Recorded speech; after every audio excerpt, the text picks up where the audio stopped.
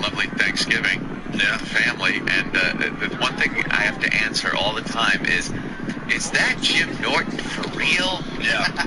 Like, the things he does, is that real? Is he really doing that? I'm so tired of answering that one. The worst Of was course. I met Anthony's mom again, and she's such a nice lady, and she's like, "That's not real what you say, is it?" And I'm like, No, it's a bit. She's hoping against hope. Yeah, I'm like, "No, I'm just being silly." She can't imagine that someone's so nice, because Jimmy's very nice. That's what everyone says to me, too. They cannot believe it. They expect him to come up, pinch her ass or something. Yeah. Grab her crotch and go, "How you doing, lady?" Right. Try to pick her up like a bowling ball. Yeah.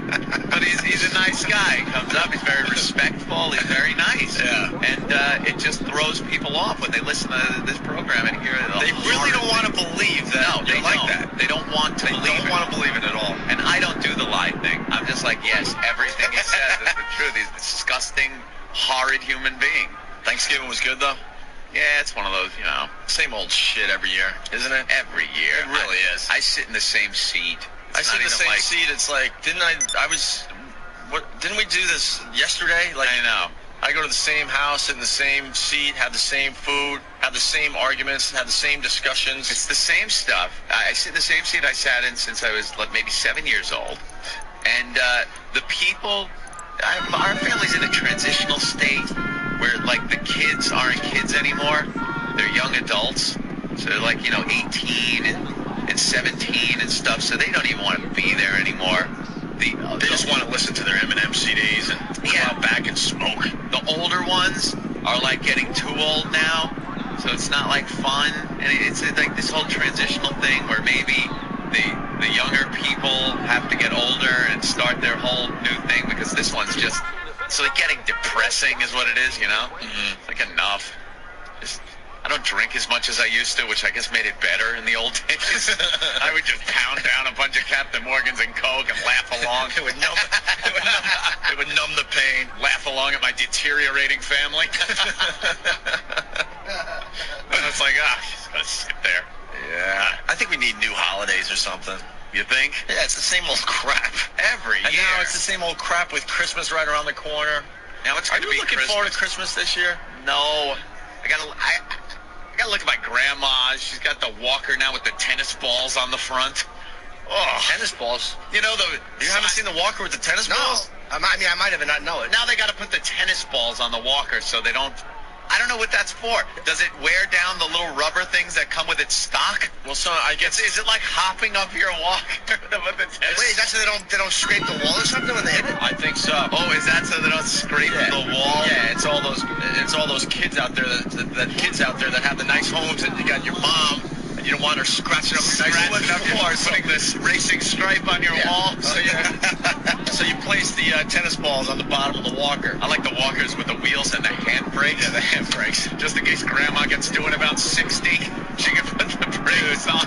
You know the deal. If it ever comes down to me in a walker with handbrakes, you know what you have to do, right? I have to drive by, Right. high caliber weapon, All right. and Good. shoot you in the back of the head. Back of the head. Yep. I So don't you don't even see it coming. I don't even want to see it coming, but You'll make sure be you take care of the job. Sitting there, a little glimmer in your eye, waxing fantastic about the old days, and then just out of nowhere, blam! Gone. Yeah. I was Spunks Buckley once. Shut up. There I was. I remember the old days. It was the Opie, what was his name? Gosh, it was so long ago.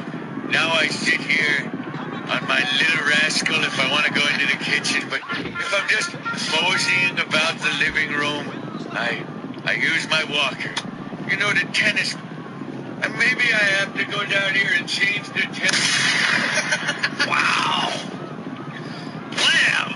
Nice. You get that, and then the bag of potatoes sound when you hit the floor. Just down, gone. The trickle starts out of your head. And there's a little squish when you hit the ground because of the loaded diaper. You've been lugging around all afternoon, you old burden. You old burden. Oh, God.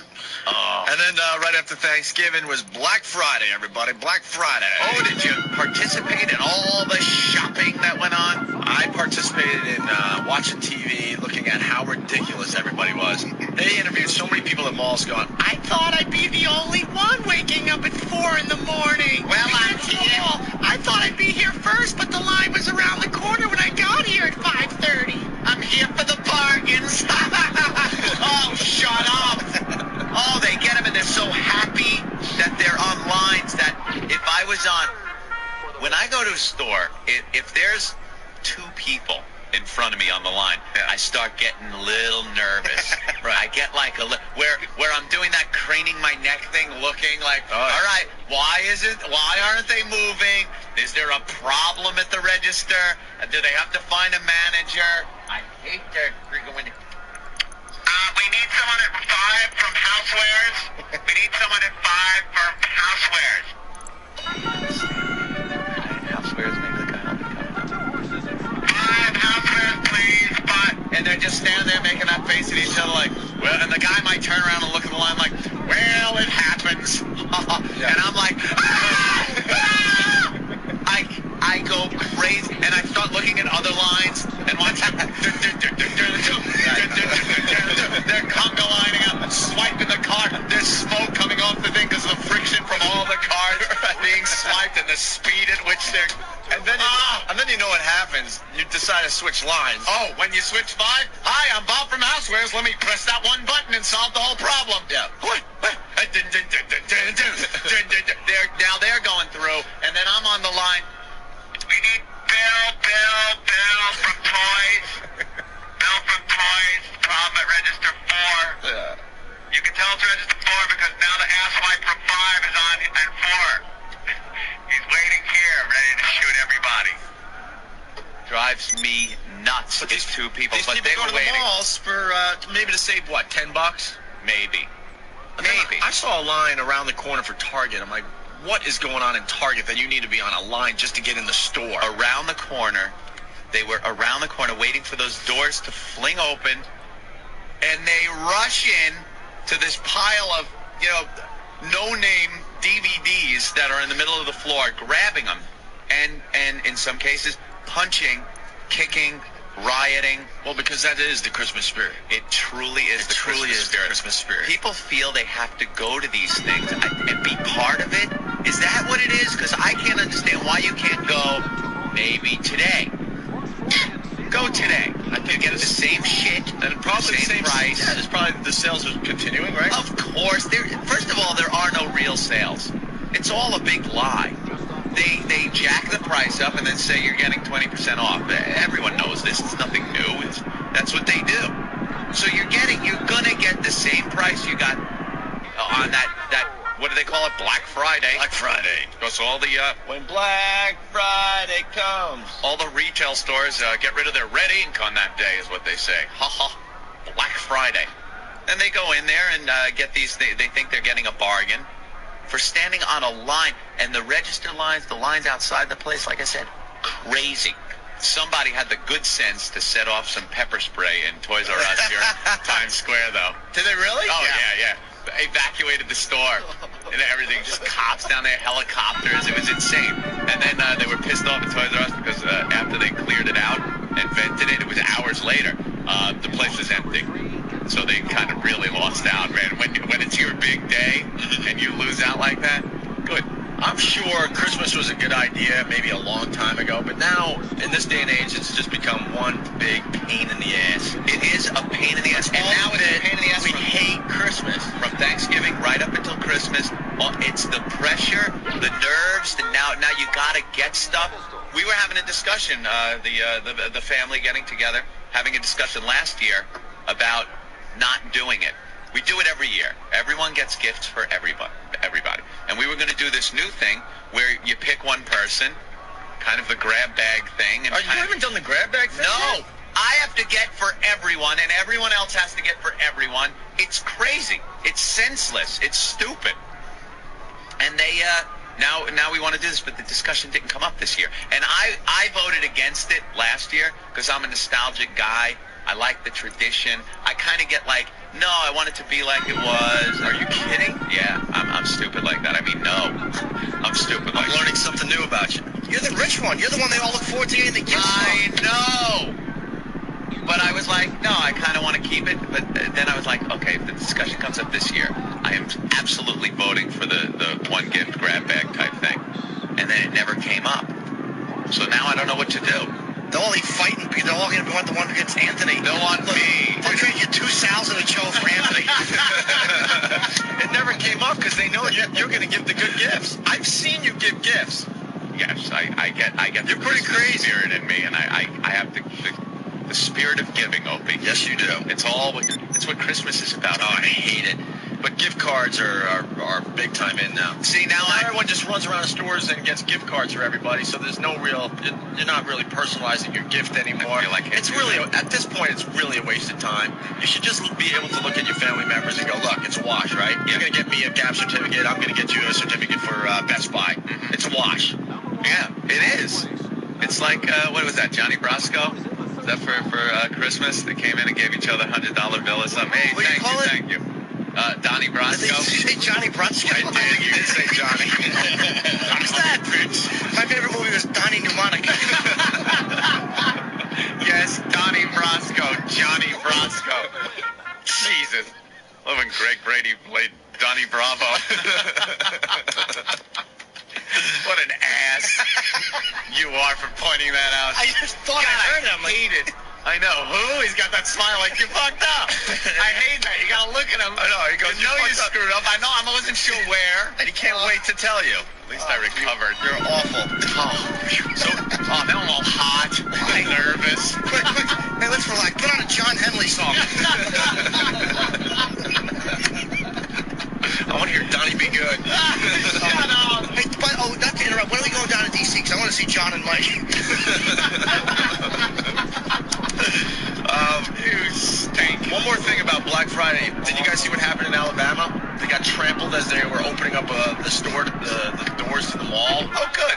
And these fat fucks from Alabama were getting trampled because they were all trying to get their free Walkman or something like that. Was it a Walkman in the year 2004. Yeah. It's brand new for us down here. And they trample each other. Well, the whole way they set it up is a recipe for disaster. They line all these rubes up at the door, whip them up into a froth, like there's going to be some huge sale that they're never, ever going to be able to get anywhere else. And then they fling the doors open all at once. Let them all gallop in. Good. To one area where the big thing is on sale. Whatever the giveaway is. Good. All right, calm down. It wasn't that funny. What?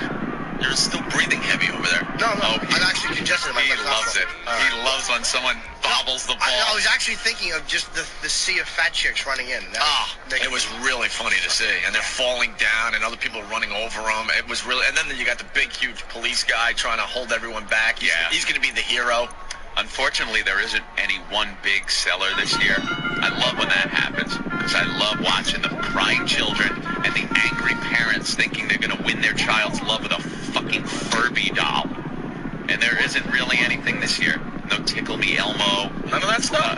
No, there's that's what I've heard. There's no one big item that all the kids are looking for this year.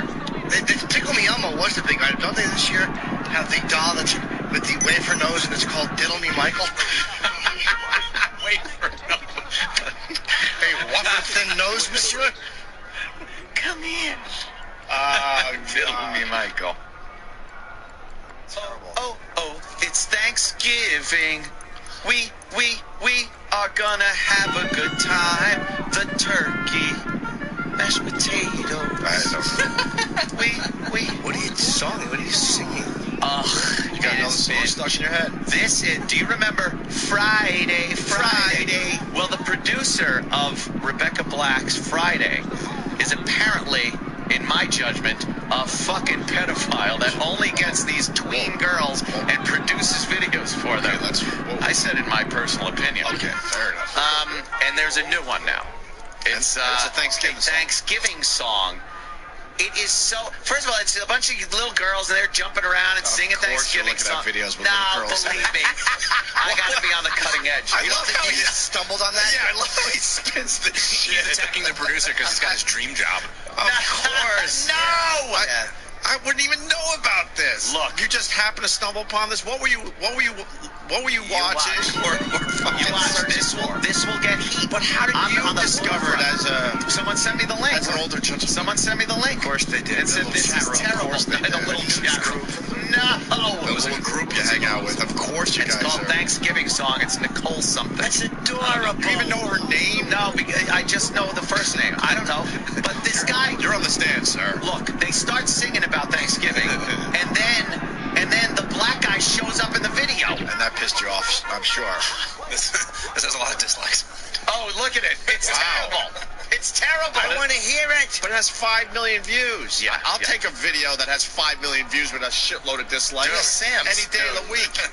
This is the same guy. It's some black dude, and he pops into the video, and it's like, why is there a big black guy in the middle of this You were video? enjoying the little girls in the video. Yeah. No, And then the black guy comes in and ruins it. It's We understand exactly this. like We understand. look. It's exactly We like the understand. Rebecca Black thing. Yeah. It's just such an awful Yeah. video. Just say it. As you're about to come, the guy came in and ruined it. No, they're even out of my range. They're a little too young. Please. What are they, psychos? All right, let's...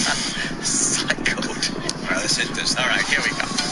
Oh, this is terrible. Sharpie in the pooper tag. Who writes a song about Thanksgiving also? It's lovely. It's not a holiday that's worthy of a song, really. Yeah.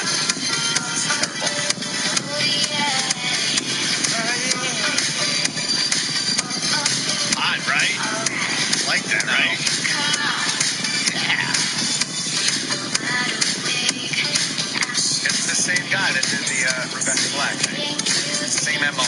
That's definitely your type, though. Oh, yeah, it is. It's all right. It's all right. It's okay.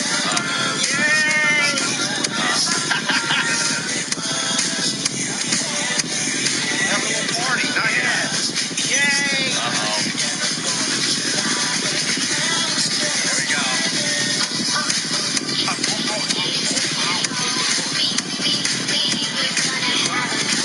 She started singing about turkey and mashed potatoes. Yeah! Get your cranberry sauce.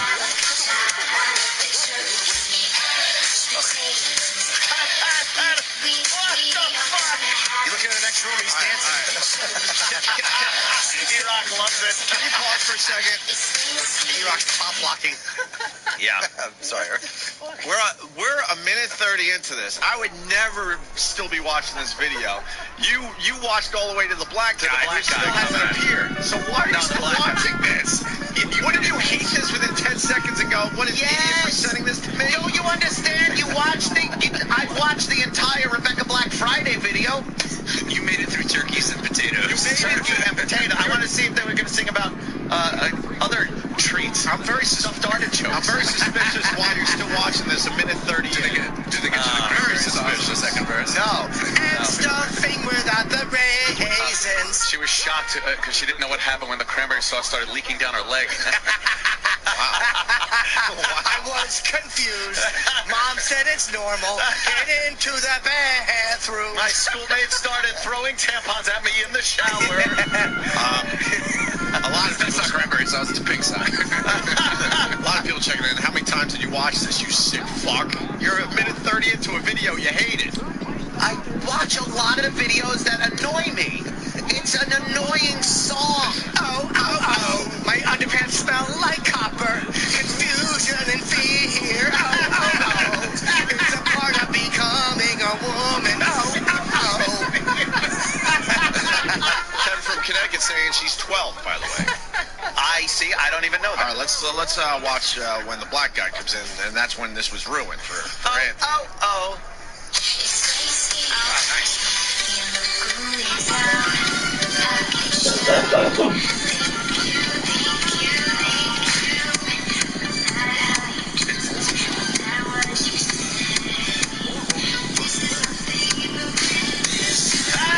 What's he doing? Minute 45 in. The black guy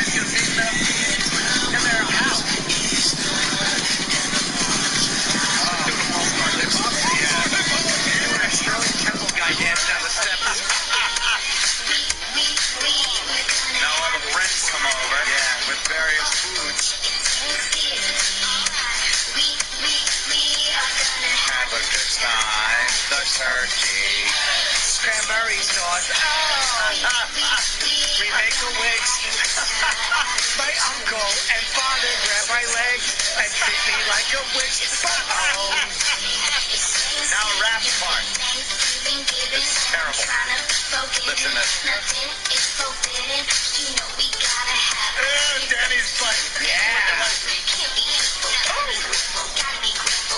Yeah. Gotta be grateful, can't be hateful. Yeah. Right. Gotta be grateful. Yeah, we be laughing.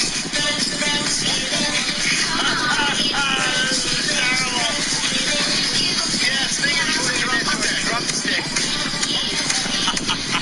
One in each hole, and one in my mouth. Drumsticks, uncounted for. One in my mouth, and one in my hiney and my vagina. 3 drumsticks. How do you put turkeys and potatoes in a song? Daddy sprayed potato flakes on my back, cranberry sauce on my thigh, I. Drumstick in my bottom, cranberry sauce on my underpants, potato flakes on my back, I. This is just a big metaphor for being abused, I. Well, you hated that video, huh? Dude, that is... How many times did you watch it? Honestly, probably 5 million. 3 times. 100. It had 9 hits when he clicked on I watched it 3 times because it was being commented on, and I was watching parts that people were commenting on, like why is this black guy in there? Why in all of his videos? And he's got a bunch of videos like this with these unknown fucking tweens that are making shit, and he always puts them barefoot in some scenes. Every video. So you had to watch 3 times to make sure all this was accurate? I gotta watch it 3 times. 3 times? Make sure all their feet were pretty. Right, to make sure all their little tootsies were in the video. No, she's beautiful. Like, she's a 12-year-old girl like that. They're trying to make like a female Exactly. He's got a fucking farm team. We already have a female Bieber. He's got a farm team. Where's Rebecca Black? Is she still single? Oh Oh, boy, God, one. over the hill. She had a couple. She had the second one. The second one didn't really hit. That was a big one. Second one was a big one, you What was think? the second one? Yeah, Her second one was My Moment. That's a good one. No, that... What happened? A few hits. Yeah, I mean, way more than I thought there was going to be. That fucking Friday video, 42 million. Wow. But that Pretty My viral. Moment thing was fucking 36 million. Jesus. I didn't expect that. Spuds Buckley has it in perspective here. La la la la la. Because it's funny how Anthony has to there's do no more. tape. It's funny how Anthony has to do more explaining about this video than he did about Niggermania.com. Well, it's true. I'm certainly a bit suspicious, sir. Come A bit suspicious over here. Yes, at least we know you were jerking off at that one. I just don't know if you were to this video. Hard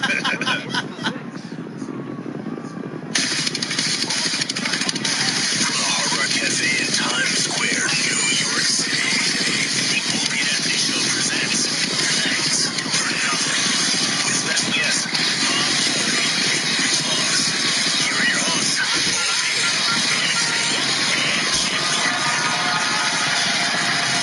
By the way, It's smoke bombs doing route.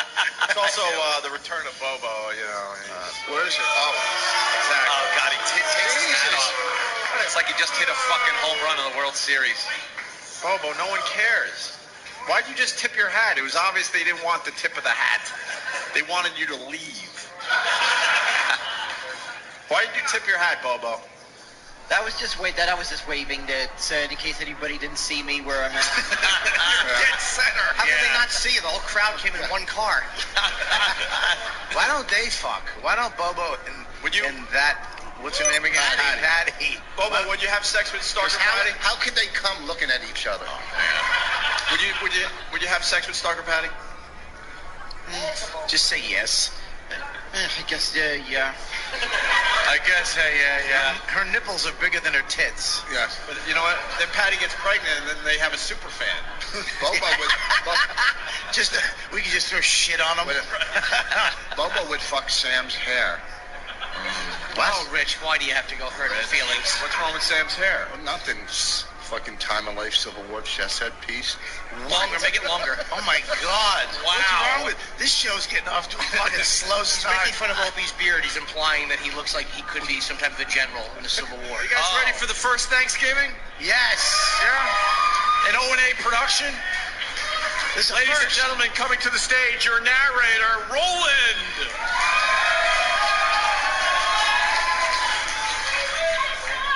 Hello. Hello.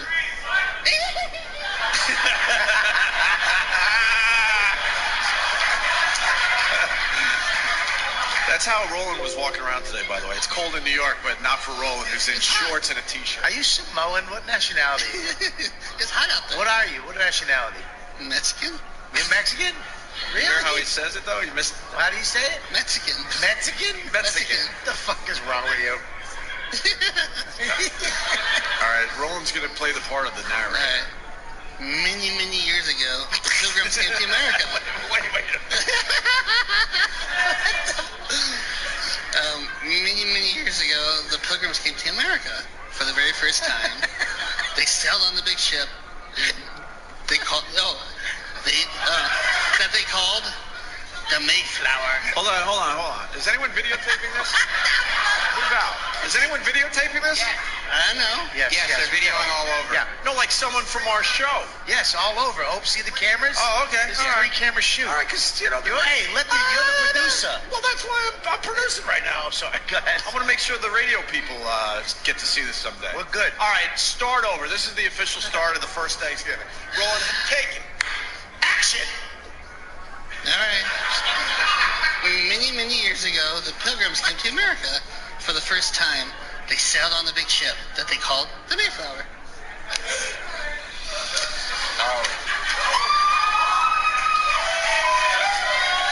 Anthony and Starter Patty are on stage now. I can't wait to get to our new home.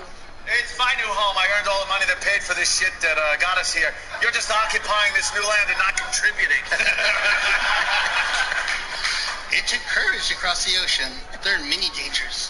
What's that ahead? Oh my God, blacks! Silver Patty, those aren't blacks. They're savages.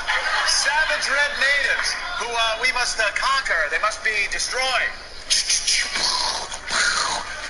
Ping, ping, ping, woo, woo, woo, woo, woo, woo, woo, ah, ah.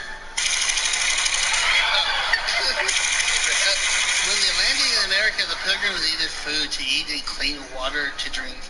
Except for the oldest, creepiest Pilgrim, who only needed a case of firewater to guzzle it during his podcast. They looked long and hard for fresh food in the forest and mainly gathered seeds and berry seeds. The first winter in America was long and hard. Oh, may I have some of your seed, Pilgrim Anthony? Get the fuck away from me, wench. I'll shoot you dead. Dead! But I'm hungry. I need something more to eat. So work for it. Many of the Pilgrims became ill. Oh, goodness, Pilgrim Patty, you're looking even worse than usual. Yes, I feel so ill. It must be from all that fucking I've been doing with the native animals. Last night, Geronimo's horse stepped on the side of my face while he was balls deep into my shit maker. Fucking Christ. She looks like a ghost. Finally, the winters passed and spring came. The Pilgrims rejoiced. Yay! One day, kind Indian came to the Pilgrims' village. He liked the Pilgrims and wanted to chip in. What's that?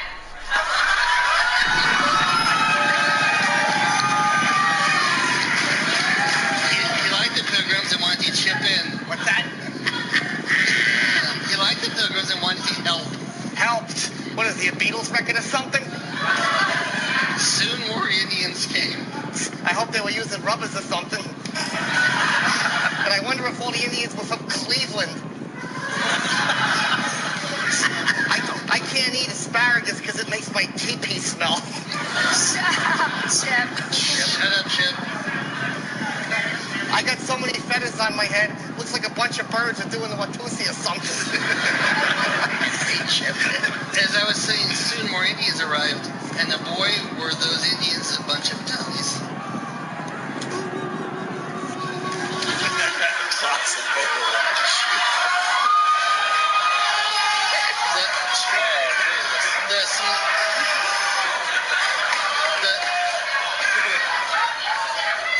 smallest of Indians was called Bobo.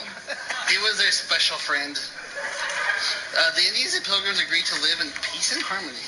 Christ on a pony, a shrunken-headed little monster, a horribly run-into-the-ground character, and a retarded Jewish Indian chief. I think I just discovered Long Island.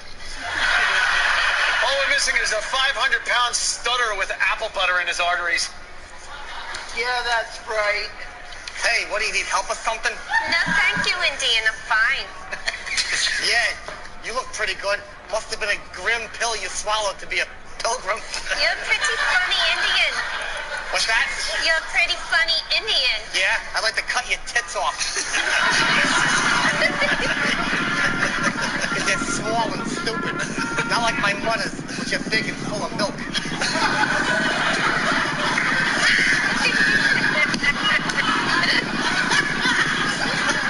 The Pilgrims and Indians learned to negotiate together.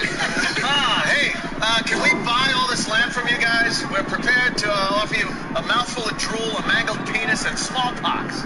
Well, if you throw in some acting classes and a feeding bag I can eat oats out of, you got a deal. And he stinks at acting. Yeah. Hold on, that's my line.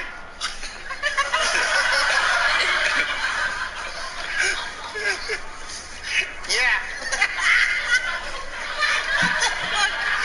And a dryer door, too, or something. See, that would have been much better, but he stepped...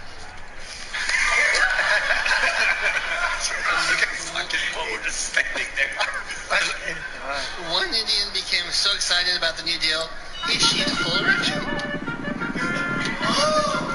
It's a deal. No, right here. Sorry about that. Until later on, when the Indians realized he had been taken advantage of.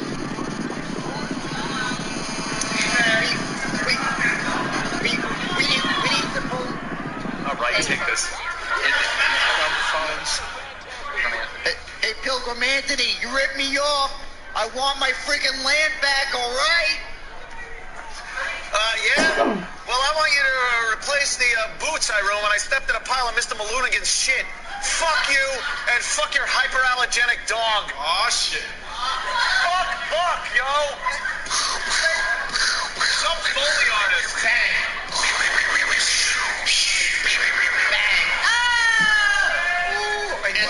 And then the Green Reaper makes his first appearance of the Thanksgiving holiday. Bobo is dead and being carried off stage.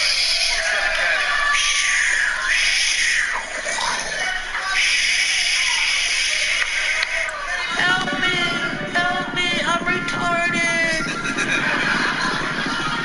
Now I have a paint all over my shitty big suit. He's not gonna be happy with that.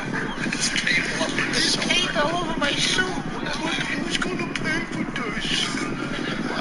Once that problem was solved, they became worried about the approaching church. Jeez, it's getting breezy. It's like, I don't know, there's a breeze in here or something? I don't know.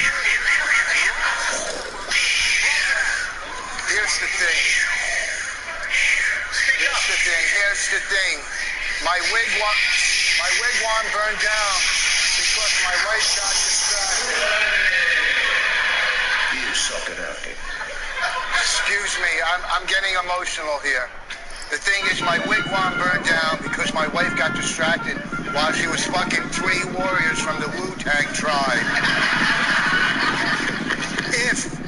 If we all work together, I can rebuild my poorly furnished home and afford to have her vagina stitched back to a size I can use again. We need to pull together. Yeah? Say stitched again? You want to pull something? Why don't you pull some taffy or something? Jesus. Well, maybe you can pull something heavy. I don't know what's heavy. Something like that. Hey, you know what? You need to stop your horrible jokes and get your shit together. What are you gonna... I can't see it. Let me get my glasses. Hold on. Okay. I told you we shouldn't have had any Jews in this play. What are you gonna tell us? What are you gonna tell us next? That if the Jews walked 2 more miles, we'd have all the oil? This is our time. This is when we separate the men from the boys. What are they, stuck together or something? You gotta separate them? They stuck together like this taffy on them? Together, the Pilgrims and Indians hunted quail and turkey, so they would be ready to go. So they ready for the so they went to.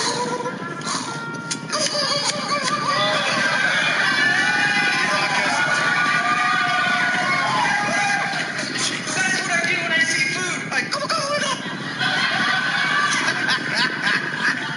Oh, shit. Hey, look, it's a pig with feathers. No, it's a huge, fat, meaty, worthless turkey that doesn't deserve to be alive. It looks stupid and lazy, but there's just so much meat. Without question, this clearly metaphorical turkey would serve to satisfy us greater in death. I'm from Florida.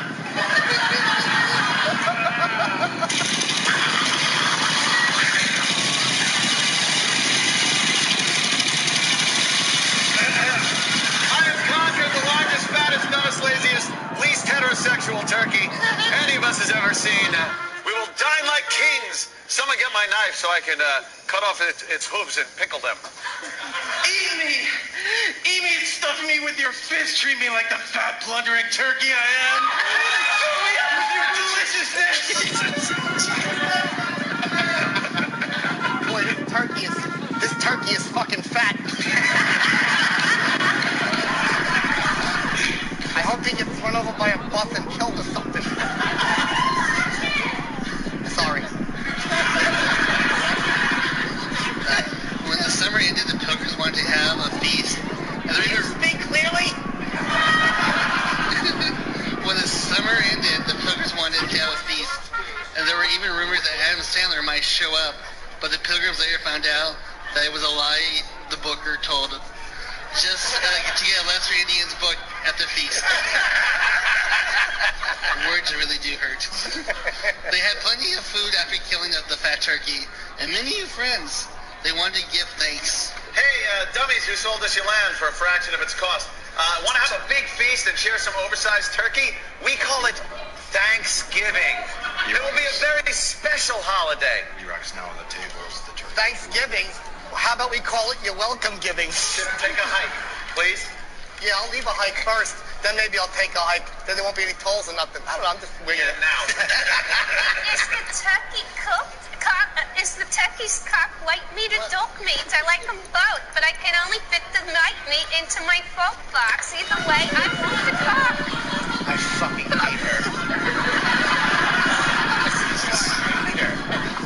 Fucking, even in English, that English accent, her voice still stinks. Just taking a fun out of it. Jesus.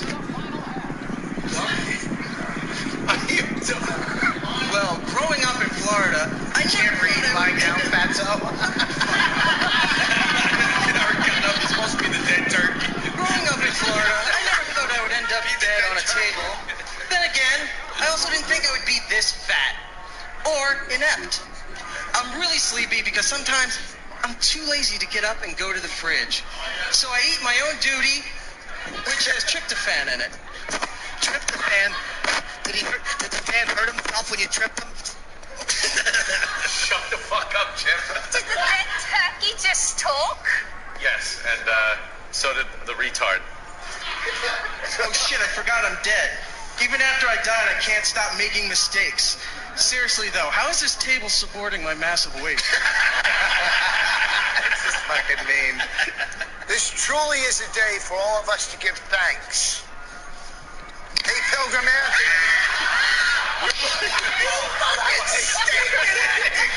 You fucking insist to look at Anthony, and Rich Voss looked the other way. You need your other pair of glasses, you old fucking twat. So glad the glasses are working. Hey, Pilgrim Anthony, why is my 12-year-old Indian daughter coming out of your quarters? Who's to say? Speaking of kids, who's gonna watch the kids while we eat dinner?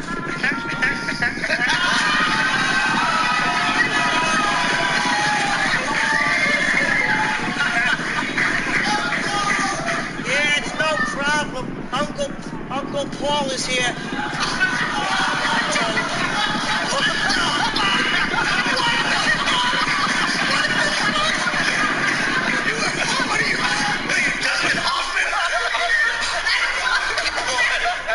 horseshoe haircut. That's not a wig. I'll look after all the little rugrats. Oh, great. Would you snuggle with me on the couch and blow cigarette and liquor breath in my face? That was good, you mumbling idiot. And I don't like old ladies. You look like Foghorn Leghorn's nephew.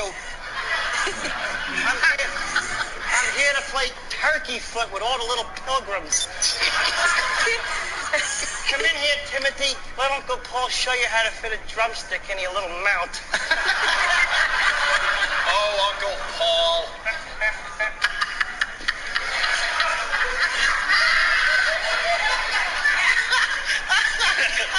Oh, Uncle Paul.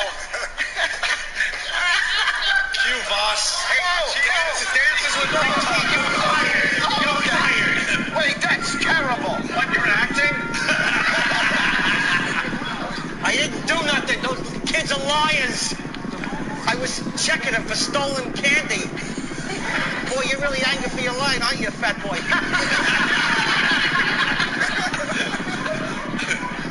Wait, am I dead or am I just lazy? Hey, why is there a talking elephant with feathers on the table? Oh, good. Another fat joke. Anyway, let us all be thankful for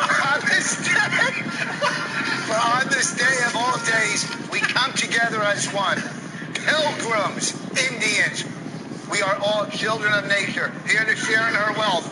Enjoy, everyone, and let us always remember this day and celebrate it every year. Why don't you try acting and not just reading it?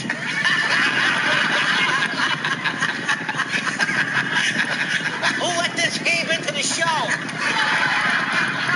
A lot of saliva built up. Oh, is it my turn? I'm sorry. Go ahead. Read the last part again.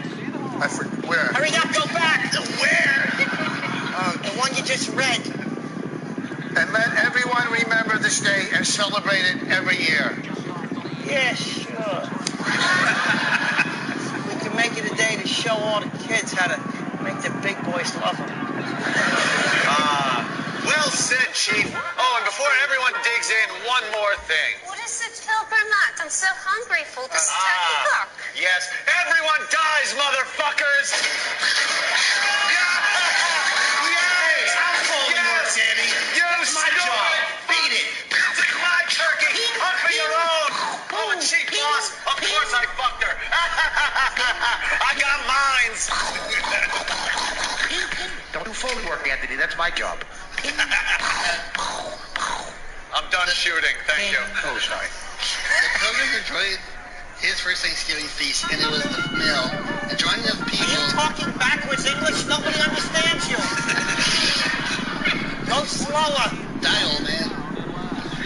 The pilgrim enjoyed his first Thanksgiving feast, and it was that meal and joining of people that we celebrate every single year. As the meal drew to a close, it was the dumbest Indian of all, Bobo, who came down from the heavens to remind everyone the true meaning of what we had just happened.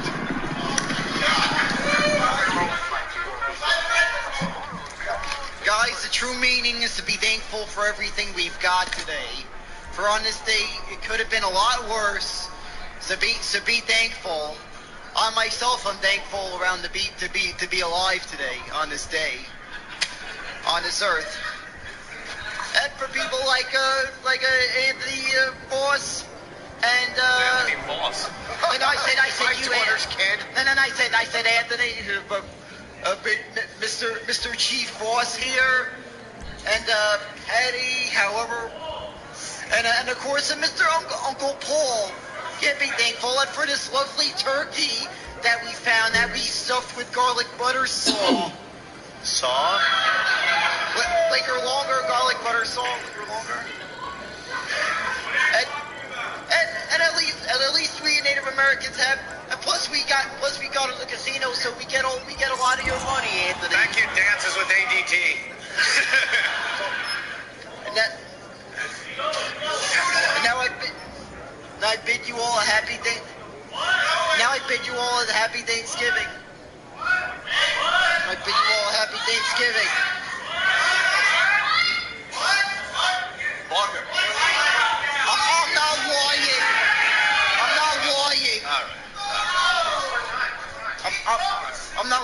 bid you all happy Thanksgiving and for all this. Look, he who drips pre-cum. Wrap it up. That's it. Very well. All right, let's hear it for the actors. The Rich first Voss. Thanksgiving. Rich Voss, Anthony Cumia, Uncle Paul, Stalker Patty. Eric. And Eric has the turkey. All right, wow. And That give it was up for your terrific. Foley, your professional Foley artists. You were terrific, Bobby. Should we take a quick break and then we'll end the broadcast? Yeah? All right. We're going to end this mess next here from the Hard Rock Cafe. Thanks for listening to Thanks for Nothing. Stay right where you are. A special edition of After O&M Live is next. Had to deal with my stupid mom. Uh-oh. How'd that turn out? Actually, I didn't have to deal with her at all. I showed up with my brothers for Thanksgiving dinner. Walked in with my beautiful 6.5-month-old son. You think that would be a cheery thing for a grandma? Sounds big. Kissed my mom hello. Yeah. And then she proceeded to completely ignore me the entire Thanksgiving. This is the world I live in. Whoa. Not a smile, not a how's your son doing? Wow, he looks bigger. Can I hold him? Can I blah blah blah blah blah blah blah? No, just completely ignored. And I don't even know why now. There's sort of like, I don't even call it a truce because I'm not fighting. Is it like an armistice? But it's like Korea, like South Korea, North Korea? Yeah, you just kind of like live your life. Fired every so often. Shells definitely get fired. I don't fire as many shells as I used to, but that was my Thanksgiving. My own mom ignoring me the entire fucking time. I'm like, why am I even doing this? Do you think it was some, like, imagined, slight, or remembered? Is that how it works? Oh, yeah. Yeah, like, my girl there saying, there's not even an issue. What is her problem? There's no issue at this moment. We don't have a great relationship, but there's officially no issue. Right. But I guess there's an issue in her head. Did she hold your son at least? No. Why would she? It's enraging. Oh, geez. Look at Jimmy. It's like I feel for you. It's like no. It sucks. Don't feel for me because I'm way past that. I mean, maybe many years ago it really would have bothered me, but not anymore. It's to the point where it's like enough already. It's fucking annoying. This me shit that we talk about on this show. Yeah, don't feel for me. My life's great. I don't really need her in my life to have a good life. Really? No, not at all. Not at all. Not at all. Yeah. It's a dark fucking cloud. Sitting there on the couch. I'm like, really? You're going to ignore me? Dark. If it wasn't for me, you would have been homeless. I fucking paid your mortgage for at least a decade. I should have let you fucking be a bag lady. Oof. Jesus. That's my world, though. What am I supposed to do? You know, make believe it's all fucking hunky-dory, I like to say. Hunky-dory. I'm like, what the fuck is this about? And then the old days, I would ask what the fuck this is about, and then I would have found out what the fuck this is about, and then it would have been like this. Now it would have been North Korea, South Korea. Yeah. But now I'm just like, whatever, man. Enjoy your misery, whatever the fuck you're upset about now. So, wow. Besides that, the Thanksgiving was terrific. Yeah, you had a good time? Yeah. I like talking about it now, though, because for many years, I just kind of like, yeah, you know, the old brush it under the carpet shit. That doesn't help anybody. It's a little touchy. Yeah, that happens with families, though. Sure does. Yeah, everybody's got, Jimmy? Well, sometimes you get a phone call about things you said on the radio. Oh, really? Not an angry one, but a sad one. Oh, no. Please tell me it's a voicemail. No, I wish. You need a new voicemail from your mom. Oh, no. iPhone. I actually was talking to her about something, and then she said, your father and I were listening to the radio show. And it's never going to be We Love Ted. You know, just to jump in for a second, that's why I don't like going to family weddings anymore. There's always one that comes up. You know, I was listening to your show. No, it's okay. It was, and it was really a bad one. Yeah. It's like, it's like, you know my humor. I'm a dick. Like, I'm not a nice... And my mother goes, you said something very mean about me. I'm like, did I? Oh, no. It was either this or when I was doing my raw, I don't remember either this or the Raw Dog after. I don't remember which show it was, but apparently I said, I've never seen a good picture of my mom. I don't know how my dad fucks her. Oh, damn. But it really was a joke, and it was, of course it was a joke. And she quoted me word for word. Verbatim. And she's like, and your father wasn't happy. I'm like, of course he wasn't. Oh. And then, like I said something about how I hate when they come back at shows, but I really don't. But, you know, I was in whatever the conversation was I was having. Get into those conversations. And I really felt bad, though. Funny and very rare do I ever, because my girlfriend gives me, she won't listen to the show. She's like, I don't want to hear what you say about me. It's always bad stuff. I'm like, look, it's always bad. Nobody wants to hear nice stuff. It's not, that stuff is not really funny. Like, how was it? Oh, yeah, we fucked, you know, it's great. People want to hear about my awful performance or whatever. So it's like I always stress that I felt fucking terrible, though. It wasn't a guilt call. God, I wish there was a voice for Oh, she's not going to mention it with her doing it verbatim. Well, that's like the shit I went through with my mother and Sal years ago, and my mom was like all sad, and Sal was mad and everything. So I know that feeling. The famous phone call. Yeah, that's we don't not play fun. anymore. Where Sal basically threatened our lives. That's not he threatened our lives. Well, I don't think he really threatened our lives. And after I smoothed things over, I think we were okay. But he made it very clear that we should stop immediately, or we might not have lives anymore. You try to tell them that you like get caught up in the moment of the show. It's not really you. It's the mom that would be the mom of this idiot on the radio. It's not. And then it's so hard to just get out of it. So it's like it's hard now to explain. I'm just like, just don't listen, please. I don't think of. I said when I'm doing a joke like that, I'm not actually picturing my mother that raised me and my dad. It's like it doesn't work that way. My job. Yeah, you don't really want them listening, you know? No. You don't want to like kind of edit yourself. Yeah, you don't want to do that. Not at all. Getting back to my horse shit, your mom sounds just like my fucking mother. They live for conflict. If she doesn't have nothing nasty to say, they say nothing at all. I absolutely agree with that. She doesn't know how to live in this world of everything is fine. There always has to be a conflict. She's definitely North Korea, just trying to get everyone's attention at all times. It's a little attention, lob a few shells. I don't know if she truly knows how to be just happy. I don't think she knows what that is, unfortunately. With 7 kids and how many grandkids at this point? I don't know. We're closing in on 15, I think. Yeah. No relationship with any of them. But you really? No, not really. Not really. And then she gets mad when I hang out with the in-laws. She's one of those people. Gets fucking furious. Really jealous. Yeah. When I'm just having a very healthy relationship with my wife and my in-laws, that's a problem for some reason with her. Yikes. When she doesn't even make one bit of effort to have some kind of relationship with me or my son or my wife or my life. She wants it without working for it or something. I don't know. Sometimes people, I think, expect that people have a relationship entitlement where they expect people to kind of, I hate to say kowtow, but bend to the way they are. Mm-hmm. And when people don't do that, they get this brooding resentment. It's really weird. It's fucked up. I don't know what goes on in our head. I don't want to know. I really don't. But you have a good relationship with your in-laws. Yeah, a great relationship. Maybe I gotta, cut that out, I guess.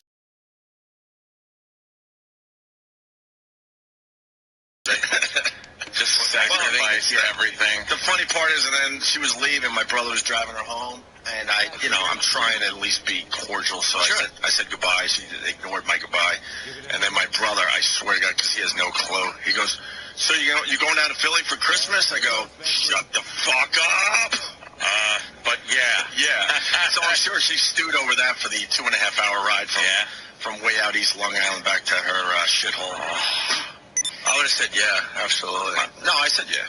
But inside I'm like, we just shot the fuck. I really don't want to deal with this. Thank God. Nothing changes at my family's Thanksgiving. It was just another fantastic event of the entire family drinking like fish, spewing racial epithets and curses at each other. Just fantastic. Perfect. It was a real Thanksgiving. Yeah. I gave thanks to my family for being just wonderful. They're out of their fucking minds. And the older they get, the crazier they blurt shit out. That's insane. It's fun though, right? I love my older relatives. One for that reason. One woman at this get together there at Thanksgiving. No, it wasn't actually. Well, I would say get together. I would say it. No, I would say it if it was my mom. So it wasn't my mom. But she was hammered. At one point, she tells everybody, like, gets everybody's attention. Seriously, like, hold on. Was she clanking her glass? Anyway, no, just hey. Does anyone have a piano? And she was totally serious. Totally serious. How hammered do you have to be to ask if someone has a piano? Like they brought the piano to the big Thanksgiving Day dinner. Exactly.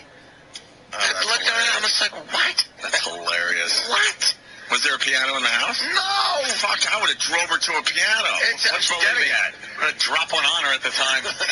Enough. Leave me alone. Does she want to play one or just get laid on top of the... I have no idea. No, believe me, I don't know. I don't know where the piano came in. And Joe's all mad because he got kicked way back to the friggin' little kid table. How's that possible? I don't know, because my uncle's kids now, my cousins, are old enough where they all drink, and they just swoop in out of the adult side and pound. They're in their 20s, their early 20s. So these are the kids I remember walking into the house, and they were like babies, and then they're like toddlers, and then little people and stuff. And now they're just degenerate drinkers. And we just sit there pounding wine, beer, booze, and just laughing our balls off. It's great. It's really weird when one of your nephews, I don't have as many at that age yet, but when your nephew that you remember taking to SeaWorld or Disney World or Disneyland is now like a major partier and could drink you under the table. Oh, there's pictures in the same house. Right. There's pictures you remember. It was like, what the fuck happened? That went really fast. And, there they are with little glasses and big smiles and Mickey Mouse and everything. And then you look across the table and he's like, shot. Right. Shot. Right. And his father's right there. He doesn't care. He's like, that's weed. Yeah. Oh, I was having in the garage. Smoked some weed. I was drinking and weed. And then they're bringing like chicks over and stuff. You're supposed to always be 12. They're older than my days. Probably. What happened with the piano though? No one asked why she wanted the piano? No one asked. No one cared. It was it was such a non sequitur to have to make everyone drop everything and be quiet. I'm actually not surprised that you have the more normal family.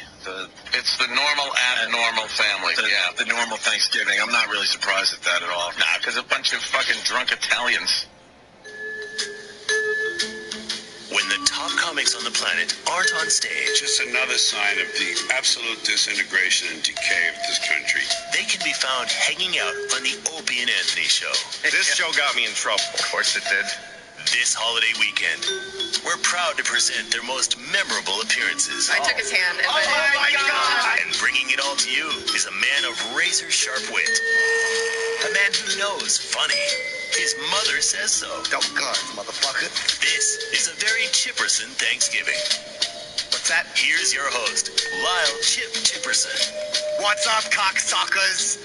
It's Chipper for a Chipperson Thanksgiving. I'm going to be with a bunch of friends. It's going to be fucking hilarious. My mother would always say, the drumstick, Chipper, save that for Lamar. And I would go, drumstick, but I would always think she was saying drumstick, and I would laugh. Why does the drum have a pecker? It's going to be just like that for the next couple days. Big laughs. We're going to play some appearances by comedians on the Opie and Anthony Show. Segment 01-. Bob Levy / Jim Florentine. Jim Florentine is in studio. Bob Levy calls in to share stories about getting girls on the road. They're a bunch of bullshit stories. I fucked a lot on the road. Bob Levy's on the line. What? Bob, are you allowed to even call our show? I'm scared. I don't know. It's halfway. I don't know. I talked to Howard Stern. He said you guys were good guys. So. Oh, good. Good. Yeah, but I wanted to talk now, Anthony. You would definitely bang her on the road. There's no doubt about it, because we've all been on the road. I've been on the road with Florentine, and he is probably one of the creepiest motherfuckers I've ever been on. Wow, what a compliment. That's nice. That is a compliment. Yeah, absolutely right. Listen to the greatness he would do. Every time we got to a hotel, we would start moving out tables and chairs. And so the women couldn't sit there. They'd have to sit on the bed.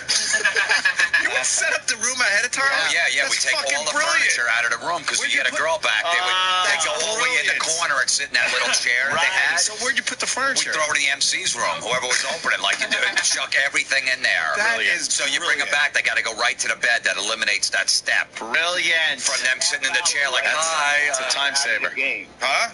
And what we do is it was a half hour that was out of the game that we didn't have time for them to sober up. We always had liquor. The bathtub was full. We smelled like dog shit after the first day, but we didn't give a shit.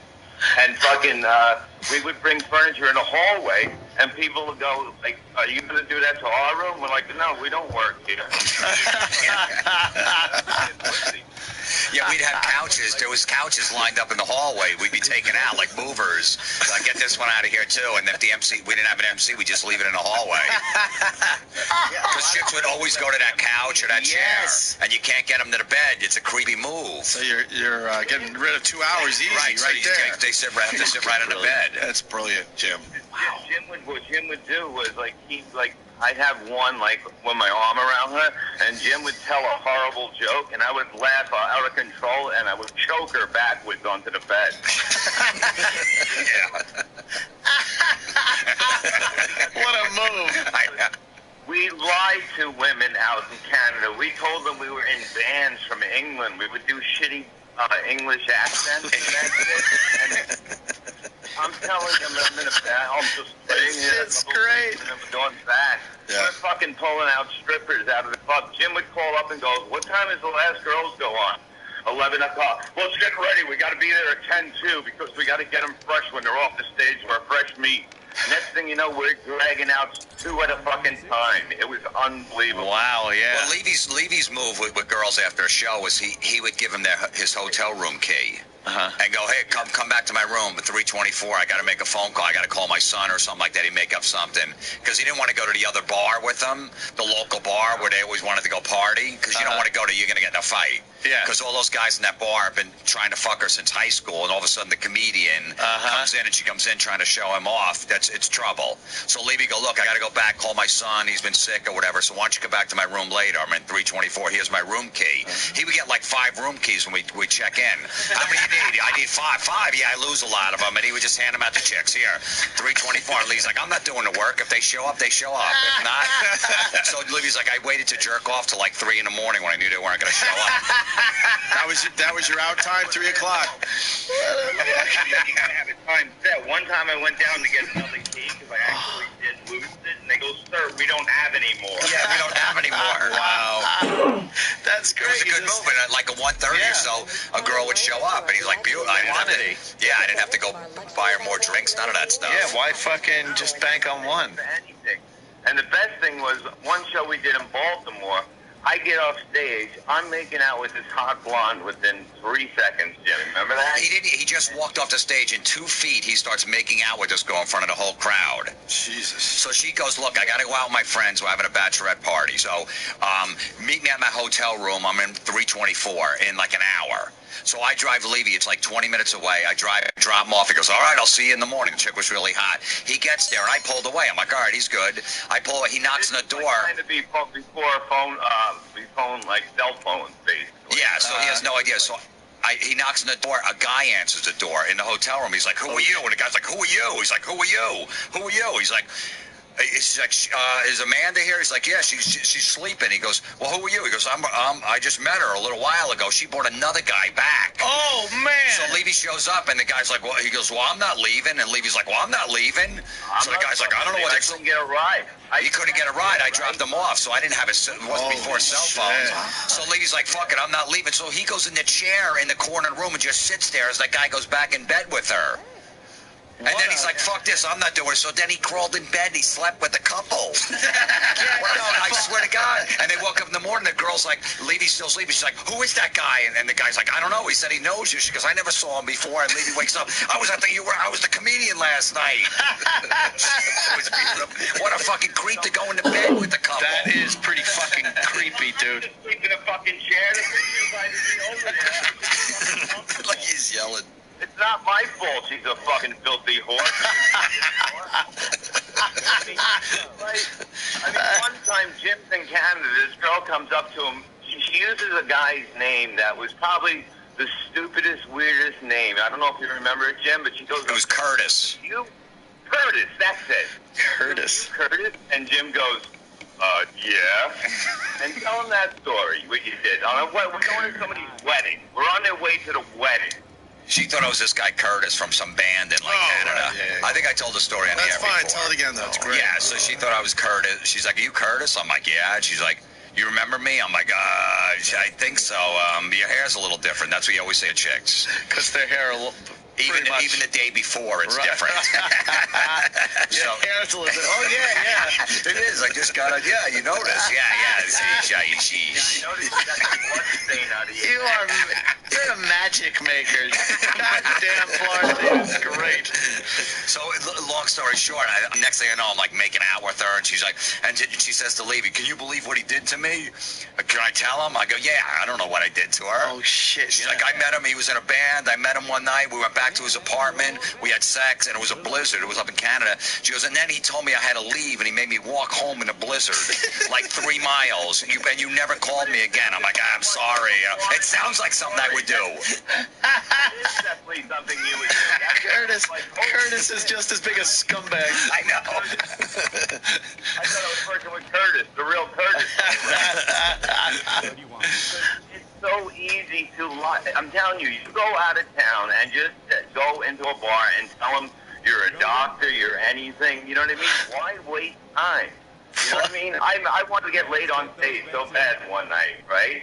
A while back, and I go, they go, how do you want me to bring you up? I go, say I'm going to be Joey's cousin, Joey's brother on Friends next year. They bring me up like on that. I got fucking 10 women all over me. I pick one and get out of there. It is so simple. Money hungry fucking whores. It's the greatest fucking thing. Holy shit. Just to think of this shit is brilliant. Huh? When Norton would get upset when he goes, I gotta come, we're gonna get laid and that shit, and fucking he comes on the gig, he's fucking kicking and screaming because just nothing happened that night. And Jim actually got a girl, and that's the night that you came up with a great idea to jerk off on the TV. That'll teach Jim when he comes home to watch Sports Center. They both jerked off on the TV, and Jim walks in and looks at it and goes, nice. And just goes to bed. Yeah, because we were all sharing a room. There was 2 beds and 2 double beds.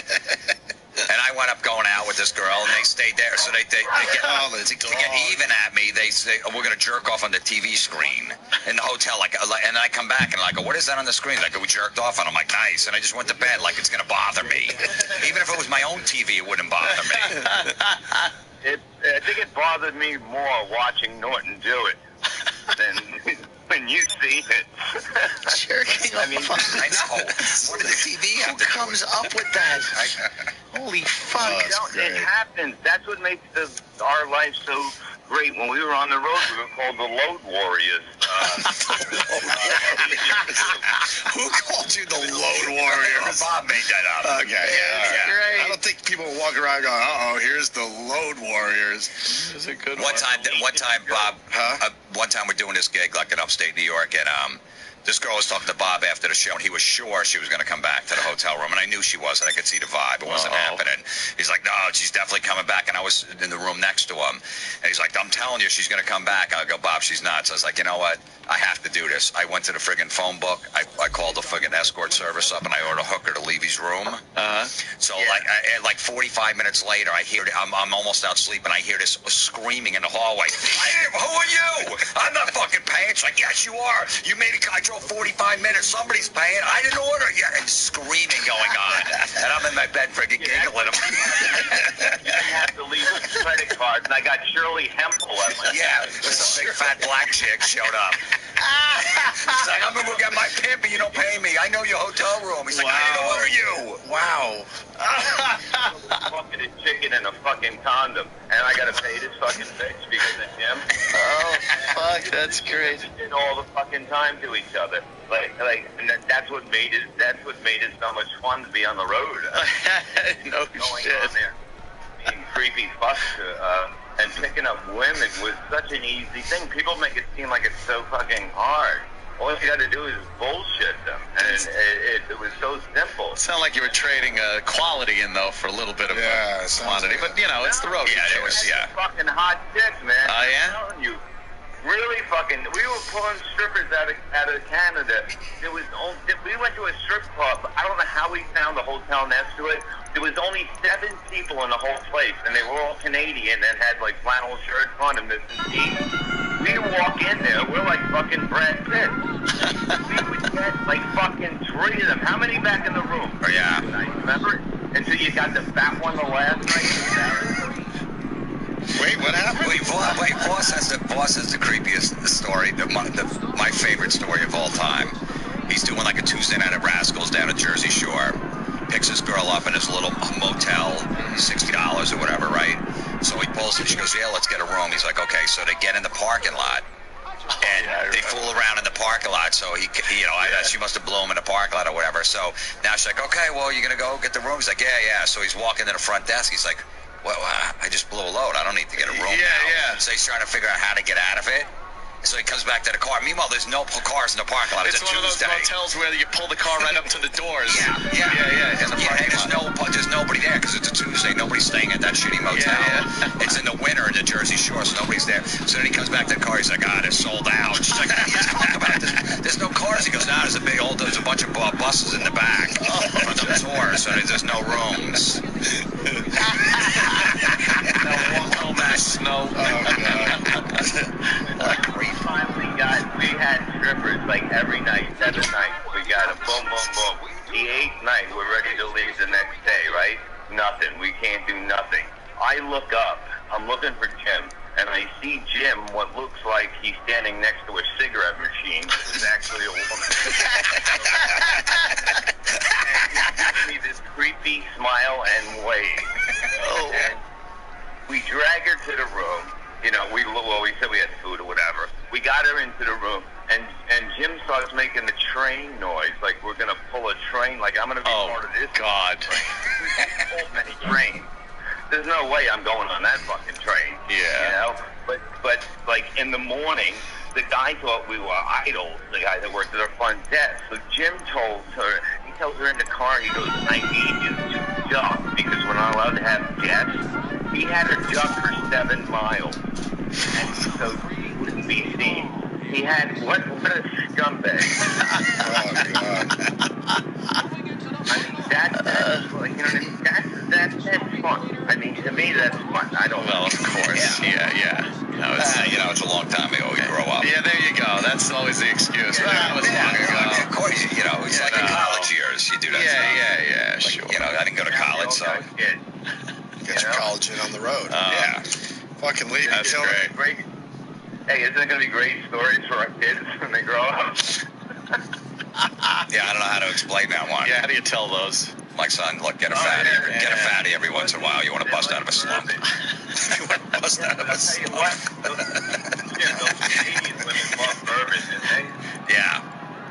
They love bourbon. We brought one MC. We wouldn't give him another room because he just wanted to come to see his family. I mean, we made him sleep in the bathtub, and he started screaming because the girl wouldn't fuck him. He's cursing her out in the bathroom. I mean, it was just a total fucking wreck. But like, he didn't care. I mean, Jim, first time we pulled a train together, he's like with the girl. He's like, sit down. I'm like, what? He's like, sit down. And I'm like, what are you saying? He goes, take your dick out. And then I took my dick out, and he looks at it, and he goes, I can't follow that. Yeah, Levy's packing like 8 and a half. Oh shit! It might have shrunk over the years, but you got a hammer, huh, Levy? It got bigger. It got fucking bigger, man. After every marriage, I make sure it gets fucking bigger. Is this another ploy? You go on the radio and tell people you got a big gig. You guys work great. He's now using us. You're the fucking perverted Martin Lewis. He's fucking using us now, man. Yeah. Oh, fuck. How many times you used to go on a radio show and I'd talk about my dick and he'd go, no, it's huge. It's bigger now. It's bigger. Yeah, it doesn't grow. No. Everybody shrinks eventually. How many times you been married, Levy? I don't want to brag, but how many times have you up to? Dinosaur with my dick. 3. Yeah, I got it in my yard. You're up to your 3rd marriage? Yeah. Guess what the good thing is? She told me, well, it was like, she told me bad news. Like, she just got, she works with the elderly. I guess that's why she likes me. But she got a raise where she's taking over buildings in Cleveland. And she goes, I'm going to have to move there. And I'll be away for 6 months. And I'm like, oh my God, that's horrible. And actually, I'm just like fucking jumping up and down and fucking giggling. So the marriage is going well? It's going well. I think it's going to be better. I can see, if you live next door to each other, that's cool. Fucking another state? How fucking great is that? Jesus. Nothing tops this story. All the stuff that I did, Voss, whatever.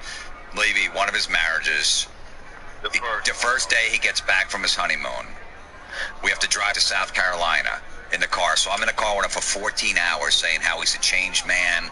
He's never going to do it again. He finally found the love of his life. I'm so happy. I don't have to screw girls on the road anymore. I'm going to focus on my career. Great. I'm going to go right back to the hotel room after the show and write new jokes and get some sleep and get up early and start exercising. I can't, but Jim, you don't understand the feeling of meeting your matchmaker, your friggin', your whatever, fucking soulmate or whatever.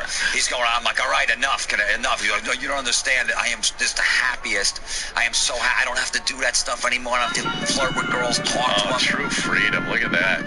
That night. It's the greatest feeling. That night, after the show, he gets blown by a stripper. What happened? The day he's back from his honeymoon. What happened? The 16-hour ride, I had to listen to that shit. And that night he caved in. Oh my God, that quick. That night. Hey, look, guys, it was a long ride. Well, true. Yeah. You can't expect the guy to stay faithful with his soulmate. It's a long ride.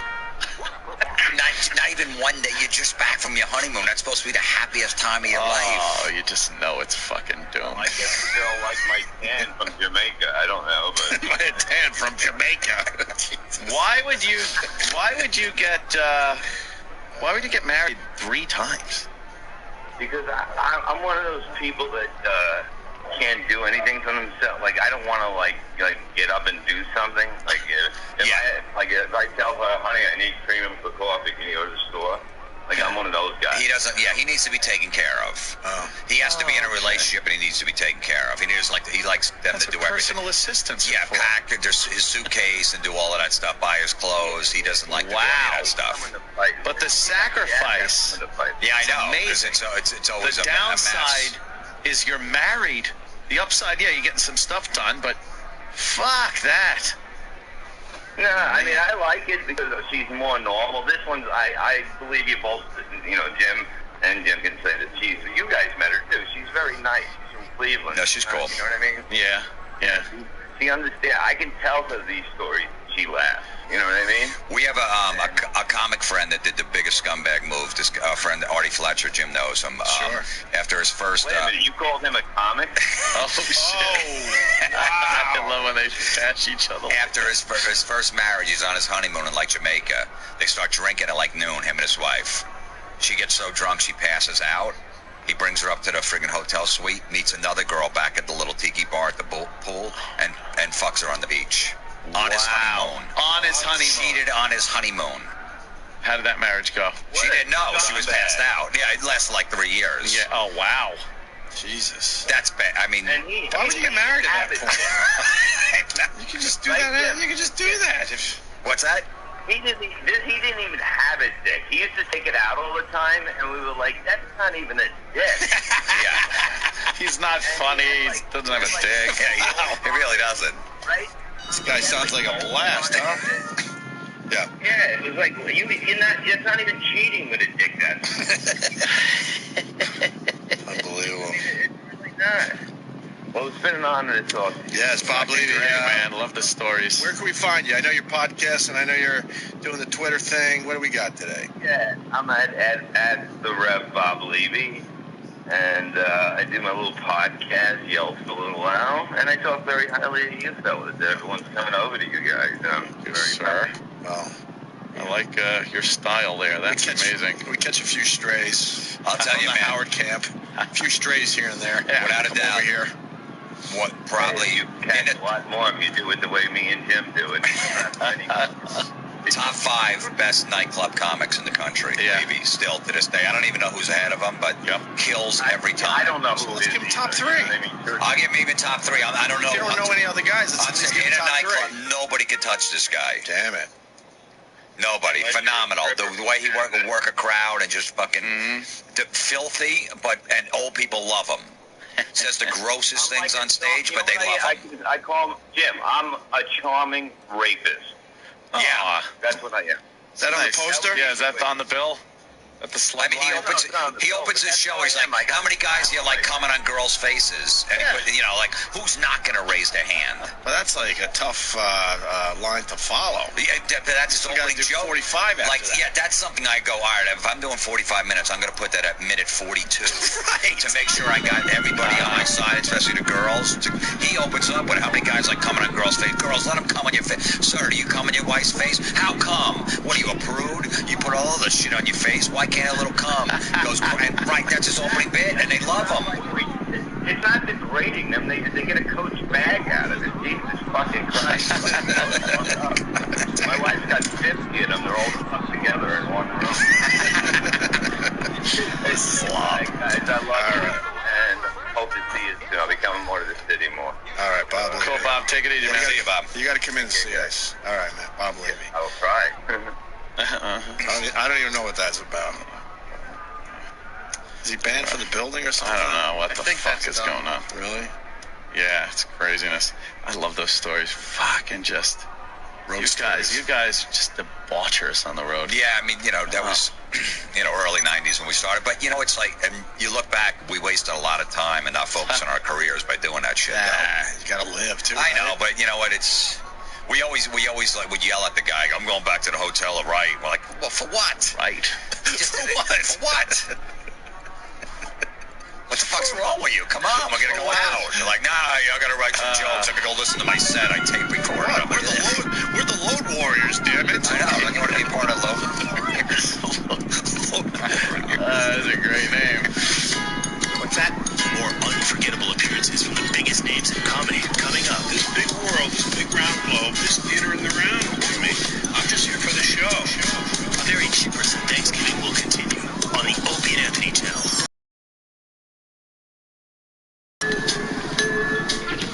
Now, more legendary O&A appearances from our favorite stand-up comics. A very cheapers than Thanksgiving continues. This is one with Bob Saget. You remember the guy from the show, This Old Pekka? He talks about the comedians he came up with doing Johnny Carson 13 times. Uh-oh. Guess he stuck his pecker in Johnny's butt. Hey, are you doing Carson? Fucking him with his shit comes out.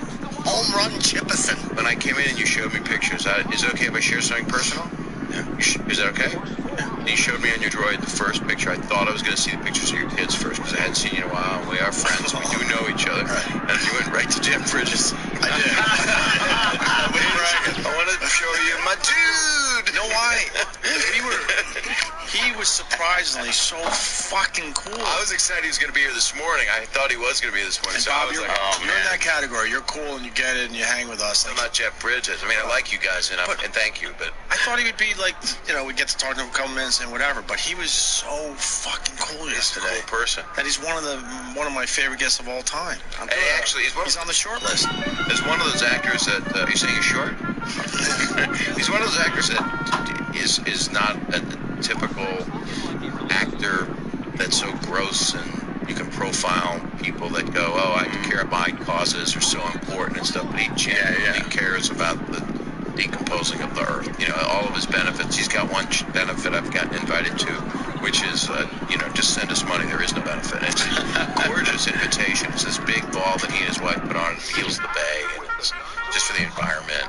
But don't come to it and list all the chair people. It's all the biggest names in Hollywood. Really? He does this. Let's not go out. We don't even have to leave our homes. Just give money. Right.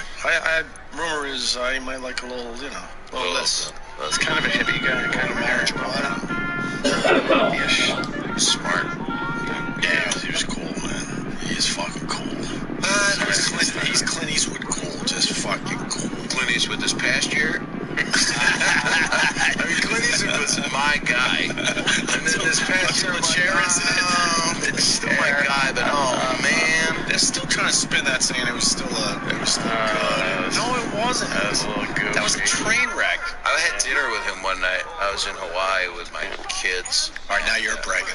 It is a brag. That is a big one. Just want to say you're bragging. It's a big drop the name. Okay. And I'm there at this guy's producer's house, and it's this gorgeous house, and I'm with my kids and another buddy of mine, and I was single and just sitting there and thinking about my life and women and kids and all that crap. I had a cigar and I had island fish. I was kind of happy. I mean, if I got blown at that moment, it would have been good, you know. And then Clint Eastwood sits down next to me. He goes, "Hey, how you doing?" And it was a long time ago. Pirates of the Caribbean hadn't come out yet. And he said, "Yeah, I hear they made a movie of the Pirates of the Caribbean." And I went, "Yeah, I hear that." He said, "They said it's kind of long." I said, I heard the ride is too long." And he goes, "Hey, you're a funny guy." And then I hung out with him, and then I asked him about women and stuff. I'll never get that right. I'll never get that right. Yeah. And I said, "Is that your wife?" He goes, Oh, shit. Were you nervous around Eastwood? I wasn't. I had a couple little booths. I'm not nervous around. I get excited about a few people. Who are the few people? Because you're really stupid who I get nervous around. I met Jeff Lynne in a restaurant a couple weeks ago. He was ELO. Oh, yeah. I get excited by like a music Jeff Lynne. I know. Maybe You've met a lot of people. I'm a fruit parfait. Maybe I need to get out more. I like the ELO song down there, but I don't know if I'd get excited over it. It's pretty goddamn cool. I mean, I've met some. Right? Am I wrong? I do. No, I think Jeff Lynne. You got all nervous again. Oh, nervous is one I thing. didn't get nervous. I was excited to meet him. Yeah. I don't know why that makes me. Were you nervous yesterday with Jeff Bridges? Fuck yeah. Oh yeah. See, I don't get nervous with Jeff Bridges because I feel comfortable with him. Yeah, no, but Jeff Lynne, I don't even know if he speaks my language. He's from England. Yeah. What do they speak over there?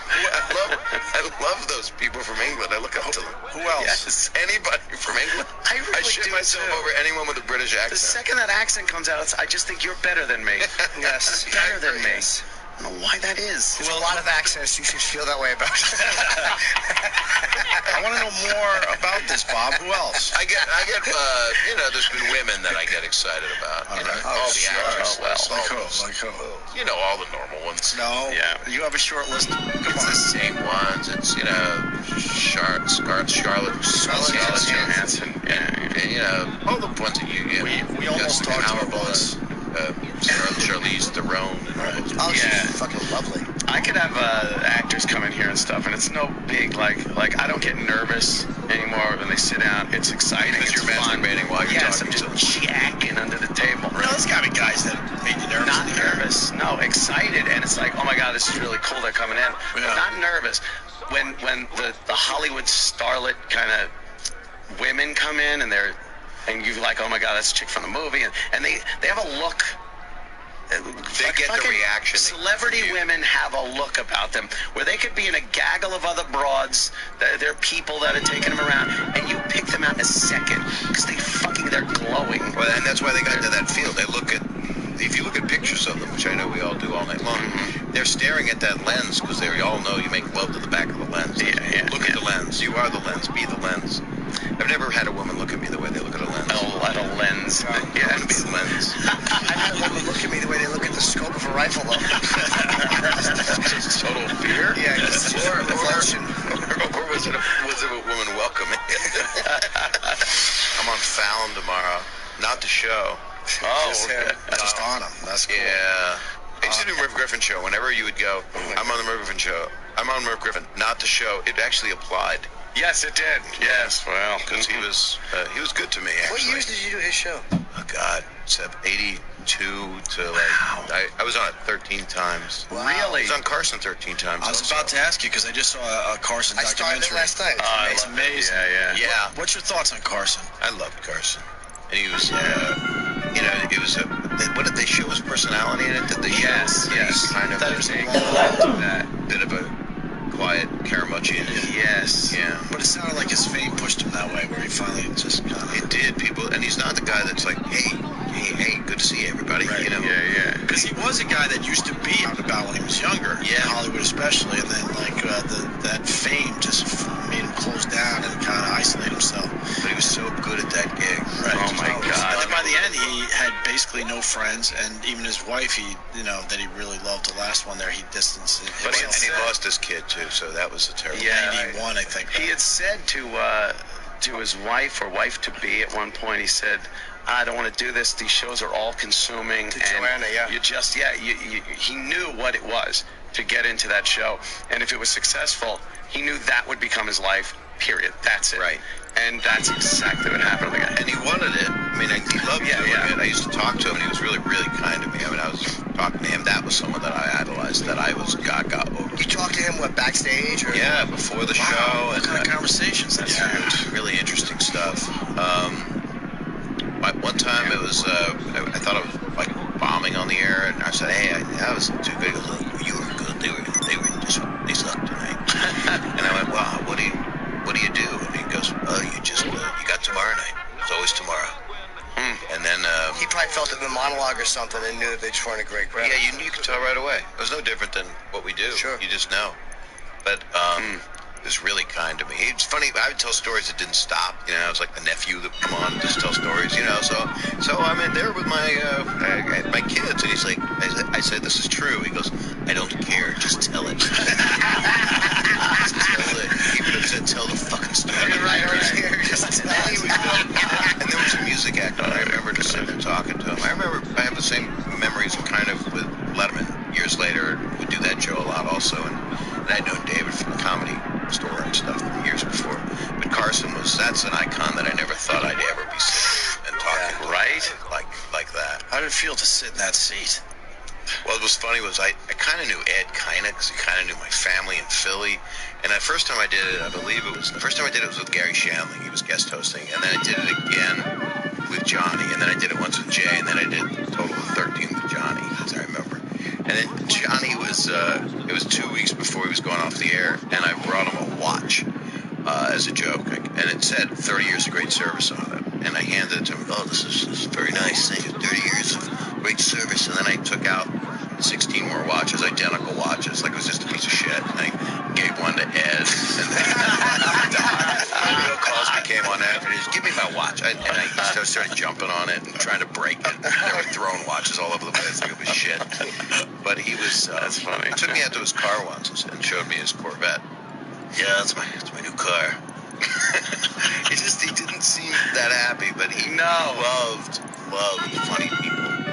And that's what it looked like. And responded well because he knew that I loved him and I didn't invade his privacy. I would just listen to him. In the documentary, they talk about how somebody mentioned that watching someone be funny on the show, it was great because you got to see a funny person, but it was also watching Johnny legitimately laughing at it made it even better. It made it feel like you were in it. You were there laughing with somebody that you cared about. And it's just a weird, that whole time period and everything. He was an institution, man, that just will never There wasn't any competition. There wasn't that. He was the guy. Yeah. No. And they explained how Arsenio Hall bit off it a little bit.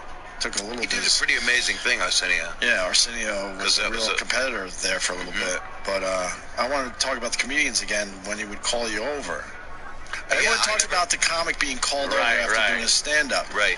Who were the sad saps that didn't get called over? Because now it's obvious everyone knows about Johnny calling the comedian over if he really liked them. That's the whole big thing. I only did panel, so I was really, really lucky. Oh, you never did stand-up on the show? They wouldn't put me on. The talent coordinator told me when I was trying to get on for like 10 years, I couldn't get on. When I finally had some television of consequence, then I would come on as a guest just to talk to him.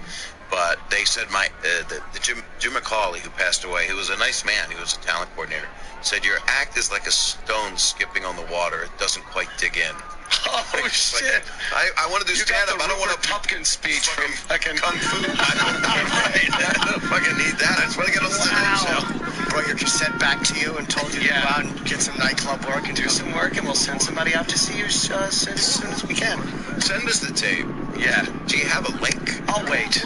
Yeah, but your comedy is also, it's like edgier. Well, it was when it was then it was just free association, so it didn't find it, and it still was edgy. It was like my first joke was I I have the brain of a German Shepherd and the body of a 16-year-old boy, and they're both in my car, and I want you to see them. That was a joke.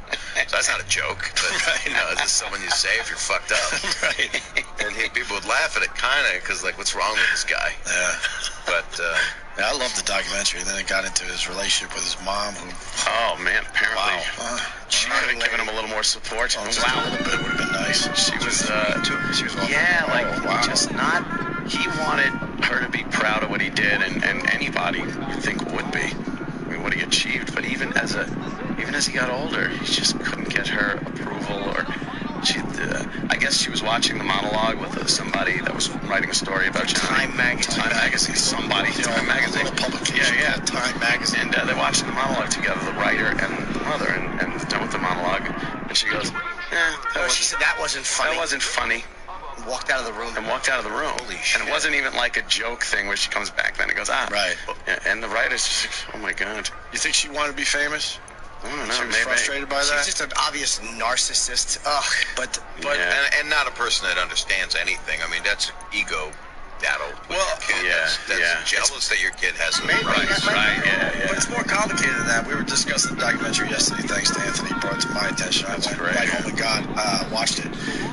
When she died, the mom, she had a box in the closet with all his shit, all his press clippings. She saved everything. So she So in a way, Johnny Carson was like, oh, okay. Maybe she couldn't express, what she was feeling for me in my Nebraska. career. But in the end, she did show how proud she was because she saved it all. And then they said Johnny took that box, put it in his closet, and it remained there until, he died. Probably masturbated to it. Oh God. What about his dad?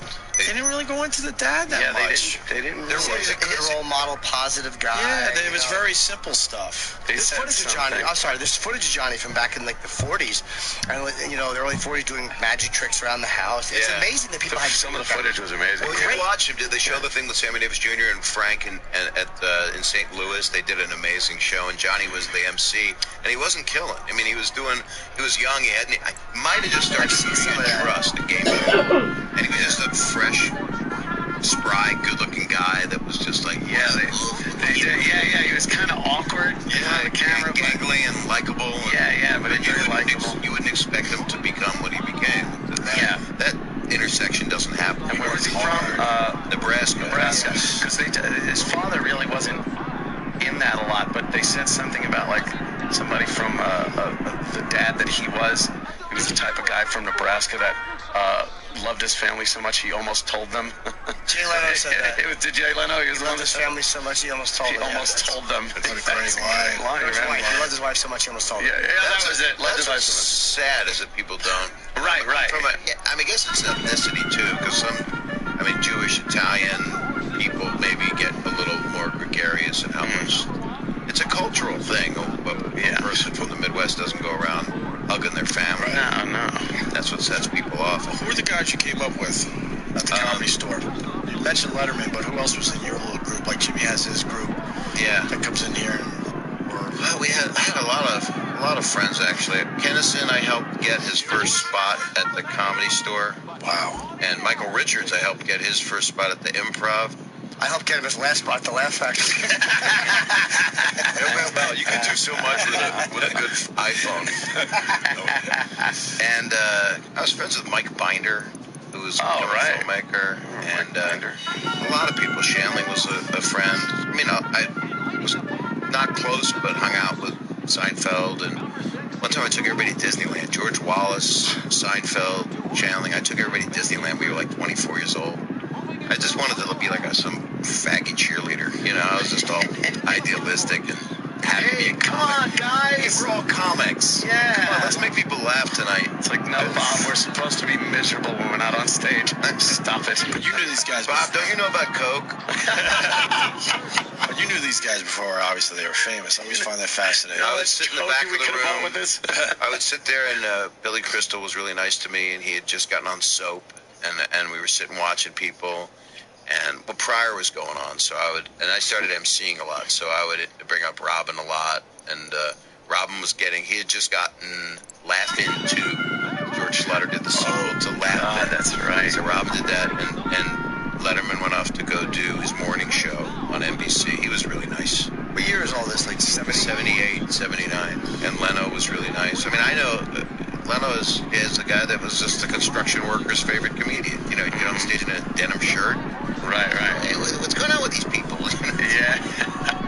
It was fun. There were a lot of the obsession with the denim shirts. I think he's a OCD. Yeah. He's got 100 of them. It works. Like he probably feels that's my pattern. And they said Johnny was like that too, though. Very, very ritualistic, very routine. Every 10 a.m. call Fred DeCordo. He did the exact same thing every day. And when you get that gig, I imagine, I got this gig. Don't fuck it up. So whatever worked yesterday, hopefully will work today. Well, it's interesting because I'm going to talk about that a little bit on Fallon tomorrow night. The guy got the spot. I mean, it's pretty. And it tells you, it's unbelievable, and I understand it because it's a crazy thing. I like it because it goes into a little more variety show type of thing. It brings a little bit. I'm not a game lover. I don't want to see people do bar things on TV or whatever. I like a chat show where people just do this, but I also like that. I used to love 10 o'clock at night, Dean Martin show. I used to love an attempt at people coming on and just fucking around. Different musicians come out and just doing whatever. So if there's that kind of element to a show where, God bless Jonathan Winters, someone like that can walk in, knock on the door, and just fuck around. Yeah. That if the people that run the show are big enough, if it's a Dean Martin type person, and if Jimmy does that kind of thing, I don't know. He just went right to the top. He's awesome. It's amazing. He comes in to do this show, and he's a nice guy. Yeah, genuinely. Yeah. He came in to do our show when they were kind of experimenting with it on the internet. Yeah. Remember, he was doing test shows. And now look what he's doing online. Yeah, it was online. They were like feeling it out. That's when we met him for the first time. And now look at him. Holy fuck. I met him. He was in L.A. and it was funny. I was on Oprah, and they had 5 comedians discovering people, and I was discovering a guy named Bob Oshak, who I need to discover again. Really funny comedian, great guy. And Bill Murray was on.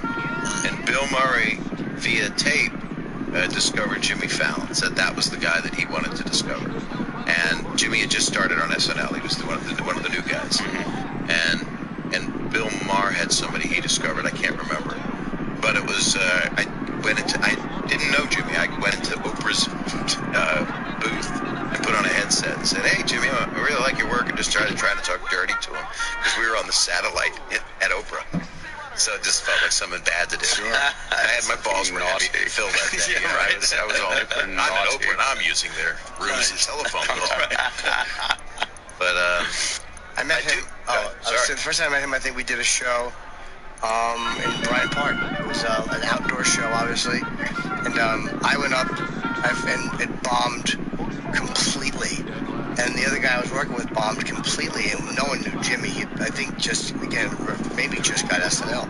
And they're like, this next guy, and he was a guitar actor. He doesn't mean anything. I'm going to go, yeah. But he did great. He really got laughs, and there you go. You can see he was really funny. There's nothing worse than when you guys bomb and the other guy kills, so it's like, it wasn't totally the crowd. It was possible to entertain them. They really wanted to be entertained. Yeah. I was that guitar actor. I could never take the guitar off when I started. I used to sing While My Guitar Gently Weeps, and I had a valve with a shampoo bottle filled with water.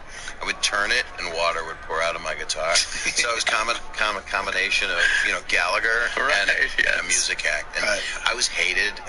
So bad. I was at the Improv one night, and Larry David, this was before Larry did Fridays even, standing there, and Larry we'd get very amped up before going on, didn't always kind of was caustic toward the audience even before, so he would legendary be like that.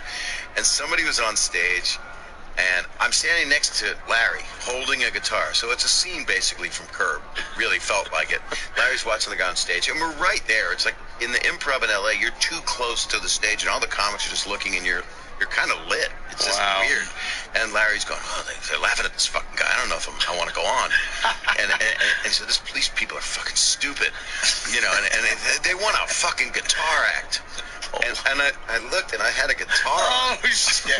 And he didn't even realize he'd said it, and he looked at me, and then I went, and then I was like, it's like at 23. I'm just so hurt. At least it didn't have an impact on your life where you remembered it. Oh my God. Well, I also agreed with him. I wish I didn't have the guitar because I was going to go up and do like fucking parodies. A piece of shit that I was. And then, of course, my new special has a lot of music on it. But then Larry went on stage right after this guy who did jokes that Larry didn't like. And Larry was right. He was completely right. The guy was doing real feed the audience, pablum stuff. And Larry started, went, oh, it's just hilarious. Very known for doing this. Yeah. Oh, so it is you people. Or someone like, you know what? Oh, wow, you. it is you people. I don't even remember what the joke was. I just remember him going, fuck you. And next thing I knew, they said, ladies and gentlemen, Bob Saget. Because he was gone. And there I was with my guitar. Feeling like he was right, and this is going to work, and I'm a piece of comedic shit. There's so many stories. Yeah, of course I killed pitching like that. But it was, I would do just parodies. He would leave the stage, just yell at the audience, bitch. In the middle of doing something, he would just go, fuck this, and walks off the stage. It's like, what the fuck? It was so funny. It's to get everywhere. Tracy's always does the opposite. Tracy would be like, even the virus tour, he would go, I'm going to walk him, Bobby. I went, why are you going to walk? I'm going to talk about things they never heard, abortion. But now they've heard that. I'm going to walk them. They're going to leave. I went, well, why do they have to leave? Because they're going to, Bobby. You'll see. But I think that's a saver to make sure that... You've never wanted people to leave, right? Not at all. No, not until I fuck them. Then I would love them to. I wipe and cum over the sock. I want them putting on their shoes. I saw Trace Morgan at Caroline's. He wasn't having a good sense, so he decided to talk about his pubic hair for 20 minutes. Not a minute, not 2 minutes, for 20 minutes, non-stop. And then there's a lot to talk about. He was basically going to every girl in the front row asking if they wanted to see his pubic hair. And he made it into a thing, and he turned the whole fucking place around. That's nice. Damn. By the way, Jim, I was gonna say you beat me by a head. Oh my God, that's right. Obviously, he's actually huge shit. He named his shit after me. I bet you it's as tall as me. At this point, I bet more mass of his own body is coming out of him. What if he created an exact opposite? It just comes out of him.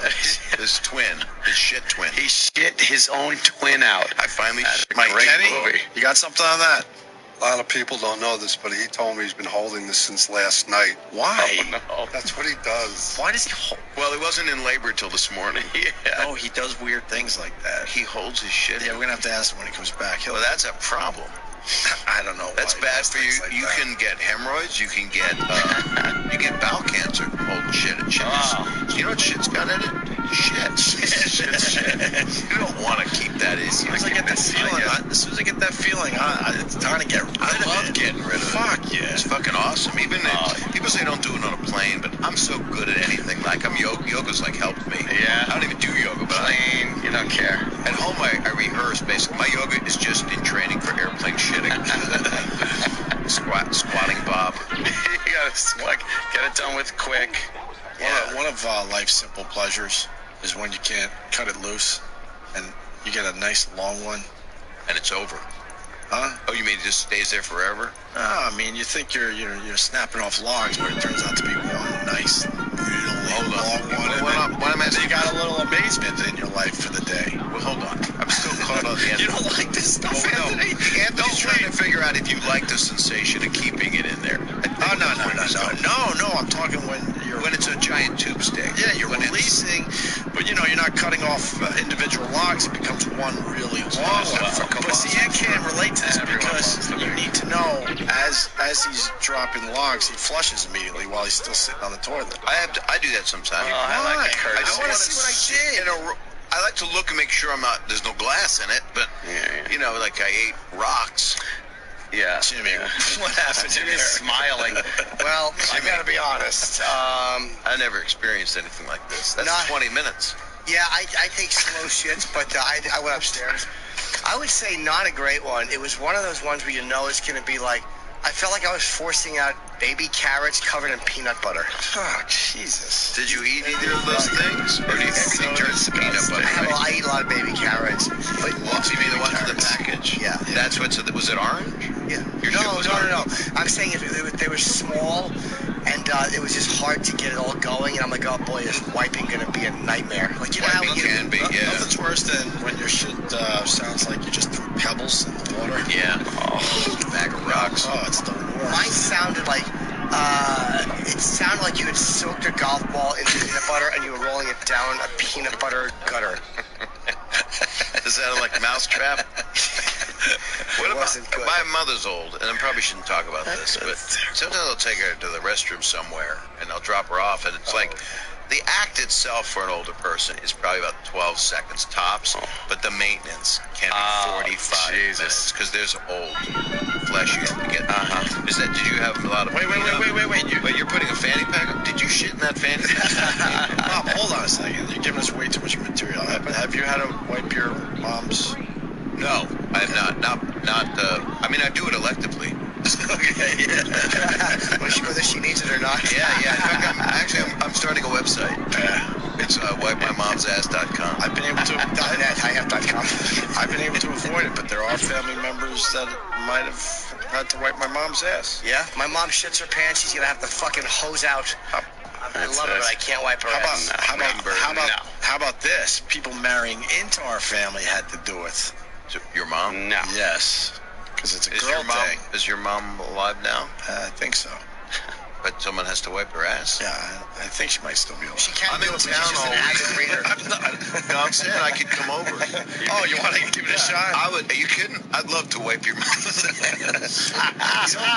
Some of my sister-in-laws. Friends? Some of my sister-in-laws have had a...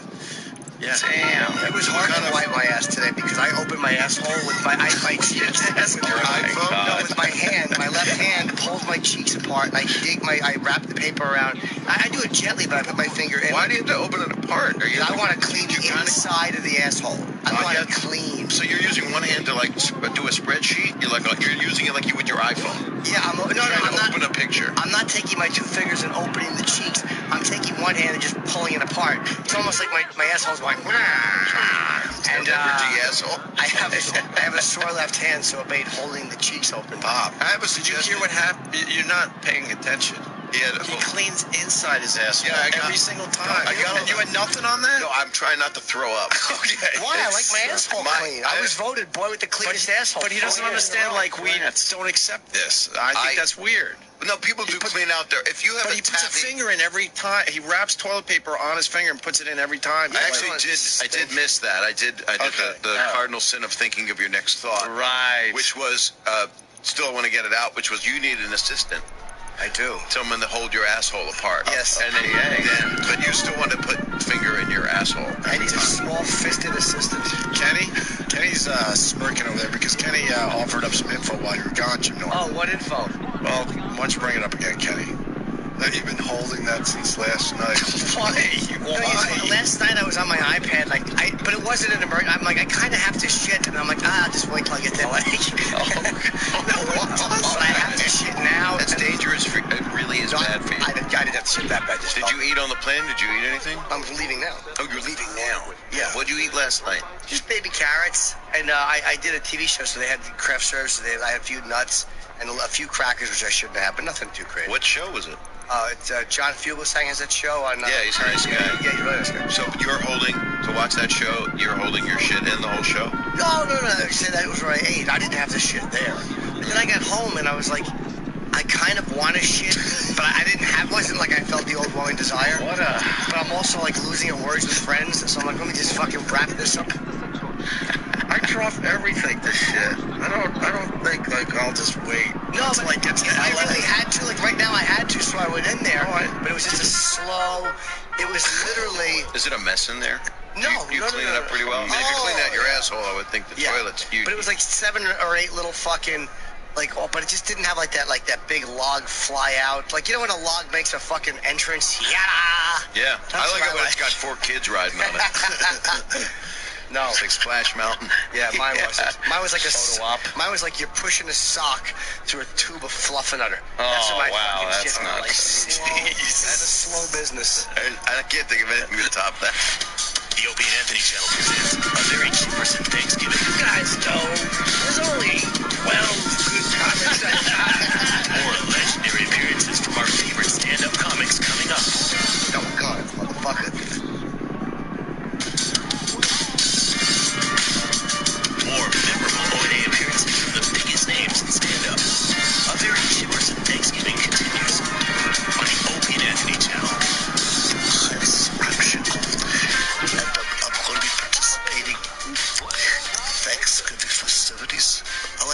stuffing with raisins. That's my favorite food, stuffing with extra raisins. In this segment, Andrew Dice Clay, who uses a lot of language that I don't really care for, returns to the show to discuss. He was in a Woody Allen picture. I like Stardust Memories, that's my favorite. But this is called Jasmine. I guess he talks about working out and things of that nature. I didn't really care for this segment because of the language. I think you can be very funny if you don't curse too. Shit about it. Hey, DC. What up, yo? Take a seat, Dice. You look fucking fantastic. I gotta tell you. You're standing out there. You're trim, slim, svelte Dice. In the cage, my friend. You're in the cage. Me and Norton. Look at I couldn't believe when I saw Norton in Vegas. Can you believe it? You know, the shape he's in. Yeah. You know, and I heard through the grapevine that you've been in the cage. Yeah. Going to the gym, doing the right thing. Going to the gym? No, the gym and eating better. Is it a lie? No. No, I go today. It's English, but it's not a lie.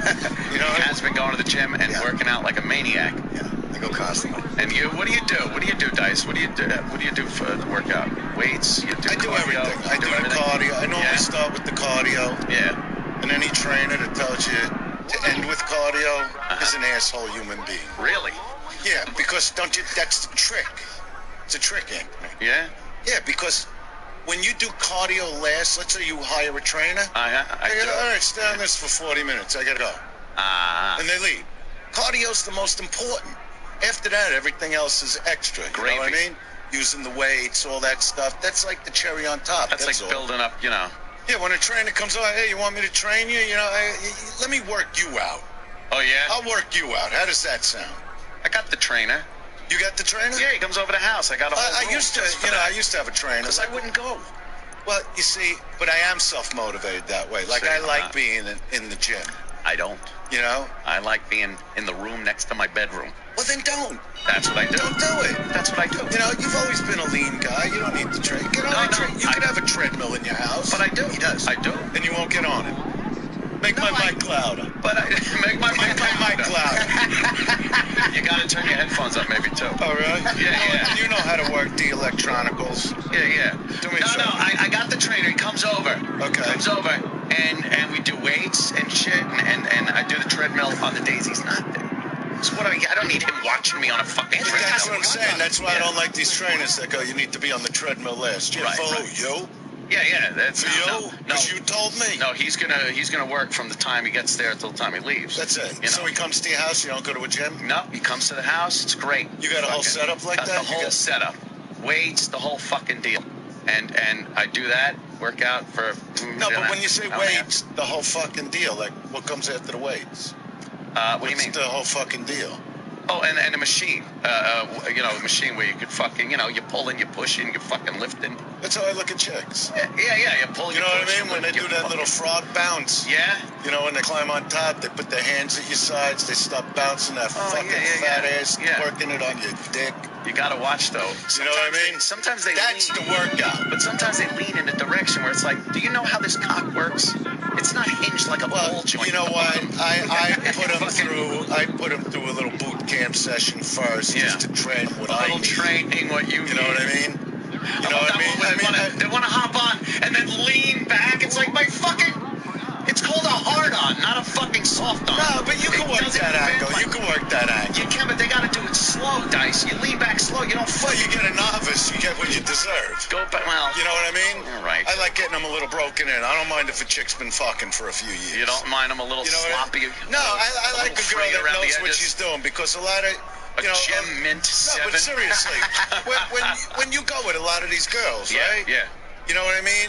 And they give you the I'm a nice girl. I don't really do these kind of things like early in a relationship. It's like, you know what? Then you're not for me. Okay. You know, I like a girl that could just sort of hop on and join the team. Doesn't need any instruction. Join my team of fucking bulls. The manual's been lost for years. You like all this twerking stuff? Fucking, they took a stripper's move and gave it a name.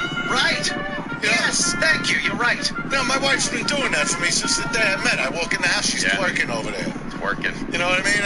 I go, they stole your move. It's become very like an African American move or something. I just fucking love any chick that has the nerve to go in a public place to a club and say, basically, this is what I could do on your fucking cock.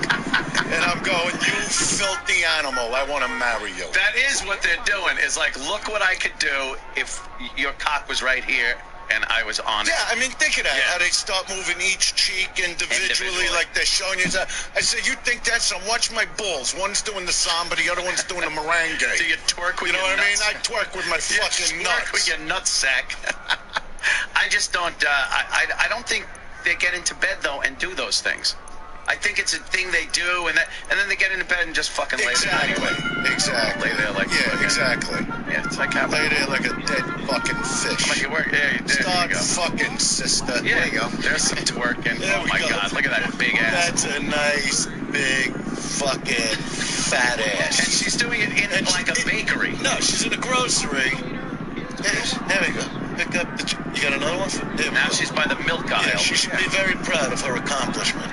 Her ass really moves in a wonderful way. Yeah, it really is. It's a big fat dumper. It just reminds me of some animalistic mating ritual. Well, we are animals. Yeah, but we're simians. Yeah, we're animals. If I was with her, my dick would whistle at her. Yeah? Yeah.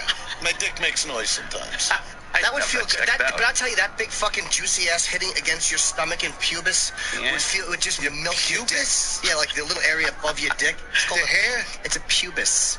No, the pubic hair is the pubic hair, but the pubis is the area right along above the penis. You know what? I'm not that. I didn't want to go to school to learn. Yeah, it's a pubis. You know what I mean? Norton knows all this shit, but she is great. She would milk your penis really nicely. Oh my God! Look at this. She's not even trying. She's just jumping up and down, and her ass is really like fucking shaking. I wouldn't say I'm attracted to her at all, but that she would make you come really good. What? You're not attracted to that? No. A beefy chick like that? No, I don't like her face that much. I don't. Who's even looking at that? But the ass would make you come. If you're looking at her face, she's not doing a job. I don't like that ass. But why not pick the dress up and show us the? See, there goes one cheek. Here we go. I'll tell you, Ant, it would make you come. You wouldn't believe. You'd probably go, holy mackerel, I'm coming already. You wouldn't believe how fucking well you came with her. Really? Yeah. Her ass would fucking. It would milk. That really is a good one. Oh no, it's too big. Twerk, you mother. I like a fat ass. I'm not a big fat ass, Dice. I like a beefy ass. I'll put it to you that. Yeah.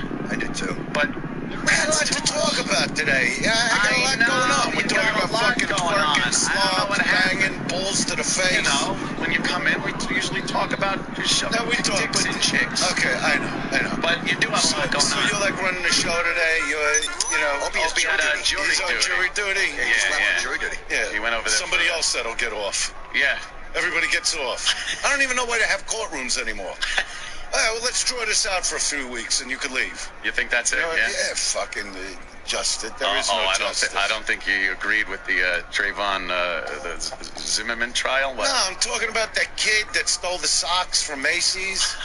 You know what I mean? They put him in court. Oh, you know, that big trial. Theft. You know. Yeah. I'm like, you got to be able to steal in this day and age. Things are too expensive.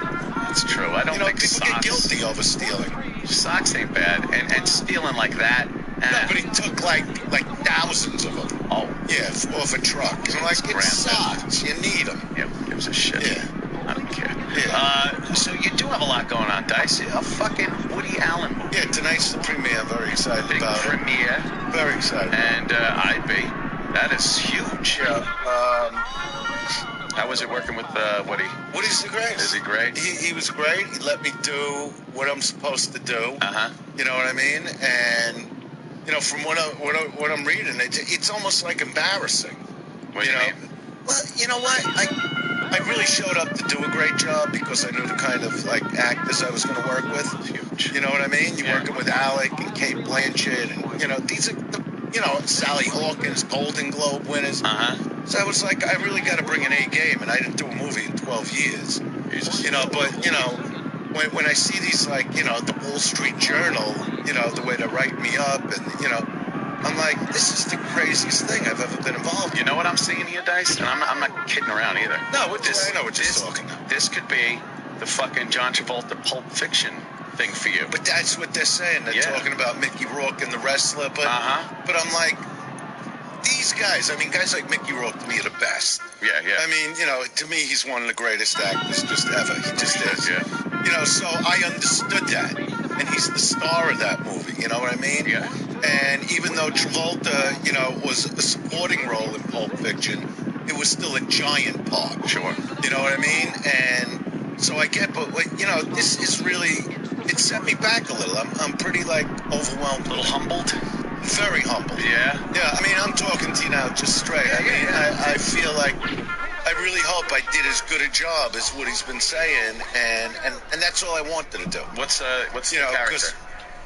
Well, you know, he's a very regular guy. Mm-hmm. You know what I mean? He's a guy that's gone through a lot of stuff, which I can relate to. You know, but, you know, I had to go pretty deep. Mm-hmm. You know, it's like I got my own method of acting. I know how to get there.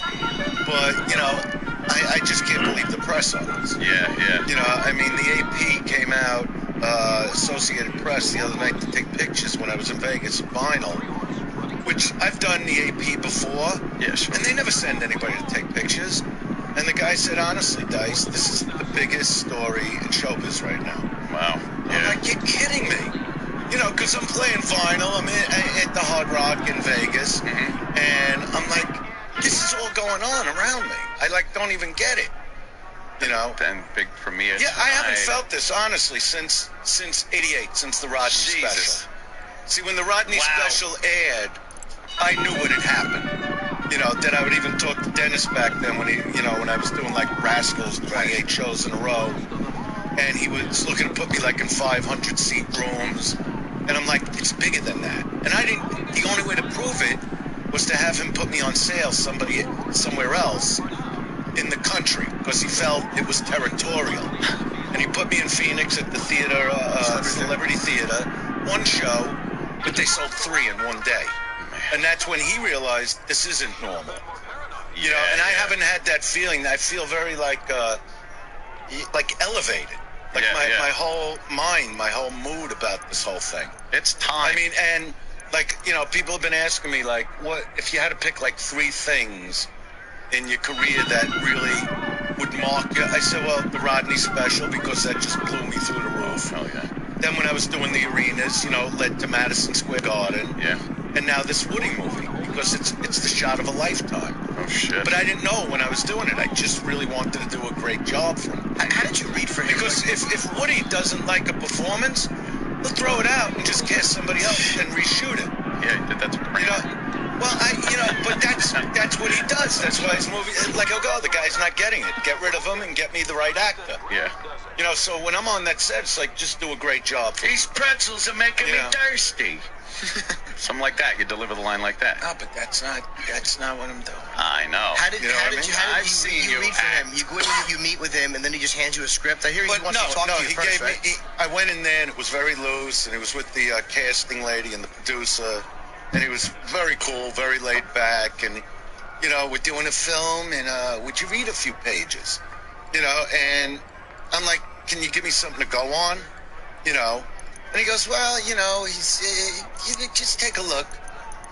You know, and I went in another room with the casting. I went through 2 pages. I said, I got this. Let's go in. But she was like, are you sure?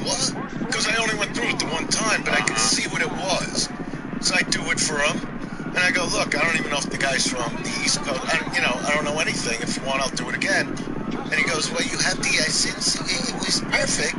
And I was like, all right, you know. I guess I'll see you on the set.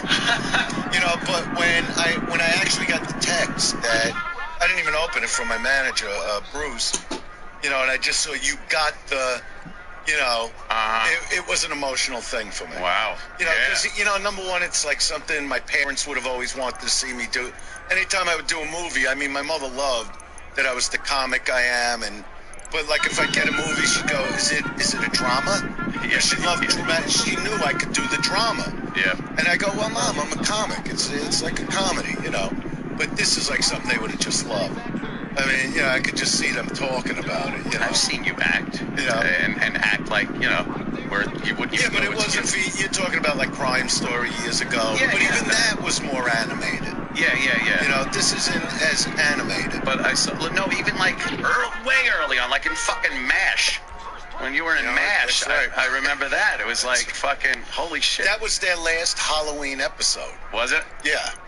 You know, that was the last year they were on. I couldn't believe I got that back then. Yeah, that was the beginning. It was one of the first parts I ever got. Yeah. You know, and then the whole Dice thing went crazy like 8 years later. You know, it's been a very interesting career. Very shit. You know, I know you've been part of a big part of it. You know, you've been part of a bit. Everybody has been part of it. Yeah. He has not been. You know, I don't know this fucking guy, and I don't trust him. Good. You know what I mean? Instinct. You know, any guy that looks at me like that, I don't trust. Yeah. But anyway, no, I'm just fucking with you. You know. Travis is a good guy. Yeah. How do you know? I have him over the house.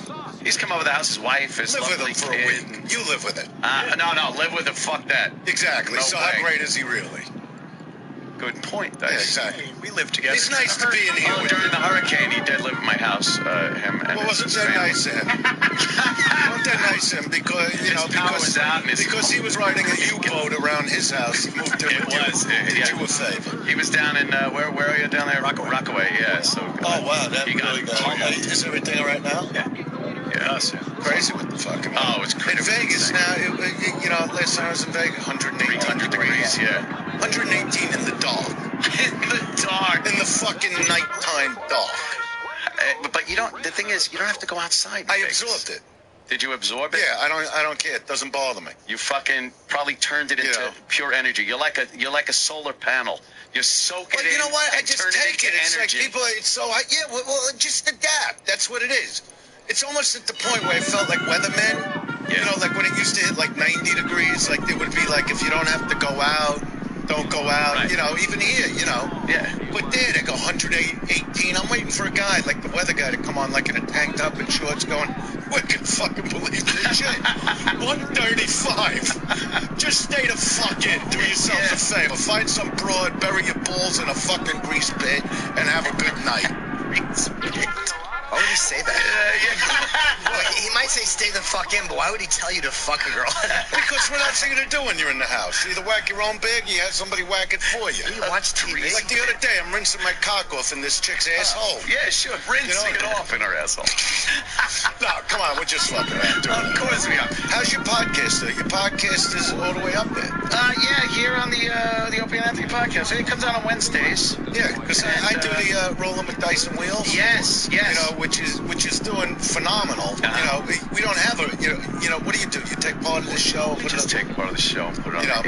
It's for people that usually probably can't get this show because of something, you know. Well, it's a great idea. And then they could get some of us on there. Yeah, it does very well. Well, the Rolling with Dice and Wheels is just, it's like a freak thing. I like talking about it. Yeah, because number one, Joe Rogan really pushed me to do my own podcast. Yeah, he's got and Wheels is hysterical. He started doing his own podcast to get me to do a podcast. Oh, is that how he got you? Oh, yeah, that's how he scams me into every fucking thing, right? You know, why are you doing a podcast? Well, I just like doing it, you know.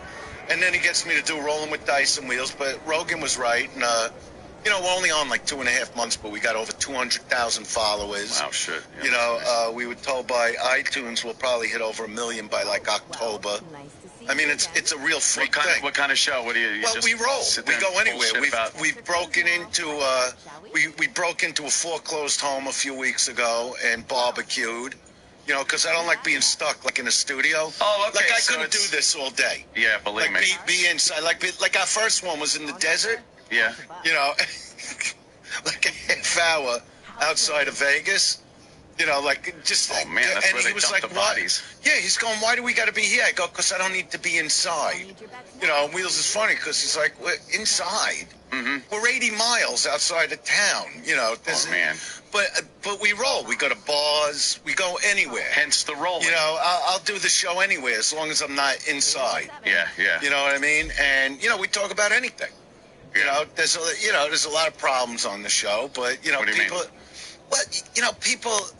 They like everything going on, but you never know what's going on. It's almost like what I would call like the first reality podcast show. It's almost like a TV show, only you don't see the TV. Oh, okay. All right. Now I'm kind of getting the drift of this. We just live it. You know what I mean? There's no format. There's no structure. You know, I really don't know what I'm doing. You know me. Yeah. you know, I just wing it, and you know, and now and then we have a guest. Yeah. Did you do it, Norton? I've never been invited. Oh, man. I would love you to do it, but I don't want to. He was in Vegas for a day. I'm not going to break his balls doing my podcast. Right. Because I don't even give a fuck if we have a guest. I actually hate when we have guests because then you got to like ask questions. Yeah. You know, about somebody you know. Well, him I love, but you know, if you have somebody else on, like I want to say, I don't even give a fuck about you. Yeah, Who you had on? So, well, who? Last comic we had on was who? I don't know. Can I say a funny thing? Bowden? You know. Alonzo Bowden. Kenny might know. Okay. Alonzo Bowden. Yeah. Kenny? Alonzo, yeah. Yes, Kenny, you want to add something? He was a great guest. He's like the only comic we had on the show. Kenny would like to add something here. Kenny, feel free. Yeah, sure. I didn't even see you come in. Andrew does this funny thing. He goes to Wills, we'll be right back. And Wills goes, what are you talking about? We're doing a podcast. We're not going. He goes, but that's what radio guys say. Yeah, exactly. So you just say, we'll be right back. Yeah. But then you don't go anywhere. Well, that's what he said. He said, like, because like guys like you'll always go, we'll be right back. Yeah. You know what I mean? And, break. you know, so Wheels, like, says, like, no, but we're not going anywhere. Yeah. You know, so we're not back. We're still here. Well, that'll probably come in handy if you do get some sponsors and then they cut the show up and play it again.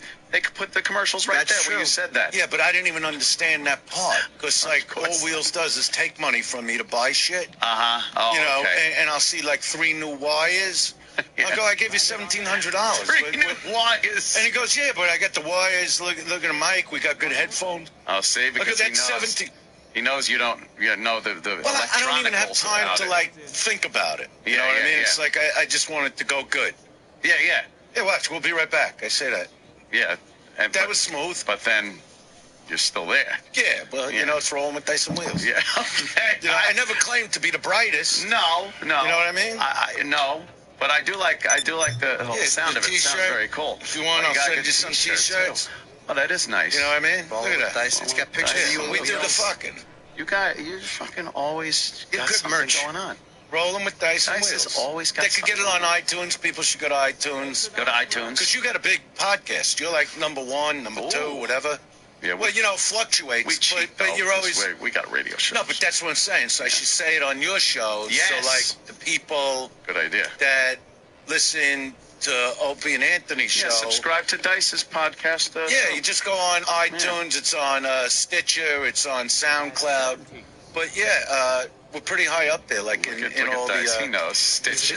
I was just saying how enjoyable it is to hear him talk about electronic stuff. Electronicals. No, but Wheels teaches me about Yeah. this. Yeah, like I don't really know what it means. You know what I mean? But he goes, no, you got to understand. He goes on SoundCloud alone. We got over 200,000 followers. Like it is like a freak thing. Like it's really escalating quickly. I think I'm believing that Dice does know what he's talking. No, I don't know about electronics. I'd be willing to think Dice. You think he does? He knows a little more than he's. I putting got on. Samsung 3D, my friend. 3 fucking D. You like the Samsung phone? Yeah. The fam. Huh? Oh, look at that! What a The handsome fam. family. Yeah. Very Where's that my beautiful chick? wife. He's got the Where's beautiful the wife kids. over here? Dice living the fucking. Yeah, see, I still living the life the over here. wife. Oh yeah. Yeah, She's really attractive. All due respect, but oh yeah, She's really she's a lovely. very pretty girl. Yeah. Stop with the lovely. She's lovely. No, but I know what you mean when you say that. Very well I built. know what you mean. Very well built. She lovely really is. gal. She really is. Oof, I mean, you know, initially I was attracted to her. That's how you start going out. Yeah. You know what I mean? But I'm still. I mean, it's. Yeah. She's amazing. Yeah. I mean, she's an amazing person. Uh-huh. You know, since the day I met her, she was always calling me my movie star boyfriend and my. But I would actually tell her, I go, you know what? I'm not looking to build that career. Uh-huh. You know, I think that time is come and gone. I really would tell her that. And I go, see? I just want to rebuild the comedy, do some bigger places, do the theaters again, whatever. The second you have a plan, And then you gotta go the actually, other way. you know, me and Norton have the same agent, you know, with Pete Pappalardo, and we were supposed to go on sale for the Garden again, as crazy as it sounds. But it's built to that with all this press, but I'm not prepared for it. You know, when I come off a stage at Vinyl, you're talking about a 400-seat room, whatever it is, I'm burned. Yeah. You know, so I started about 4 months ago when I knew this Garden thing was coming and started, like, training my lower body because, you know, years ago I would do a lot of that because I was doing the arenas and you know how the lights, Norton, they zap you in 20 minutes. You know what I mean? So if you're in a big place like that, you know, and if I go and do that, if it's called for, if I do this one more fucking time, you know, I did it with you guys. I've done that place. I've done 3 shows there. Been there twice. How many fucking... What do I got to prove, Joey? What do I got to prove? You got nothing to prove, But people are writing in like that I shouldn't have, you know, like canceled out to do it. And I'm like, I got to give them the kind of show that they deserve. You know what I mean? I really want to go balls out, and you got to build your lower body. Or else after 20 minutes, I'm going to be fucking zapped. You're going to be fucking... So I didn't want to... So, you know, ass. I'm doing the regular gigs. You know what? Through going what I would call through the lean times, the last like 12 years, whatever, you know, playing these clubs again, because it was so crazy when I would do those giant places that once I got like into the zone of doing like the Governors, you know, clubs, I mean, there really isn't anything better, more, you know, of course the money is bigger when you play big places, but it's not all about money. You know, it's also about satisfaction of knowing you came off the stage and really just killed that crowd. You know what I mean? And there is nothing better than a comedy club. I mean, that night I went down to the cellar with you.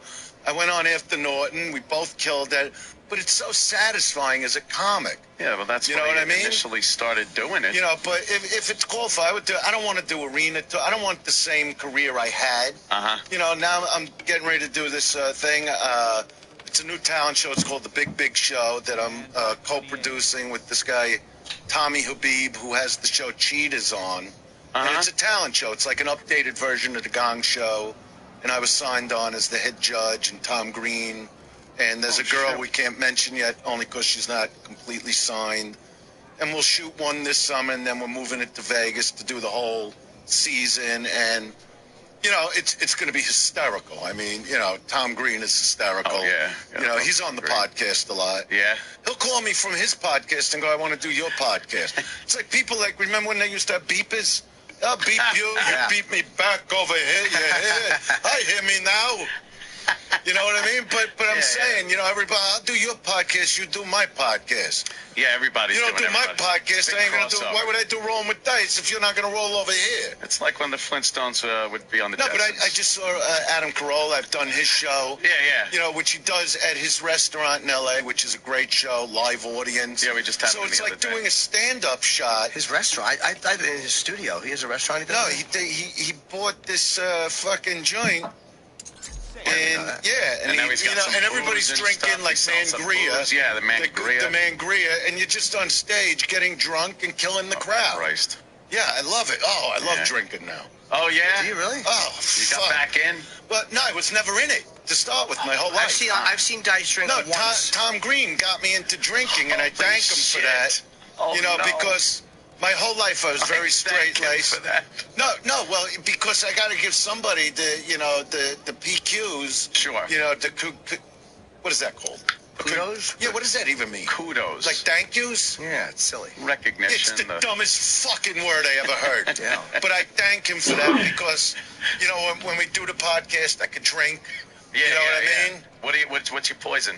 Well, you know, my wife normally just gets me some concoction. Yeah. With like a lot of rum and shit. then I give her the concoction. Good. Pating. That's how I end the load. You know what I mean? I always, you know, that noise, pating. Pating, like a that the dick spittoon. makes on It's that like last shot. the spit hitting the spittoon. Yeah, like, pating. You know what I mean? Yeah. So she makes a concoction. So when I started hanging with him, you know, he got me quickly, like, into, like, you know, first beer. You know, he's got the Tom Green beer out now. He's got his own beer because he drinks so much. He's so good at it. Are you a happy drunk, or do you get a little belligerent? I have a fucking great time. Are you good? But I figure, you know, I'm in my 50s. When am I going to start having fun? Exactly. You know what I mean? What are you going to do? What's better than having a couple drinks, going to the gym, pumping iron? You don't even realize you're fucking doing it. You're just having a great time, Sounds laughing. like a good way to get injured. You know what I actually. mean? No, but use the machines when you driving, drink. you're waving at everybody. Yeah, what the fuck do you do? No, I don't drive when I drink. I don't do. Good I don't drink. Dice. I Can't like do to that. drink and sit. You know what I mean? Just have fun, right? Yeah. What's better than that? Time. Some people get nasty, though. No, but I don't. people I hate just that. have fun. But, like, Yeah. there have been a couple problems on the podcast because we do Oh, it yeah. at, like, weird place, like bars and stuff. You know, so people will come outside when I'm trying to do a show and they try to talk to me. Yeah. You know, and I'm drinking. Get the I'm like, fuck outta here. Yeah, and then they like start talking to my wife or Eleanor. You know what I mean? They belong to me. They're with me. Yeah, you got to set it You know what I straight. mean? You show some weakness, they're going to be all over your so shit. that's when I get a little angry. How do you like the electronics? Cigarettes. Oh, yeah, you're The smoking the electronics not electronic bad. cigarette. Do they help the craving? Well, you know what? I'm smoking one. So one of the companies, you know, advertise on my show and give me like a ton of money to advertise their electronic. So I won't say the electronic I'm smoking, but if they're smart, they get to me now. Because between everything going on, there are a lot of things, not even on the fire, deals I've made to do these different shows, and you know, it's pretty crazy again. No shit. And I started telling Norton in Vegas, but you know, I haven't seen him, so I'd rather just hang out, listen to the music. Isn't that interesting that you And how great was LA Rocks that night? How'd they kick ass? Phenomenal. Really great. Did you believe that Beatles number, The Day in a Life? Yeah, they did a cover. It was. It's their only cover. Yeah. Yeah, and Dylan took that and he twisted and turned it. That's like part of Day Tripper in it. I mean, you know, I was like scared to hear it because I'm in Vegas so much I don't hear them rehearse. So I heard this new song called Troublemaker. There was a bunch of Closer, all these new things. Man, that's you know what I mean? Cool. And they're playing a lot. And you guys got them, you know, we're actually looking for the right management for them now because they got off of, I got to bring up Indestructible. Are we supposed to bring that up? My special? I mean, I would call it, but, you know, I love my first special and my last special the best because I wanted to give what I would call the ultimate rock and roll comedy experience. Yeah. You know, and using my boys and them playing and then me doing my thing. It really came out incredible, and download it now. But when does the DVD come out? Does it say if they want the hard copy? It does. It says the DVD is now available. Coming out on DVD doesn't say. It's now available for download. Does not say when it's coming out on DVD. I don't think Dice has ever come in here with as much shit going on in your life. It's cool. as What right else I now. got to talk about? I mean, well, you did the. But I would tell people to get that special because I actually got a text from Joan Dangerfield, Rodney's wife, and she saw the special. This is like 2 weeks ago, and she just sent me a text that she was going to tape it that night because now they're playing the special like crazy on Showtime again. Yeah. So she was going to tape it, and she wrote, "Couldn't stop watching, flawless." You know, and I called her, and to hear that from, you know, a woman that was with Rodney all the years, you know, it was pretty incredible to me. Hell yeah. You know, and people just love it, and I'm so glad I did it, because I don't want to do another special, I'll be honest with you. Really? I wanted to do, you know, the Dice Man Cometh, you know, to this day plays great, and I wanted to do one more special, and just show what I got still. You know what I mean? And I was able to do that in this special. Well, who knows when you're going to be able to even do one after you're a movie star. Well, that's what I'm saying. I'm not gonna tour that much because of all these other things going on. I mean, I don't know with other movies, but I'll do the TV show. I got the book coming out May 2014. The Filthy Truth that I'm writing with David Ritz. And you know, this is a guy that wrote books like Ray Charles. They made the movie from the book. Etta James, Smokey Robinson, Marvin Gaye. He actually wrote the lyrics to Sexual Healing, you know, which became one of and he wrote the book on Marvin. Who wrote the lyrics? That's my favorite Marvin Gaye David song. Ritz. Oh, wow, okay. David Ritz wrote that song. Because he heard the groove of the song, and he was writing the book on Marvin, and Marvin asked him, I don't know if he didn't ask him to write lyrics, like, what do you think? And he said, it's sexual, and he wrote the word. He's a great writer. He just got done with Joe Perry's book, and now he's finishing up my book. You know, The Filthy Truth, and there is a mention in that. Oh, good. Book, special, DVD, movie, TV show, there's a lot going internet on. podcast. I don't know what the fuck is going on. You're fucking. How come during the lean years you were heavy, and now you're doing a lot? Because I had to get back in the now cage. the heavy years, and now you're thin. Well, think about it. You know what? And look, in the book I do, it's the filthy truth. I talk about, you know, from like 95 to just, you know, 3 years ago, I was in a living hell. You know, life takes turns. You know, you get derailed, things like that. But I never lost the fire in me. I never lost that feel to accomplish. You know what I mean? So, yeah, I might have got heavy, but it took that same guy to take it off. Nobody could do that. But it's not even about taking the weight. It's about just being physically fit, that when I get on stage, people are seeing, I might not have as much hair. You know what I mean? Remember that? Remember when you could put a comb to your head and there was actual hair on it? You know, I pick on guys in the crowd. I go, remember when you could stand your feet and feel your fucking toes? Remember when you touched your dick and it actually got hard at that second? You didn't have to beg it? The fuck up! Looking at my dick 3 in the morning. Get the fuck up! We ain't done here, my friend. Take a look at her. Shit. No, but you know what I'm saying? So it's like I owed it to myself and the people that love to come watch me perform to look right. That's why I got in the shape I did for the special. Did you find that sometimes you just have to put the time in? Like, enough time has to go by where people not forget who you were, but can move past the early guys, and now you could just it's a whole different game. So like, but I think only time does that. You gotta fucking sit it out. You know what? It's like I don't even want to read my press right now because like years ago when we were touring with Norton, Kenny, the whole thing, and it was all bad press. You know what I mean? So I just stopped reading it. That's how I feel with the good press. You know, because I would read those articles years ago and go, well, they don't even fucking know me, so what do I give a shit what they think? You know what I mean? So today they're writing great stuff. That's great. But I don't have to read it. I know me. You know, I know the things I talk to them about, and if they write it up the right way, it'll be a good interview. Well, when people write things, if it's good, I mean, this thing that's out now, did you see the Playboy thing yet? Did you read the Playboy too. Yeah, and that's like a 6-7 page profile. I mean, they're writing these things now that are pretty unbelievable to me, but I don't want to get overwhelmed by it. I just want to, you know, like, you know, with all this press that was coming, with the Woody movie coming, I got kind of overwhelmed. You know, and I would talk to my wife, my kids, and, you know, people the closest to me. And, you know, my son Dylan said it the best, like about a month ago. Shut up, Dad, and quit whining. No, no, it wasn't about whining. It was about, like, hearing about yourself too much. It was, like, too overwhelming again. I was used to being where I was at, you know, for the last, like, 12 years. My son Dylan, he goes, you know what, Dad?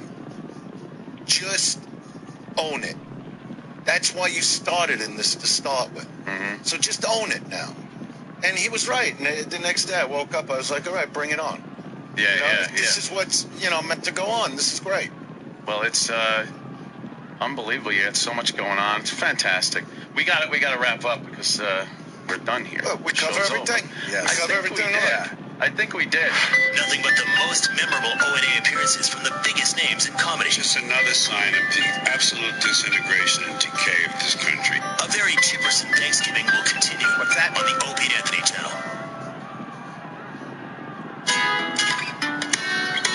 Nothing but legendary appearances from the biggest names in comedy. A very Chipperson Thanksgiving continues. Here's your host, Lyle Chipperson.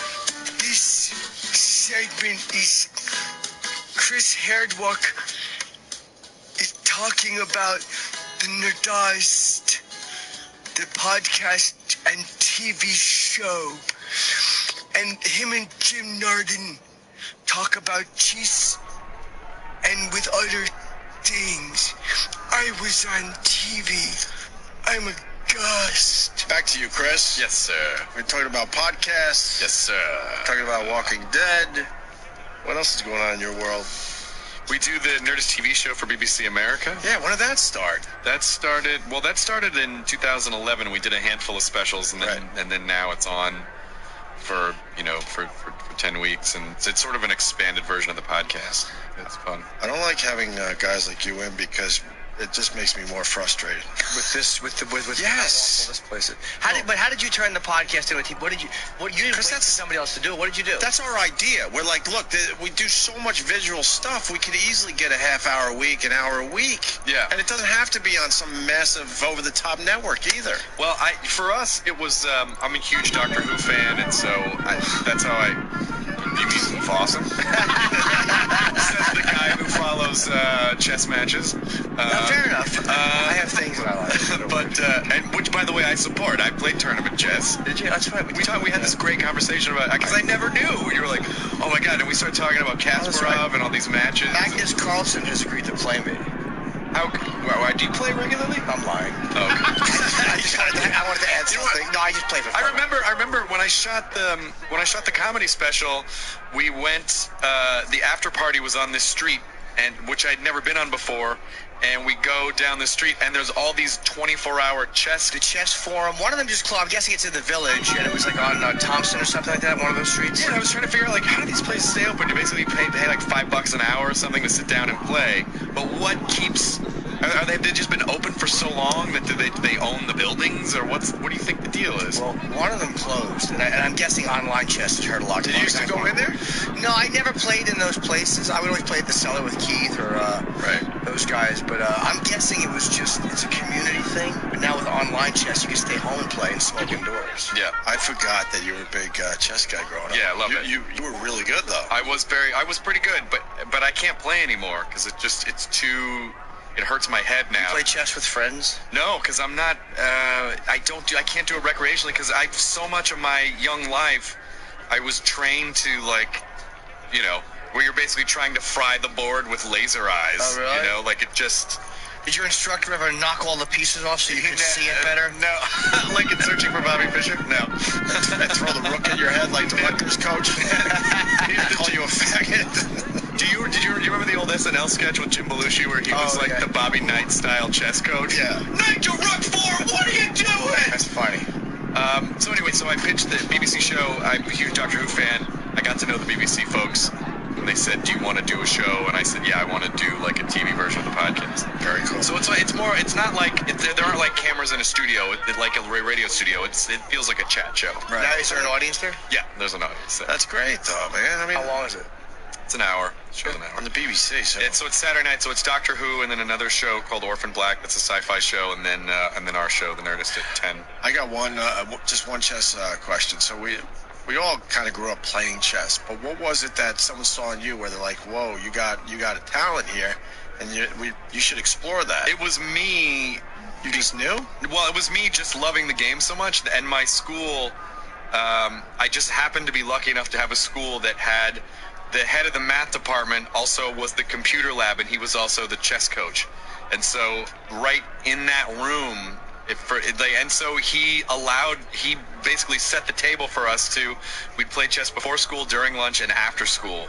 And then in between, you'd screw around on the computers. It was this bank of Apple IIe computers. And, so that's where a lot of it, they used to post the ratings on the wall every day. They'd print out the ratings, the USCF ratings, and... I belonged to a secret chess club. Ooh.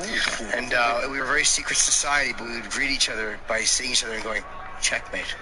Why don't you tell Kate that when she was in here? Geez, that's all I need is damn panties all over the studio. Oh, chess boy. Do you think she was interested at all? She literally couldn't have. If I picked a scab and held it up to her, she couldn't have been less interested in it. Had nothing to do with me. You know, if you had met under different circumstances, but yes, like me with a ski mask and a gun and her tied up somewhere. I mean, it's gotta be really intimidating to come into a room of dudes where everyone's talking real fast and there's a lot of testosterone. And excellent way to put it. That's why I like Chris, because what you should have said is it must be really uncomfortable to come in where guys are talking and the one with gray hair and the misshapen head hits on you. That's a really nice way to fucking phrase that. Thank you, my friend. Of course. I do enjoy chess, though. I love fucking chess players. Like, great chess players. Like, I want to meet these. They're playing, I think, Magnus Carlsen is playing Viswanathan Anand. Like, and I really am interested in how that turns out for the championship. And I'm just dying to be at that match. God, I'm telling you, man, you should do some type of a thing with it. Yeah, but I'm not a good enough player. Like, I literally am a very average player, but because I'm average at it, like, I respect I'm fascinated by those guys. Like, I would love to talk to any of them for a great length. And it would probably bore the audience, so I would just ask stupid questions. I wonder if a lot of them would really be good in conversation. No, they're probably good when talking to the chess people who can talk about, well, explain your opening there. Well, but Mio just goes, so, when the horse jumped the knight, were you happy? That's the same piece, asshole. Oh, sorry. But you know the game. I'd rather just talk about Bobby Fischer. Yeah. Yeah. So, did you agree with what he said about Jews? Go. Make them all uncomfortable. I don't know. Why do you ask me these things? Yeah, then they're winking. Yes. Any Americans good at chess? That Fisher was. I mean, besides him. Yeah, there's some, I'm sure. I mean, they're all not many though. Is my point, right? They're Russian because there's a culture of chess there. Yeah. And Carlson is from like Scandinavia or Sweden or something, or Norway. He's from some Nordic fucking country. America, like other countries, will take kids where they notice an aptitude for something and make them, like they will exploit those in terms of musicianship or sport, or like ballet or something like, or chess. And in America, it's basically like pageants, like that's pageants are what are America. It's sort of what they do with their. Sad. Yeah, it really we is. have the first black grandmaster, I believe, is American. Look him up. I don't know his name, but he can say any name right now. I think. Did you see Brooklyn Castle? That documentary last year? I did not know, but I remember that. Yeah, it's very good. It's about a group of kids from a Brooklyn chess team. Right. I wanted to get them in and interview them, actually. Who's Maurice Ashley, yes, the first black GM. You know something about chess there, Travis? No, I just like good documentaries. I love a good documentary. Brooklyn Castle. Speaking of which, Vice is on tonight. Let's not forget, give those guys a Vice is on tonight. Shane Smith's show. Love those guys. From HBO, Vice on HBO. It's gonna. Yeah, I haven't seen it yet, but I know the show. It's gonna be fun. It's tremendous. It's gonna be good. He saw the first 2 episodes. First 2, and they showed part of the Korea episode, which was oddly moving. Like, because it wasn't all about Rodman, because there was a couple of the Globetrotters there, and they were showing some of the game. But then they're showing the Globetrotters interact with these kids, these North Korean children, and it was really amazing to watch these kids being just spinning the basketball in their finger, the little trick they would do. They'd never seen anything like that. Like, American kids see that shit on TV all the time. They'd never seen it. To watch them reacting to it was really moving. It was great. Wow. The Vice guys are fucking tremendous. They were all there, too, at the British Chambers. They had Scrooge, all of them. The whole fucking, and the one guy was telling us about getting drunk with Kim Jong-un. It was very interesting. And then Shane's teasing that one line. Was it in Afghanistan, the border line? Oh, no, Pakistan, India. Pakistan, the border, in Kashmir. He went right up to the line. He was kind of fooling around with it a little bit. It was great. And basically, if you go over the line, they will shoot you. They said that they will. If you walk into Pakistan, if you take one step over the line in Pakistan, they'll shoot you. And they mean it. They're not bluffing. Went right up to the line and just kind of tiptoed around a little bit. This is not a Cuba fucking U.S. Guantanamo thing where they're not actually going to shoot you if you took 1 foot over. I mean, if you ran in, they might. But if you put 1 foot over the line in Cuba, they're not going to shoot an American. But in Pakistan, India, you put 1 foot over the line, they'll shoot you dead. I know I'm saying that like an authority figure. And they're never gonna. I'm repeating what I heard, but with fervor. And they're never gonna figure that one out. No, they hate each other. Yeah, it's Hindus and Muslims. Yeah. They're not gonna figure that one out. Oh, what do I know? Yeah. I just want to know the Carlson Anand match. That's all I care about. You look it up. When is it? If I can get tickets, tell Roland to book them. Thanks. So, Chris, when are you sleeping if you got all these projects? I don't sleep very often. I sleep on planes. Do you really? I can't sleep on planes at all. I don't have a problem sleeping on planes. I even fall asleep while you're getting blown. That's happened to me a few times. Jesus, really? For real. Getting blown, is that where... Yes. Oh, a mouth bath. Yeah. Oh, what a great... Are you kidding, though? No, I've been very tired. I've been very tired. Jim, you're fascinating to me because I think you should do a political show or something. It's because the girls come in and you sort of make like, I'm gonna put a ski mask on, and you make these, but you have so much insight into things. I really think you should do some kind of political something, or I don't know. Thank you. Nobody agrees with you. I agree with you, but nobody agrees with you. You're a fucking smart guy. You should really, you can fucking take over. Weez says he likes talking politics with you. One of my uber liberal friends. Weez is a real liberal. He's not a fake language. He is all in liberal. Yeah, but he's a guy. He's a liberal who just did time in Vietnam, served 2 tours, and fucking hates the government and doesn't trust them. Like, that to me is what a fucking, he's a denim jacket wearing liberal. He's not like one of these guys who wants you fired if you don't hyphenate properly or but he always likes talking politics with you. Well, you give him a good run. And I'm reasonable. I don't disagree with him. Give him a good run. So. Well, Are you on the road a lot? Oh, God, is he? I am, but not as... I just shot an hour, so, like, I'm back now for a while. I got a few dates. I actually got Caroline's next week. Yeah. And then I get Stretch Factory, a few things local, Baltimore, and then I'm done with the act for a while. It's like you want to just start over. Sure, yeah. That's where I am now, because my special aired in November, so now I'm building the new... Which is the best. It's fun. It's a fun the weird thing about this is I shot the special. Normally, once the special is shot, I have no more fucking road work, and it's goodbye material and right to the Comedy Cellar.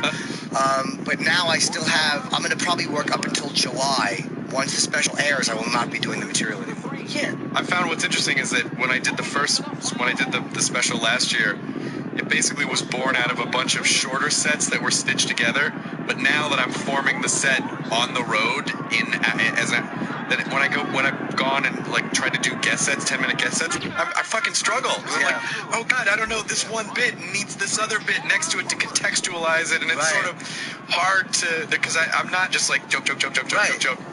So it's been sort of weird, but it's great. Like, to do the hour is great. But it is hard when you walk into a place and they want you to, all right, we'll do a couple minutes. And it's like, all right, well, my opening joke, I can't do that because I fucking say cunt in it. My next joke is racial. I can't do that. Like, they think that they just do a couple of minutes. It doesn't work that way. Because you sort of have to let the audience get to know you a little bit before you go deeper, so that they're like, okay, they're already on board. They know you're not threatening. They know that, So it's sort of, some guy in LA was like, oh, I'm starting up the show. Do you want to come do 7 minutes? And I felt like a dick. I was like, I don't know if I know how to do 7 minutes anymore, because I don't have just like 8 jokes for a 7-minute set. And you got to try. I did live at Gotham last night, and Chris didn't care. He was like the owner of Gotham. He was doing all this stuff, whatever. Because I couldn't do anything I had just shot. So if I aired something live on TV before it out of my special, they would fucking decapitate me. Of course. So I'm going through a lot of material, which was fun to do because I haven't done some of it in a while, and some of it I've never done on TV.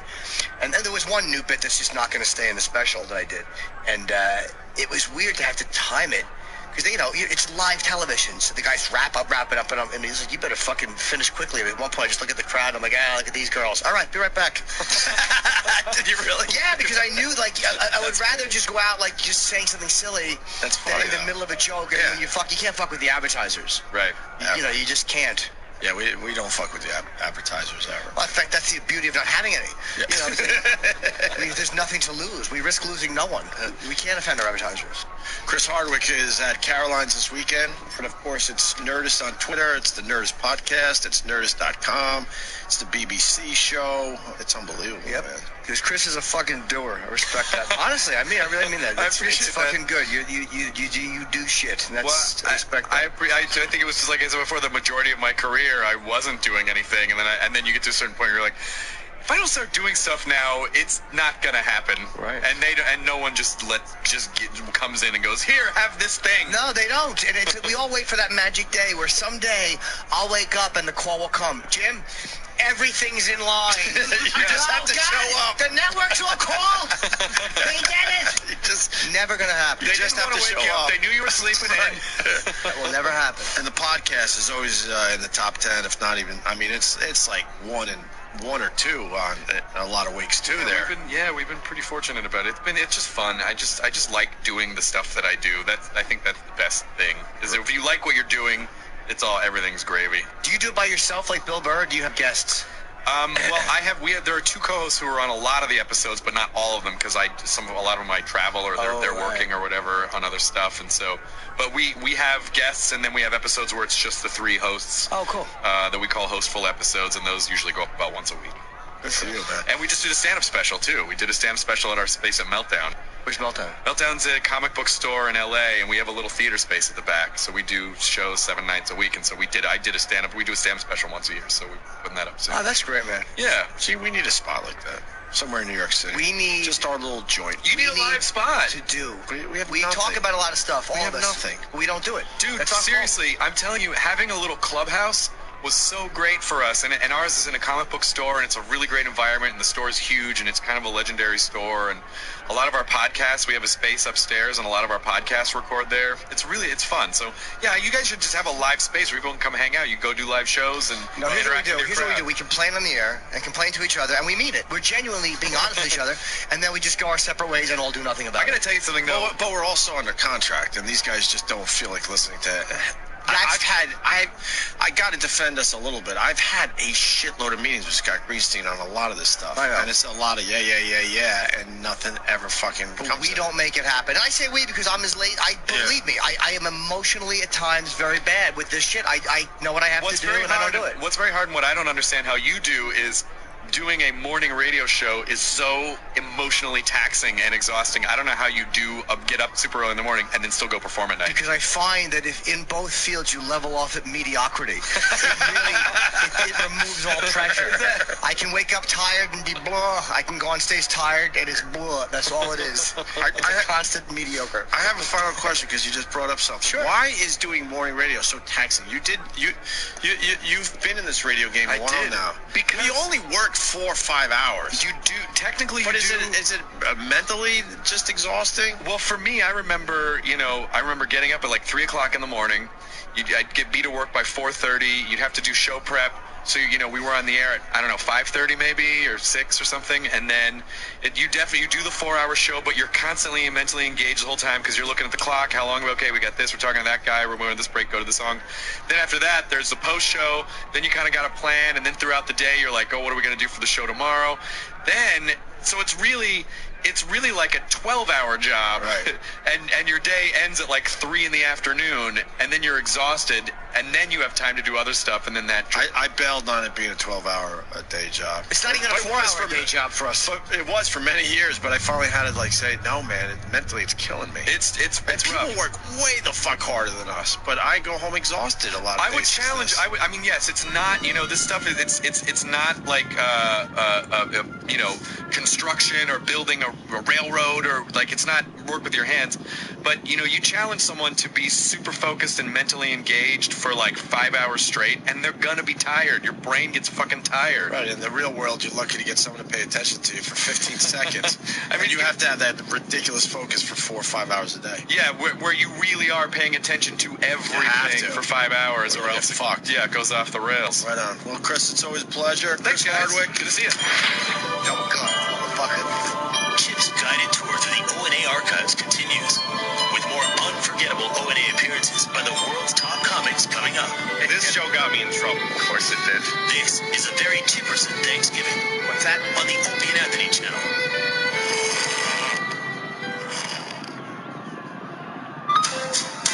The most memorable O&A appearances from the top names in comedy. A Very Chipperson Thanksgiving continues on the Opie and Anthony channel. Yeah, this is fucking when Colin came in, talking about that new stupid unconstitutional thing. He's just talking about the Constitution. I fucking started heckling him during it. I was like, yeah, it's when you roll it up, it's shaped like a big pecker. Fucking place was cracking up. So this is Colin talking about his dumb play and a bunch of other comedians and whatever. Fuck you. Colin Quinn is here in studio. Good morning, guys. Hi, Col. Hi. Look at that mic is like all limp in front of you. Fix the mic. Well, help Colin. Exactly. And then you can pull it closer to his face instead of. Yeah, there you go. Sitting back in the middle of the room. What are you doing, Col? I hear you're hitting up Rachel Ray after this. Yeah, I gotta head over to Rachel Ray after this. And some promos and promoting the new Constitutional. The new. Yes. Now you've got a whole new. Finally up. Whole new gig going for yourself. Yeah. And what's this one based on? This one's the one that based on what you saw, Anthony, yes, early on. I did. I saw Anthony it over there. Came early, almost a year ago. Yeah, wow, that was that show. long ago. Yeah. Took you that long to put a Constitution show together? I would have had this together 2 or 3 weeks. Yeah, right. Tell me about it. Yeah, it was very funny. And that was early on. You'll like it now. Yeah? Where can I see this? Oh, the Barrow Street Theater. Yeah? Theater. Yes. They spelled it wrong. They spelled it T-R-E, Barrow Street Theater with T-R-E at the end, .com. Oh, if you want to take you it. spell it both ways. Oh, all right. Maybe that's like the English spelling or something. Theatre. Yeah. It's only a block around from the corner from the cellar. I'm going head to head with the cellar. I just told you that the other night, Jimmy. Yeah, I know. Taking down the cellar. Yep. It's been empty every night. Performed to 2 people, and they're both waitresses. I'm like, where is everybody? Like, you know what's going on around the corner, don't you? Yeah. Carl. Yeah. So what are you gonna do with Carl this? You're doing 5 weeks of previews at the Barrow Street Theater. Then where do you go after that? Are you going abroad with it? I don't think so. Oh. No. On the road? I don't know yet. It's really all kind of happened very suddenly. So it's been a whirlwind. Are we getting Are we getting another multimedia experience? Well, it's kind of hard to say. It's in preview, so it's kind of, yeah. You don't know much about this. No, I don't. Well, I didn't expect these kinds of questions. You guys are really, we are really. You guys are really zeroing in, and it's starting to annoy me. We are drilling I thought I'd you. come in, you trash unconstitutional, you trash the fact that was going on Rachel Ray, and then we move on to trashing other people that we know. I figured we hit a couple of hot topics on the news. Do a little veiled racist trashing. And Veiled? No, exactly. What the hell am I talking about? I hate how veiled racism sounds. It's phony. I like being authentic. I like saying the word veiled. Yes, that is true. Yeah. No, of course. I'm very happy for you, Paul. And how come no Wednesday shows? Now we'll get to it. Jesus Christ. No Wednesday. Is that like the theater day off or something? No, that's no, what you do too. I don't know. It's actually not a bad question. That's what's so annoying about it. You're supposed to do matinees on Wednesday. Oh, That's right. No, not in the village. I'm doing matinees on the weekend if you'd like to stop by. Oh, okay. Oh, Saturday and Sunday. Yeah. I mean, it's convenient. You're in the village. You're out having a nice afternoon with the family, walking around, doing a little shopping. You're like, well, let's catch a show before we head back to the PATH trains. Yeah. Is that like, that just takes up your whole life for the entire length of when you do this, doesn't it? Yeah. It's all encompassing. Yes, it is. No time for yourself. There's no me time. You're right about you that. time. And guess what? I don't want it right now anyway with this weather we've been having. Oh, let's talk about the weather. What a great segue. And I tell you, this is what... It's supposed to be April showers, not May showers. Right. Yeah, it's like God pissing on you, right, Carl? Right. Oh, well. I guess that's one way of looking at it. You Twitter something about you and Conan having a beef, and it was this fighting Irish family. Oh yeah, the Joyces and the. And I wound up watching all these documentaries on these bare knuckle brawlers in Ireland. They're pretty fucking interesting, man. Hilarious. Yeah. All they do is fight over some slight. The Irish. Well, they're tinkers. They like gypsies. And you read the comments in the because it was like, I'll meet you in Longford. Now you never showed up, Joe. And they just keep arguing, and then they beat the balls off each other. Really? But then the comments, you can tell they're the most hated people in Ireland because underneath it's like they're useless cunts. Hitler was right about killing gypsies. You should kill every fucking one. They do nothing. They add nothing to society. And it's like all these great comments, just really like Irish written so well, but just like a combination of cursing and like literary, just trashing these people. Really? Everybody hates their guts. So they hate each other, and everybody hates them. Everybody hates them. Why are they doing this? No, they've been doing that for hundreds of years to settle inter-family beefs. They have two guys, the Joyce, McQuinn, McDonough, and there's all these different families, and they just have these big beefs, and some of them are really funny guys, but you can barely understand them. What is that about? Why do the they hate Irish? each other? And a lot of them, honestly, and I'm not just saying this to be inclusive to our to fill in for Opie today, but a lot of them do look like Scorch. Yes. Do they? Yeah, facially. They have facially. Come on, there's just something about them. This one guy was talking about how he keeps his fucking hands hard. He goes, I soaked him in Joe Joyce, yeah. Joe Joyce. I soaked him in petrol for 20 minutes a day. Yeah. He soaked his hands in gas for 20 minutes a day. It's not even gas, petrol. It's like Eastern European knockoff shit. Oh, right, probably. yeah, very low octane. Very high in fucking additives. That's a fight. His wife must have hated when his big fucking hard rock hands went into her pussy. Oh, just burns her pussy? Yeah. They don't finger each other in Ireland. They just have regular sex. Oh, you think? Regular missionary position to have kids. Yeah. I remember a friend of mine when I was a little kid went to Ireland, and he was like 10 to visit his relatives. And he came back and told us how he had to have these fights with all these little kids from this trailer, and he started describing tinkers, but we didn't know what it was, you know what I mean? Oh, shit. It's like one of those things that they're like, hey, Yank, come on, Yank, and they made him fight every day. They went on vacation. Just getting fucking the shit beat out of you. That sounds horrible. He was a wild kid anyway, so I'm Was he? Oh, okay. It does seem like if you go to Ireland, you're probably going to get in a fight. Because they like to mix it up. Well, if you're in the bar the whole time, obviously something's going to happen. Like the Donnybrook. I always see every piece of footage of Ireland, I see it's fucking dismal out. The weather is cloudy. I have zero desire to go like today. Yeah, here in our own home. Yes. Well, I'm surprised that Jim is like a sunny day enthusiast. He's like, I don't want to go to that dismal weather. Jim is. He smiles when he sees sunshine. He's a goddamn. I didn't realize he was a fucking Brazilian supermodel that like to lay in South Beach all day. I get the doldrums from some of that weather. What the fuck is this? Well, I never go out before it's dark, do you? No, I'm a respectable comedian. I just don't care for overcast weather. It really dampens my mood. I don't blame you. Yeah, people they put those fucking lights on themselves. They look into a fucking light all winter long because they get seasonal depression. I have so they have to look into a light. I think our own Troy Kwan right there, he has one. Yeah. And it's so your body and your eyes can see some type of what would be sunlight. I'm worried about all the other shit. You worried about this? What about pesticides? I was pouring water on my strawberries. Poured his water all over your strawberries. Only because I knew if I reached for your coffee, which I wanted to do, and smashed it, you would have caught me too early. Yes. I had to go with what was available to my hands. Now Jim's moving his items away from me. Well, I told you, this creep started it. Many years ago, I was trying to have a lovely cup of tea at the Comedy Cellar, as I like to have, and so I go upstairs and I was like, they gave me mint tea instead of regular tea, you know? I don't like mint tea. Turns out to be, they gave me regular tea. It was not the staff's fault. I want to emphasize that. This asshole was chewing gum and stuck his gum in my fucking tea. I was drinking his goddamn gum, his gum juice. Holy shit! You thought it was mint tea. I was like, mint tea, I don't like this. Mint tea. He's sitting there smirking at the table. So ever since then, anytime he's at the table. I got you twice. Yeah. And that was 10 years ago. Yeah, and ever since then, literally, if he's at the table, even all these years later, you think somebody mature adults, I carry my tea, any beverage I have, I carry him down with Well, me. you should, yes. He's gonna fucking pervert it in some fashion. Wow. Were you grossed out with the thought? No, just one of those things. It was just infuriating. It's in his mouth, you know. No, Anthony, you know what it is?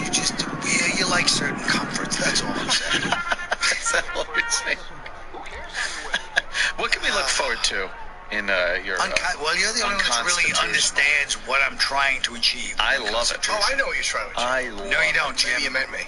What's that? Maybe you meant that I'm the only one who understands. No, I meant Anthony's the only horse. What do you think he's trying to achieve? Let's do a test. What is he trying to achieve? He's trying to achieve. He is trying to rid the world of this ignorance and revisionist history that is going on, and using humor to get these points across instead of the doldrums of C-SPAN. Thanks. Of course. What do you think, Jim? Very interesting. Trying to do some fucking fun jokes. Oh, I told you about that idiot Voss that time. Back in the early 90s. I know I've said this before, but I'll say it again until the whole country understands. Voss just hated me.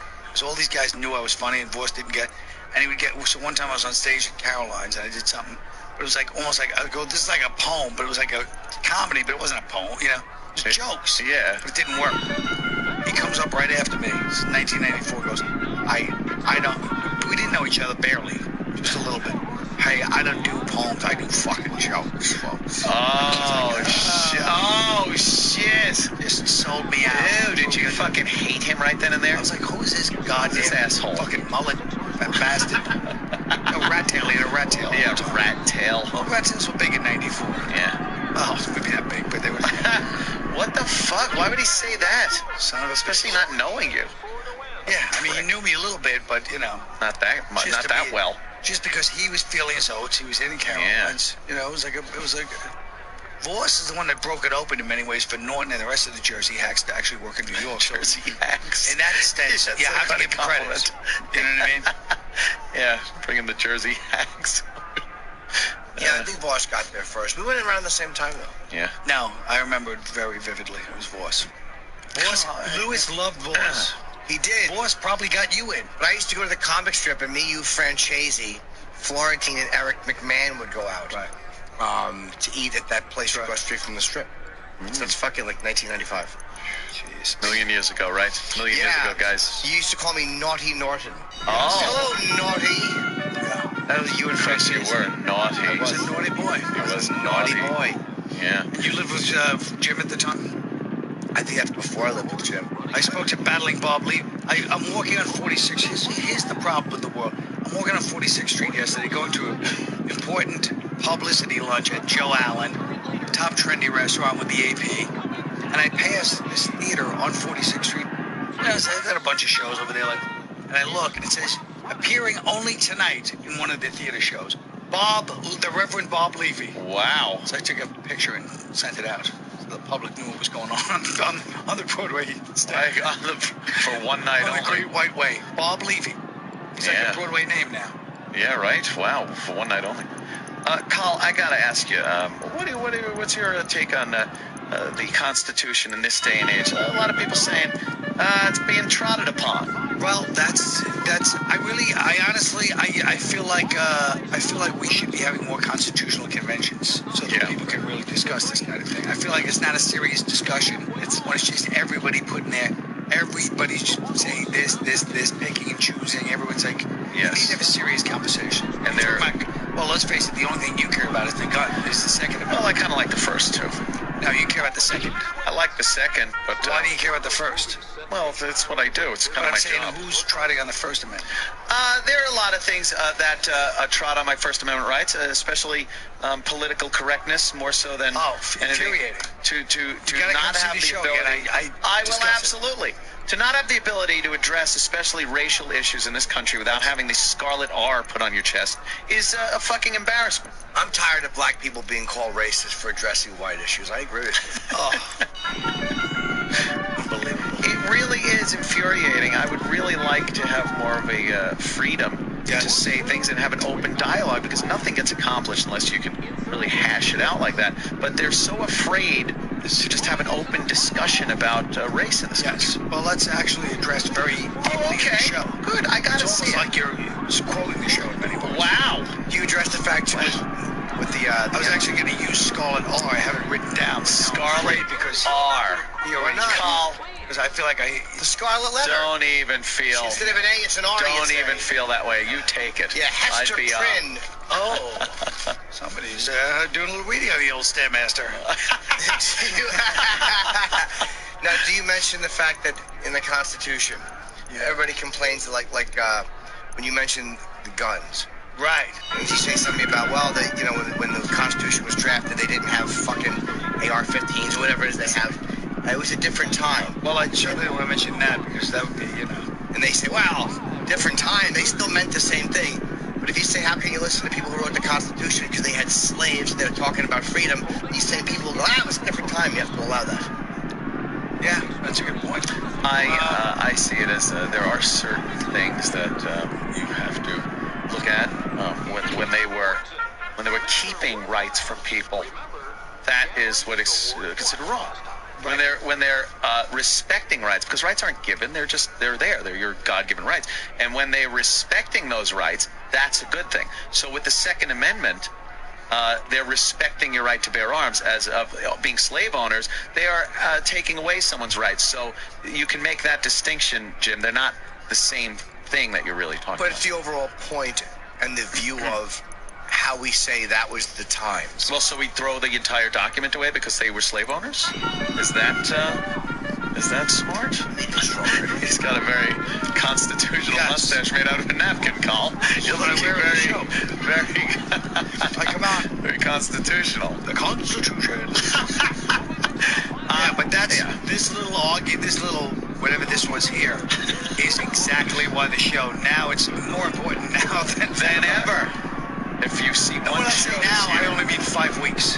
Right. Despite Jim's plans for me to tour all over the goddamn country. Right, he has you everywhere. I'm sick of this thing. I've been doing it a year. Great. 5 weeks and I want to fucking sing it, make some goddamn money, get the fuck out. Well, I want to go see it. And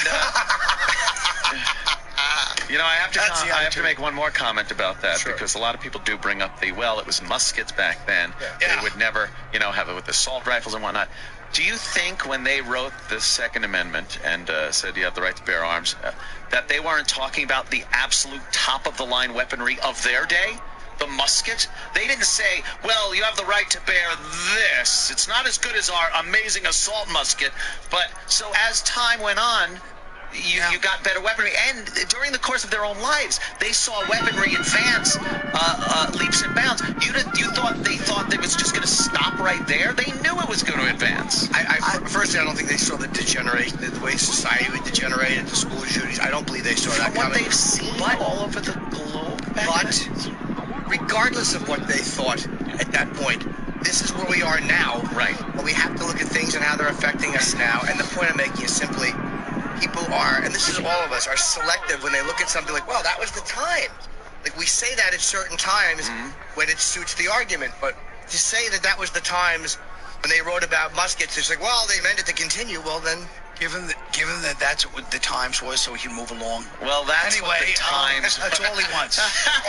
That really is all I want. Is that's that all one he point. wants. All I want you to do is go, hey, you know what, that's an interesting point. And Jim, we can fucking move along. what an interesting point, and I got to agree. It's not about states' rights versus federal rights. Thank you, yes. That's what I'm trying to say. Yes. And the show covers it. Don't worry about it. Okay, good. I'm sitting here going, guys, just come to see the show. Then they can really be. Yes. And you'll be informed. Oh, you'll be totally informed. Yeah. I don't like New York state's rights. I don't like what they've done with the Second Amendment as far as that goes. But they're overstepping their bounds, but it is their stupid right. It's their right. They're right. The states' rights are limited by the Constitution. Right. So I think they're overstepping their boundaries in some respects as far as the Second Amendment goes. I really do. Second, you mean Bloomberg? Yeah, and I think also that they're putting legislation in place that does nothing. When Cuomo wrote into law that you have to have a magazine with 7 rounds of capacity, 7 rounds, 7 bullets, didn't he do enough research to know that they don't make 7-round mags for AR-15s and for a lot of handguns and stuff, that there's only a 5 and then a 10-round magazine? So then they're like, okay, we fucked that up. We didn't even know about magazines when we wrote a fucking law about it. What's that? More unforgettable appearances from the biggest names in comedy coming up. This big world, this big round globe, this theater in the round to me. I'm just here for the show. A very cheap person Thanksgiving will continue on the Opie and Anthony channel.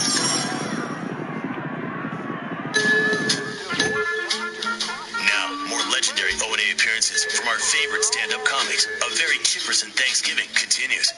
Oh my God, this Daryl Hammond is so weird. Here he comes back and he's talking about his book, God, if you're not up there, I'm effed. What a grody title. After going through a brutal car accident, like, maybe he should pay attention. He was filming a documentary or something, and he was going through trauma therapy. Like, I don't know what this is. He got hooked on crack, okay? Like, I like to say that to people, like, you're on crack. And his comedic performance, like, whatever. He's just grody. Daryl Hammond, how are you, sir? Sir. Oh, yeah. Take a seat. That's from The Wire. That was, remember, Herc, he had a he kept saying he had a confidential informant. Yeah, Fuzzy Dunlap is his name. Oh, right. Fuzzy Dunlap. Yeah, I got this from Fuzzy Dunlap. You know, Steve Earle is in today. He's doing another interview. Oh, no kidding. And I never knew he was a singer. He played Bubs' sponsor on The Wire. I know. Oh, I never knew he was a fucking singer. Right, that guy. I knew he was a singer. I didn't know he was such a great actor. He usually goes over to the Beacon Theater and play with the Allman Brothers who are in town. If a man said headphone volume. Yeah, that's all right. For the love of God. Yeah. Oh, here we go. We're on. There it is. Yeah, we're working. Yeah. What's going on in Daryl Hammond's life? Well, there's this dude, D.A. Pennebaker, you know? He's a documentary maker. Yeah. Make a little documentary of me. What is on stage this weekend at Caroline's playing Fuzzy Dunlap? I love Caroline's. Yeah, this is great. It is great. It's it like is. The best club on the planet. They just fucking... Is it like consistently rated #1 in the country or something? It's gotta be. Yeah, I think so. It's at the crossroads of the world, you know. It's a little dramatic, the intro.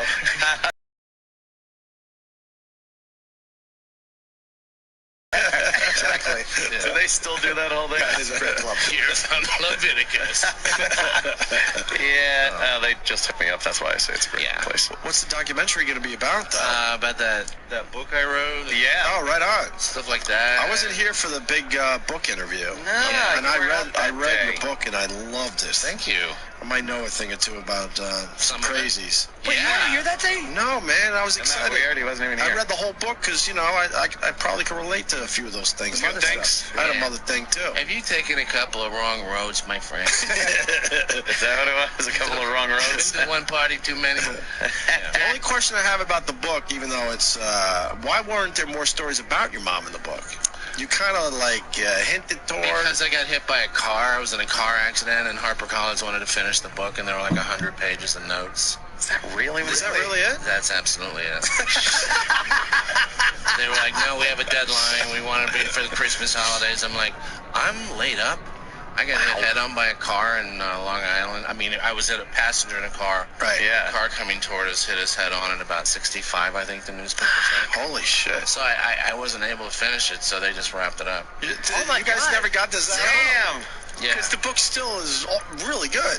Thank you. But I got kind of mad. I'm like, I know he's got a few. Tons of dialogue about my mom. Okay, you're right. Tons of stuff about her. But then I'm thinking you were holding it back for a second book, going, if the first one goes good, I'm going to give you some shit. No, I know. Some good shit for the second. No, I've all scribbled down on a piece of. What kind of notes did they give you? Because my book was different, so it wasn't like as biographical as yours. What were they saying? Like, fix this story, or don't tell this one, or? Well, first of all, I wrote probably, I don't know how, the book is 250 pages or something, and I wrote probably 800. They brought in this young lady, a young writer, a beautiful writer named Liz Stein, and she, turned it into a book. You know, 280 pages. Yeah, they have to edit certain stories and a consistency and stuff like that, but... So why don't we just say you were on SNL? Okay, now we'll move on. Wait a minute. Hold the phone. Yeah. Fuck. Yeah, I mean, I just would hand the stuff in. And then I was in the accident, and I wasn't really able to do anything for a couple of months. So You were really that laid up, huh? What were your injuries? Most bruised internal organs, cracked ribs, dislocated stuff, herniated disc. Wow, damn. They cut you out of the car? No, they didn't cut me out of the car. I let myself out of the car. You did? Yes, I did, because I thought it was going to explode. Oh, well, yeah, you don't want to be part of that. Yeah. I thought that, I was like, well, in the movies, the car always explodes. That's true. I kind of think that could happen. You don't want that. So I know I did manage to get out, yeah. And it's so interesting because it hurt then, and I remember lying on the pavement going, I guess you could die from that. Wow. From it hurting this bad. That wasn't half of what it became in 2 weeks when my organs started to swell. You know, like all my organs started getting large, and it looked like I had a rope underneath my skin. Yeah. Holy Jesus. That's 2 weeks for that to happen? I would say 2 weeks to a month before I really. Oh wow. I mean, I was on Oxycontin. I might have time off. It was an hour. The guy's like, I'm going to give you oxycodone. I'm like, really? All right. Nice. An excuse. Yeah. I mean, that's the terrible thing about having that much pain, though. It just kind of takes it away. You don't get high. It just does what it's supposed to do. It makes it so that you can go to the bathroom a little bit. So you guys were stopped at a stoplight, and the car was coming down the other lane? No, we were actually turning. We were in a lane turning left, and the car was coming towards us, and the person driving me turned into the oncoming car. Holy shit. Oh, and that's like hello to your side right there. Yeah, and I got hit. It hit the right corner. Yeah, that was beautiful. Did you have a belt on? I had a seatbelt on, but it was the airbag that saved me, but also caused the injuries, but it kept me alive. Yeah. Without that airbag, you were dead. Splattered. Oh, wow. Splattered all over the pavement, the windshield, yeah. It's fucking horrifying. And you remember it? Did you see? I almost had an accident once, and it's weird how it unfolded in slow motion. Did you see it, or just all of a sudden you felt it? I was reading my script, because I was in a play on Long Island. I was going to the show, and the driver screamed, "Oh my God!" like that, and I was like, "Really? What?" Oh, wow! And then it was glass and steel. Yeah. Oh, that's terrible. Do you hang out with that? I also said, "Oh my God." Really? You know, you think you're gonna say something really cool, right? At death's door. Something to say, like "Damn the torpedoes, 6 feet ahead." You don't. Oh my God! Oh my God! Shit. Yeah. out with that person anymore? I do. Okay. You aren't mad? Huh? You aren't mad at them? I was for a long time. Okay. I would assume. It was a mistake. Big fucking mistake. Wow. Big mistake. That's a big mistake. I mean, yeah. So now they're gonna make the book into a documentary, kind of. Kind of like that, yeah. Sort of. Yeah, I mean, I got discovered, so to speak, at Caroline, so I guess that's the end. Is it just your stand-up, or are they talking to you off stage and just kind of intersplicing? They'll film stand-up and off stage, and then there's a couple of guys in the book. Eddie the cop that was so prominent in the second half of the book is coming, and it'll be pretty cool. Are you doing there's always a paperback edition. Has that come out yet? I had a paperback, but Hurricane Sandy came and all 12 interviews got canceled.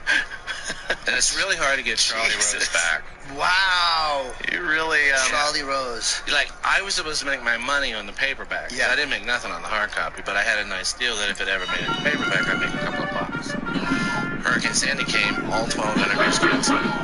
So, gosh, you should want this book out. Well, look, what was the original title? If there's a God up there, I'm fucked? Yeah. No, God, if you're not up there, I'm fucked. And it's interesting to me because I was raising money for special needs kids in Monroe, Louisiana, which, I mean, they paid me a nominal fee, don't get me wrong, but I was doing that. So they said, you know, maybe he should do a book signing. Now, remember, God and fuck in the same title is blasphemes one of the commandments. We're in the Bible Belt. I signed no copies of my book in 4 hours. I signed almost 50 copies of 50 Shades of Grey. Wait. Absolutely a true story. You were sitting in this book signing. No one wanted to sign no one wanted my smut on their coffee table. No one showed up for the signing? They were there, but they were there for 50 Shades of Grey. They didn't want my book. And they wanted me to sign 50 Shades of Grey. Which is really strange. Sitting there with no one. I've had a few slow signings too. Where you start talking to the person. You sign a long autograph. Hey, Frank, thanks for coming. You know, you really like the detail. Yeah, I remember a few of those. It's looking at me. We've had a few of those. It was kind of silly. And I had tried to say, you know, it's in the United States, in a Judeo-Christian society, you can make fun of a member of the flock, but not the flock. And to the flock, the Ten Commandments is the flock. Yeah. And you can't do that. And so that was blasphemed on the cover. I mean, you know, I couldn't get into Target with my book. I couldn't get into the airports. I couldn't get into Walmart, which is kind of if you're selling a hard. Did anybody tell you, like, hey, maybe you should... No, change the title. Because you would have changed the title. Of course. I didn't want that stupid title. Oh, my God. So it hurt you, and there wasn't even something you needed. I care less about that damn title. I was in jail in the Caribbean, and I couldn't think of nothing. I wanted to pray. I was so scared. I was like, maybe praying, maybe that sort of stuff works. And I was like, maybe there's a God, and I'm hoping there's a God. And that Caribbean story was frightening. You know, and I was like, I guess if there's not a God, I'm in a lot of trouble. In a manner of speaking, I'm fucked. Hey, that's a good title. They put that in the transcript, like, there's your title. I'm like, really? Because I know in stand-up, if you offend Moses or any of the leaders of the movement, that your show's over. That just doesn't pertain to books. Oh, wow, yeah. Whatever. Who came up with the title? Was someone in the company? Yeah, it's weird, the stuff that they should have known better, especially if they wanted to get you in the airports and all these other places. Well, they didn't want to. I think they wanted to sell it online. It became a bestseller online. Did it really? Yeah, it did. But that's because of Dr. Phil. Oh, you did do something with Dr. Phil, right? Yeah, I mean, he plugged it so hard it became a bestseller. Yeah. I owe it. I mean, it would not have been anything without him. See, I always disliked Dr. Phil, but I guess if he takes care of you and if he did the right thing by it. Yeah, I don't know him that well. I think he's very colorful and interesting, but I mean, he liked the book and he had me on, and all of a sudden it's all it takes. Not that I made any money. Did they say to you too much mother stuff? Like, was that one of the notes they gave you? Like, no. They wanted more mothers. That's the reason. The reason for the book was my mom. Okay. That was the interesting thing, and also Saturday Night Live. So yeah. It's just they had a deadline, and they had, thankfully I have this brilliant young writer named Liz Stone. It's like, I can imitate your writing. And she did. She finished it. Yeah. Wow. So you got a stroke of bad luck and good luck. The fact that it was finished was lucky because you could have been killed. But the bad luck was the timing at the end and the fucking paperback. That stuff happens, right? It stinks though. Fucking the paperback is worse. The fact that you didn't. Hurricane Sandy, yeah.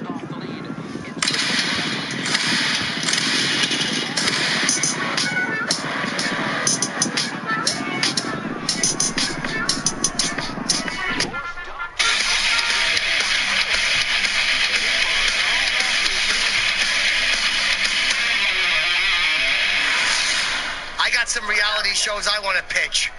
I mean, I don't really do much of reality TV, but I'll listen to your pitch. Animals are funny. We follow a bunch of small dogs around, and then just as they're about to make, just as they're about to make on the lawn, we blow an air horn and scare them. Don't you think that's kind of mean? Hold on, we blow the air horn and scare them into running out into the road. Just as they're about to go to the bathroom, when they're looking up, you know, trusted and shit, you go. And then they run out into the street, and you get screeching tires. With dull thud.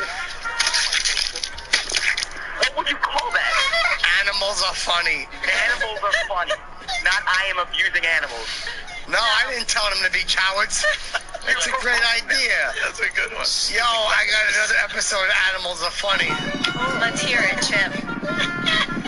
This is pretty chill. Maybe we hang out with like a goose or something, and we make him eat pate, and then we go, yo, cuz, you eating this fucking your own liver and shit, you stupid cranky goose. That's terrible. That's terrible television. No, it ain't. You ever watch a goose spit out food? That shit is funny as a mug. I put a firecracker in a goose's mouth once. What do you think of this idea? Funny pranks to people in wheelchairs, like putting tacks on their chairs and popping their tires. And then we start a fire and we just like push them into it and they got wheels.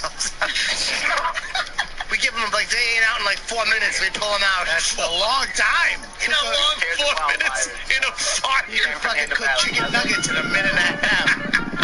Is that murder? I think that's murder. Allegedly. No, we tie a rope to it and then pull them out. But I realized after the first episode was not the best choice. A chain might have been better.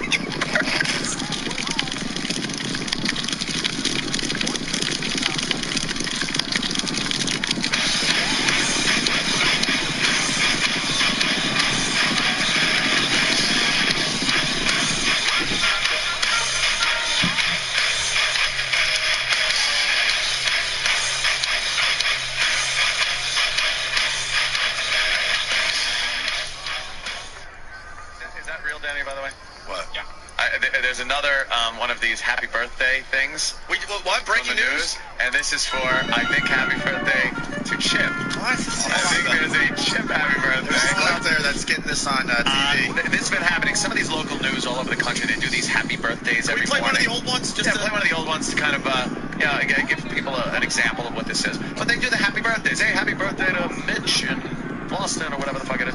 And a lot of people like sneaking in Jimmy's characters from the show into these birthday wishes. So they send them in, and the news people actually mention it. And it's not just happy birthday. They mention like who's wishing him a happy birthday. Very inside. And it's just people from the inside. show. A lot of show It really references. is Very inside completely shit. inside. Here's one that got on the local news. This is an older one. It is birthday time. It sure is. Happy 12th birthday to Michelle Toulouse. Birthday wishes from Mom, Dad, Melanie, Joey, Casey, and Rascal. Happy 7th birthday to Connor Peterson. Birthday wishes from your fishing buddies, Lacey and Scott. Oh my God! How do they not know that? I know. That is the worst one I've ever heard. It really is awful. Connor. Come on. Lacey and Scott. Fishing buddies. Lacey. Connor Peterson's a famous name at this point. Yes. Of course it is. If you don't know, then the fishing thing. And Lacey and Scott. Happy birthday to Abraham Lincoln from the Wilkes Booth family. How about happy birthday to 6 million that you from Uncle Adolf. Can we play another one? Oh, God. That really is silly. Connor Peterson. Let's meet our champions right now. Happy 46th birthday to Terry Brookins. She likes to dance, play golf, go on vacation, and dreams to go on a cruise someday. Happy birthday from Rick, Kaylee, and Ross. Happy 10th birthday to Danny Benoit. He likes to play Xbox, lacrosse, and just talk on the phone. Happy birthday, Danny, from your wrestling chums, Vinny, Christopher, Eric, Sam, Greg, Tony, and Uncle Paul. Do you know that one? No, I don't know who that is. Chris Benoit strangled his family to death. Chris Benoit. He was a wrestler. The wrestler thing. His son strangled his own fucking son. It's one of the most horrific fucking stories in the last That's how 5 years. dumb these, and he says from your wrestling to bring it all together. That's how dumb these newsreaders are. They don't know anything they're talking about. It's like the serial killer who wants to get caught. Just lingering around after the murder. Somebody arrest me. The arsonist that stands by the fire truck, watching him put out the fire. Aroused. Yeah. He's the only guy standing there with half a heart on. And Ron smelling of gasoline. Asking too many questions to the fire chief. This guy must have been real smart, huh, chief? It's like fishing for compliments. Right. I'm David Berkowitz. You're murdering a couple. Stay away from the fire hydrant, you fucking idiots. Oh my God! Is there one more? Yeah, let's play one more before we get to the new one. Time now for birthdays on the 7th. Turning 7 years young, Nevaeh, that's right, Stern. She is a little piece of heaven. Likes Hannah Montana and likes to help others. Nevaeh, happy birthday to you. And turning 77 years young, Paul Hargis enjoys playing patty cake with all of his grandchildren. And hey, this is the best part. He enjoys watching First News every day. Thank you, Paul, and a very happy birthday to you. It is 6:12. I'm not 77, I'm 57. I sound like an older gentleman. But you do like playing patty cake. Yes, I do. Oh, we got a brand new one. So this is a brand new one. I guess Chip making his birthday debut. Chip's a good boy. God bless this guy, whoever he is. Right here. Young Billy's good to see you. See you too, Uncle Paul. Sounds like a plan. Thank you. Christy celebrating today. Kelly Elizabeth Michaels is turning 6 years old. Happy birthday, Kelly. Love, Pop. Lyle Chip Chipperson is turning 37 years old today. Best wishes, love, Uncle Paul, Greg, Tony, Ted, Edgar, Jim, and Steve from Yellowstone. If you have a birthday wish you'd like to get here, Edgar. He threw Edgar in. The picture, I swear, it looks like a fucking mugshot. It's so obviously a mugshot. The guy's got a hell of a mullet going. Crazy ass mullet going. A crooked mustache. He's got like fucking inbred face. Almost like he's No eyelashes. No eyelashes. What the fuck? This guy, he won't be doing any modeling and doing nothing. That's right, Chip. Holy no! You gotta fucking get that up online so the people can see. How do you not know looking at that fucking picture? Boy, they must have had no other birthday wishes. Can you play the names again, please? The names are great. There's 30 of them. Steve from Yellowstone. Jesus. There, send it to me. Happy birthday, Kelly. Love, Pop. Lyle Chip Chipperson is turning 37 years old today. Best wishes, love, Uncle Paul, Greg, Tony, Ted, Edgar, Jim, and Steve from Yellowstone. If you have a birthday wish you'd like to get on the air, just send it to the address on your screen or log on to pahomepage.com. We ask you to send it in at least 2 weeks in advance. What do you think that guy did? That guy, that haircut, that's anywhere from like shoplifting to molestation. Yeah, I'm thinking domestic. The mullet is always good for domestic assault on a wife or girlfriend. Or molestation, yeah. That's unbelievable. Very good. Wow. That was very fucking goddamn. I love when those come in. Just so fucking wonderful. They just put those dumb newsreaders in their place. Do a little research. Stupid. Fucking Google the name. Google the name Lyle Chip Chipperson. I can say it. I'm just saying, haven't you guys been talking about this? Yes. I would think that the bit would be over the second you say it on radio. Look at our door. Yeah, see? Look at that. Those are all the screen caps. Real happy birthdays.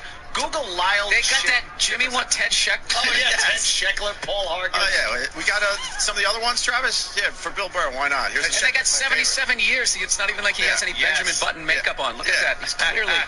Here's another one that got through, Bill. First, happy birthday to you. We've got some great ones to celebrate. Celebrating on February 1st. I think Jimmy's celebrating birthday today. Yeah, Captain Jimmy Nordenberger, we're told. It's his birthday, if you know Captain Jimmy.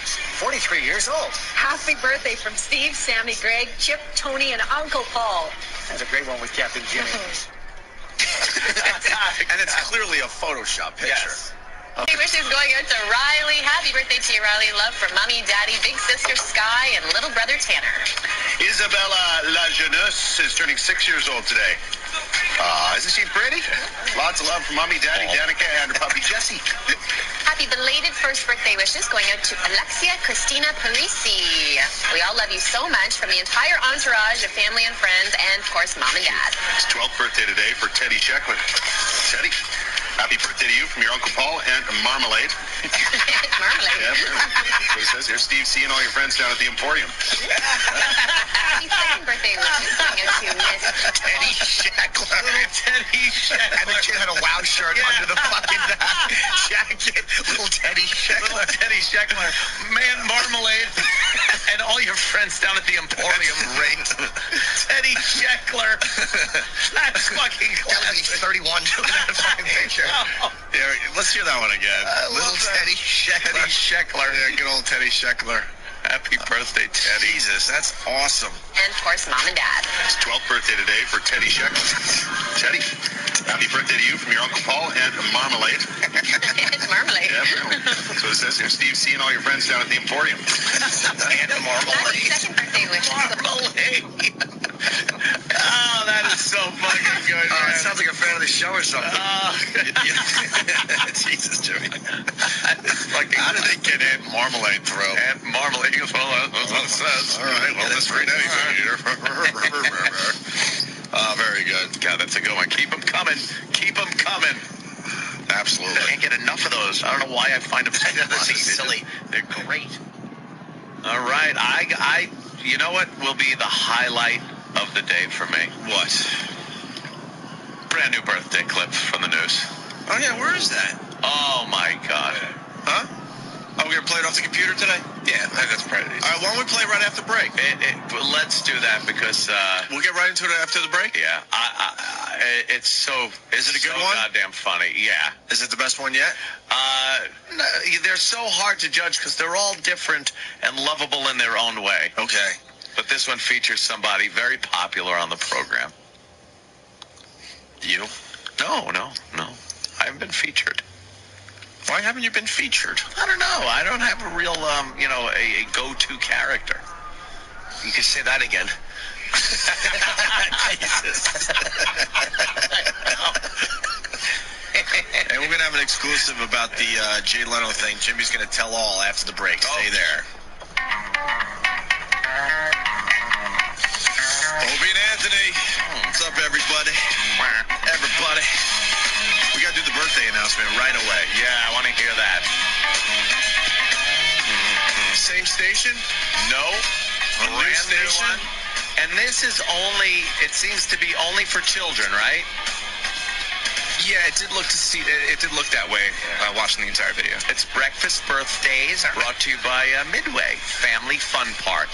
So what they do is they just have little kids' birthdays. Okay. So sometimes, the age might seem a little funny. Yeah. But believe me, it fits. All right. It's funny. One to add to the collection. Hit it. Today, sharing the day with you, with Tony, with Elvis, all the big hitters celebrating today. Yes. Here's Christian. 9th birthday for Christian. Lots of love from Mommy, Daddy, Luca, and all your friends at Pope John, the 23rd school. I think it's 23rd. Did I do right? Yeah. Is that right? Yeah. Have a fantastic day and exciting birthday party. I know because our producer Kent Manning told me this morning. Oh, did he? I was like, what is that? Okay, good. Happy 4th birthday wishes going out to Riley. Happy birthday to you, Riley. Love from Mommy, Daddy, big sister Sky, and little brother Tanner. Isabella La Jeunesse is turning 6 years old today. Isn't she pretty? Lots of love from Mommy, Daddy, Danica, and her puppy Jessie. Happy belated 1st birthday wishes going out to Alexia Christina Parisi. We all love you so much from the entire entourage of family and friends, and of course, Mom and Dad. It's 12th birthday today for Teddy Sheckler. Teddy, happy birthday to you from your Uncle Paul and Marmalade. It's Marmalade. Yeah, so it says here, Steve C and all your friends down at the Emporium. Happy 2nd birthday wishes going out to Miss Teddy Sheckler. Teddy Sheckler. And the kid had a WoW shirt under the fucking jacket. Little Teddy Sheckler. Little Teddy Sheckler. Man, Marmalade. And all your friends down at the Emporium rate. Teddy Sheckler. That's fucking classic. 31 doing that fucking picture. Yeah, let's hear that one again. Little Teddy Sheckler. Teddy Sheckler. Yeah, good old Teddy Sheckler. Happy birthday, Teddy. Jesus, that's awesome. And of course, Mom and Dad. It's 12th birthday today for Teddy Sheckler. Teddy, happy birthday to you from your Uncle Paul and Marmalade. It's Marmalade. Yeah, apparently. So it says here, Steve C and all your friends down at the Emporium. And Marmalade. 2nd birthday wishes. Marmalade. Oh, that is so fucking good, man. It sounds like a fan of the show or something. Jesus, Jimmy. Fucking How did they get Aunt Marmalade through? Aunt Marmalade. He goes, well, That's what it says. All right, well, just read anything here. Very good. God, that's a good one. Keep them coming. Keep them coming. Absolutely. I can't get enough of those. I don't know why I find them so funny. Silly. They're great. It's Taco Bell's new double steak grilled cheese burrito, covered with melty cheese that's grilled on top. Let's go to Andy from Cleveland. Andy. You ever notice when a body's buried, you cut the feet off, and the religious family gets mad at you? You ever notice how a body smells when you put your fingers in his hiney after he's been rotting in the sun or the woods for a week? You ever notice that I belong in a coffin even more than that body does, and yet I'm still talking? You ever notice? All right, already. No. We don't notice anything. I haven't. I'm too busy fucking girls. Thank God you're there to notice everything, because I haven't noticed nothing in my life. Jesus. You ever notice that Ed Bradley's family didn't say anything? We did the same thing to him. We cut his ear off and put his earring on the lid. You ever notice? I'm Andy Rooney. You ever notice you've never seen me walking? My asshole has actually been stuck to this seat since 1973. You ever notice that? I like watches. I talk a lot about watches. When the big hand's on the 12, I've just shit my pants. And when the big hand's on the 4, I've just pissed on myself and grabbed my wife's breast. Then I realized it's her knee. Do you ever notice when someone turns around in bed like Oscar Madison, you put your penis in the wrong hole? Do you ever notice that? Enough with your stupid observation. Oh, he's the worst. Man's a fool. Hello? Hi. I'm sitting here like, okay, faggot, what's next? And why do they have to use something expensive like formaldehyde? Why don't they just fill the body with stuffed newspapers? Well, no, and the day he shows me the room, there's this urn for ashes. Why do they call it an urn? You didn't do anything but die to get it. You ever notice they rename things improperly? You ever notice when they want to call something, they spell it differently? Why isn't it an E-A-R-N? Jesus Christ. Holy shit. Why do they call it a satin pillow? Shouldn't it be a lion pillow? Because that's what you do in a coffin. You don't sat. You don't sit in a coffin. Unless you're me. And you've been doing it for 25 years. You ever wonder why they call it a coffin and not a sneeze-in?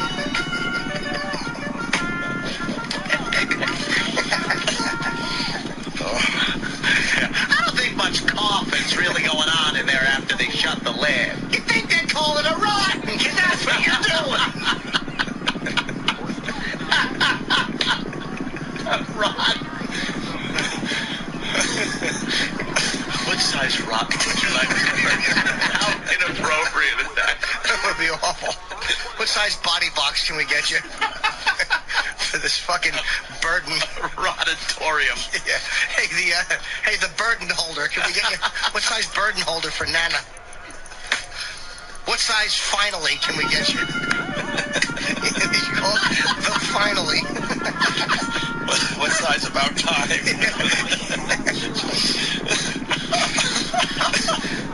By the way, Jimmy's Andy Rooney impression made me laugh so hard. I just fucking just blowing farts for the last 5 minutes. It's horrendous over here.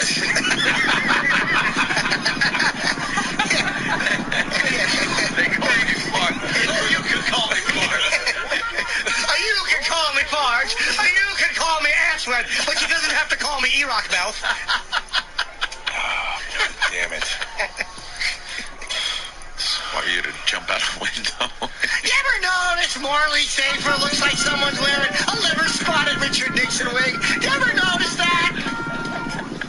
Anything? Yeah, the problem with infrared is that they can use it.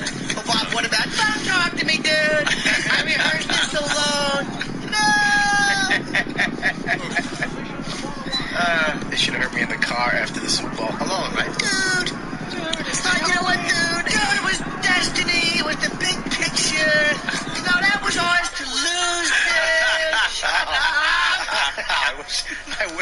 wish you were false, but you're absolutely right. Of course I'm right.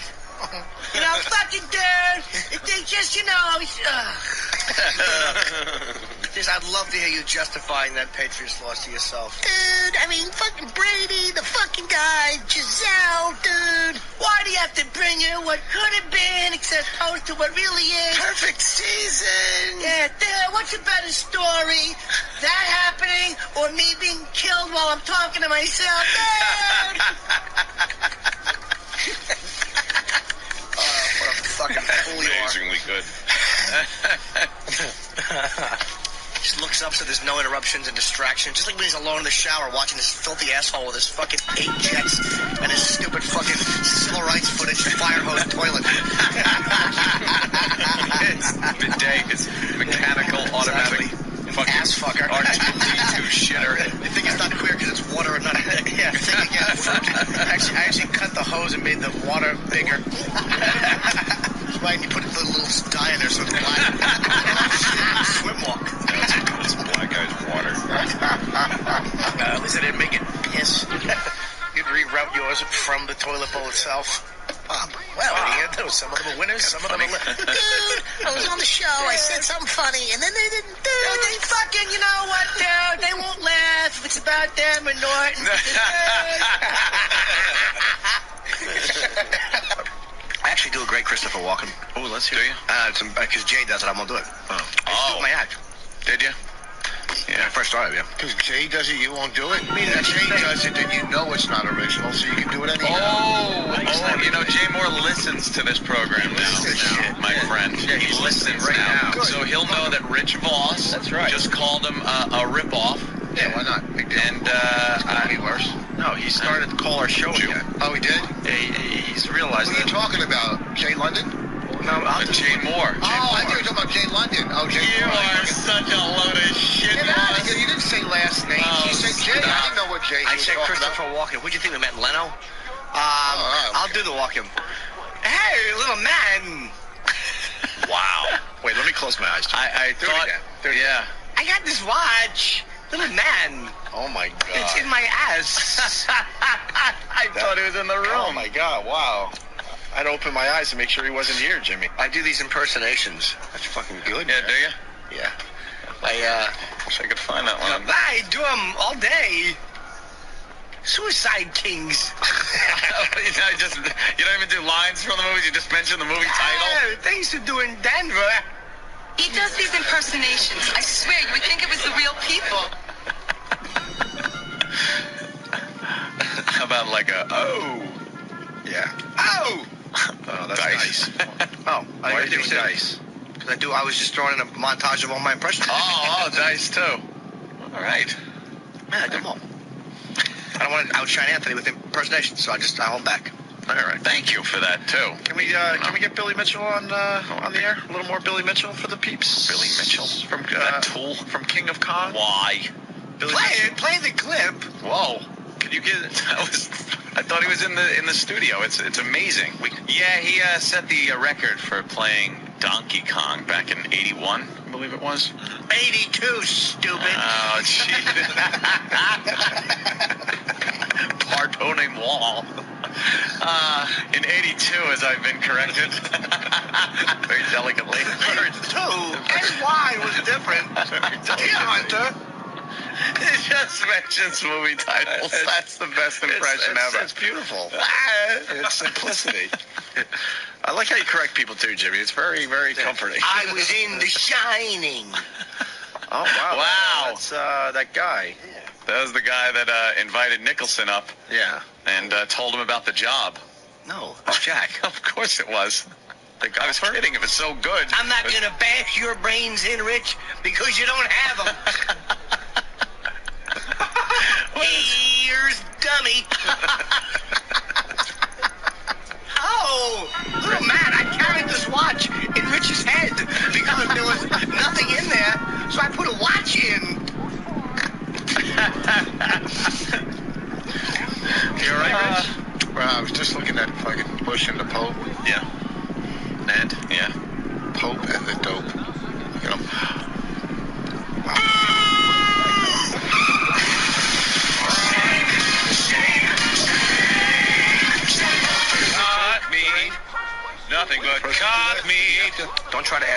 questions in the middle of your humiliation. Now go home and get your fucking shine box. You know. Wow. You know, was you talking to me when you said that? Was you talking to me? Oh, wow. I'm a raging bull. It's De Niro. Wow. It's This guy does a De Niro. It's amazing. That's right. He's talking to me. I'm a taxi driver. Wow. From Taxi Driver, I think. All right, let's do. That's great. Put the clip on. Do it. All right, we're doing Billy Mitchell. So Billy Mitchell Goes back and forth, too. held the world record for Donkey Kong. Set it in 1982. I hold King the of world Kong. record for axe killings. Nicholson, Of course. from The Shining. Yes. Kyle. Cameron Crothers. Oh, that's Killed with all the, good. I didn't mean to interrupt. I was. Wait, hold on. I think Jimmy's one of his great impressions. Who? We're very privileged to have. Robert De Niro here. Oh, see? Wow. I like how he gets that right out of the way so there's no questions. You knocked me out. Raging Bull, I knocked me out. He Well, actually let's does see. that good, though. Let's see what my friend Joe Pesci's doing. Oh. There, you play that clip, you prick stuttering you. Play that clip, you motherfucker. Well, Bob Kelly. Dude, I broke my knee and my cancer wing fell off in JFK, dude. I was sucking Tommy Lee Jones's cock at a party and they had pictures of it. It was a mystery wrapped in 500 pounds of fat in an enigma. JFK, Bob. Just fucking kill yourself. Too bad there's no you at the end of... We know, that's why I was saying it. Oh. Wow, you can even do it with food in your mouth, Jimmy. I like to eat in true romance. Right, you were in that. Asshole. Colin Quinn, I was just wondering. Colin Quinn impression. Buffalo wings. Gordon.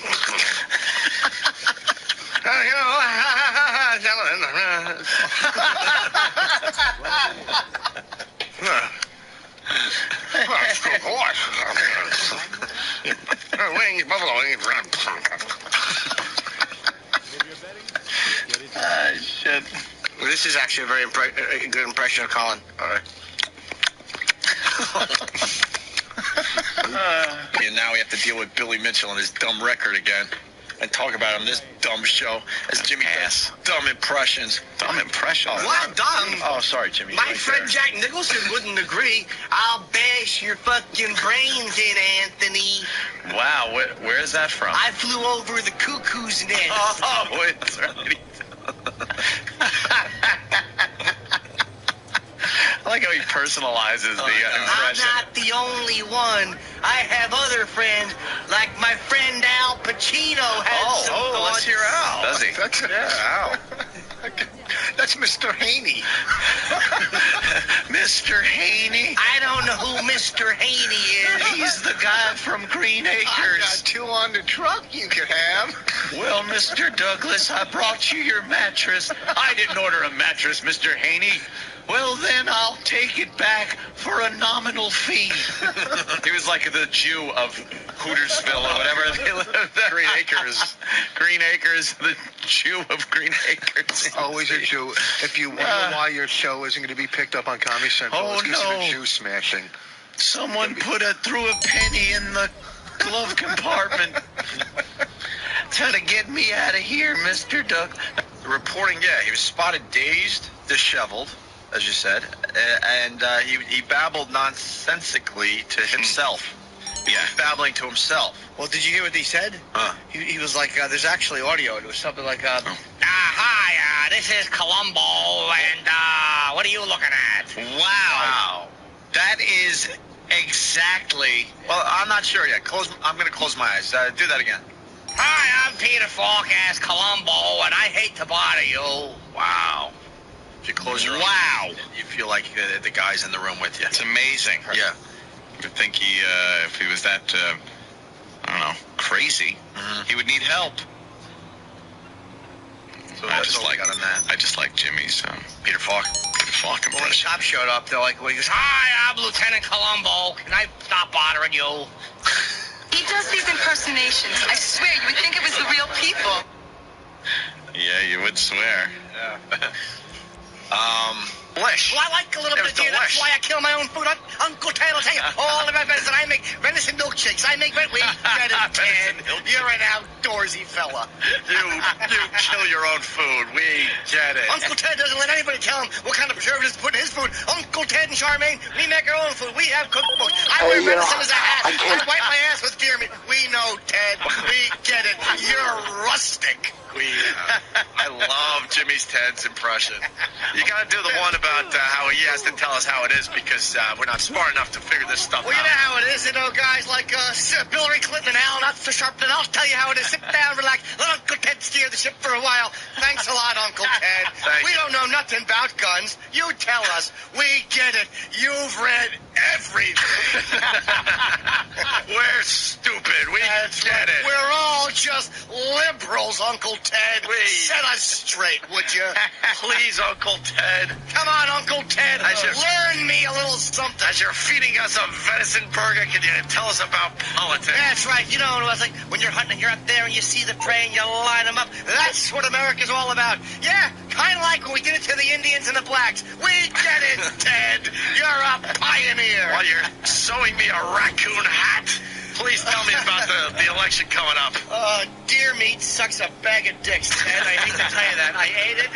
It was like a heart when it was meat. I ate a fucking meat heart with lettuce wrapped around it. Here's your meat heart, sir. Shovel it into your asshole, because that's how it's going to be in 25 minutes. That's how I should have eaten it. I should have gotten on my back and put my legs up in the air, and they should have mallet pounded it into my asshole, so I could have went and shoved it right back out and saved myself the indigestion. I think they have a shit factory in the kitchen where if you ate the venison lettuce wraps, they give you an opportunity to save 10% on the bill if you just go in the back room and shit it out for the next person. Shit. Because no one will know the difference. You can get it on the lettuce. You get 10% off. That's why they can just reserve it. I like some venison on some lettuce, but I don't like lettuce because the Mexicans pick it, and they're not American. Let Uncle Ted's. All right, Uncle Ted, we get it. You're a patriot. Thank you very much. All right, just sit down, just sit back, put my feet up, a little overconfident considering I'm a hillbilly who plays the guitar. Come on, sit down and play Cat Scratch Fever. Uncle Ted will straighten you out. Let me get it, Ted. You have a gift. Let me tell you why we should shoot everything in sight. God. What about cop killer bullets? Cop killer bullets, there's no such thing as a hollow point of bullet. All right, Ted, we understand. Can you let us have 1 point, please? Right. He won't allow it. He won't allow 1 point. Ted won't allow it. Well, don't sometimes kids accidentally kill themselves? No, that's just the big myth. They're killing themselves. It's actually liberal books that are falling on their heads. The guns are actually stopping them from killing themselves. Sit down, Uncle Ted. We'll straighten you right out. We get it, Uncle Ted. It's all the Jews.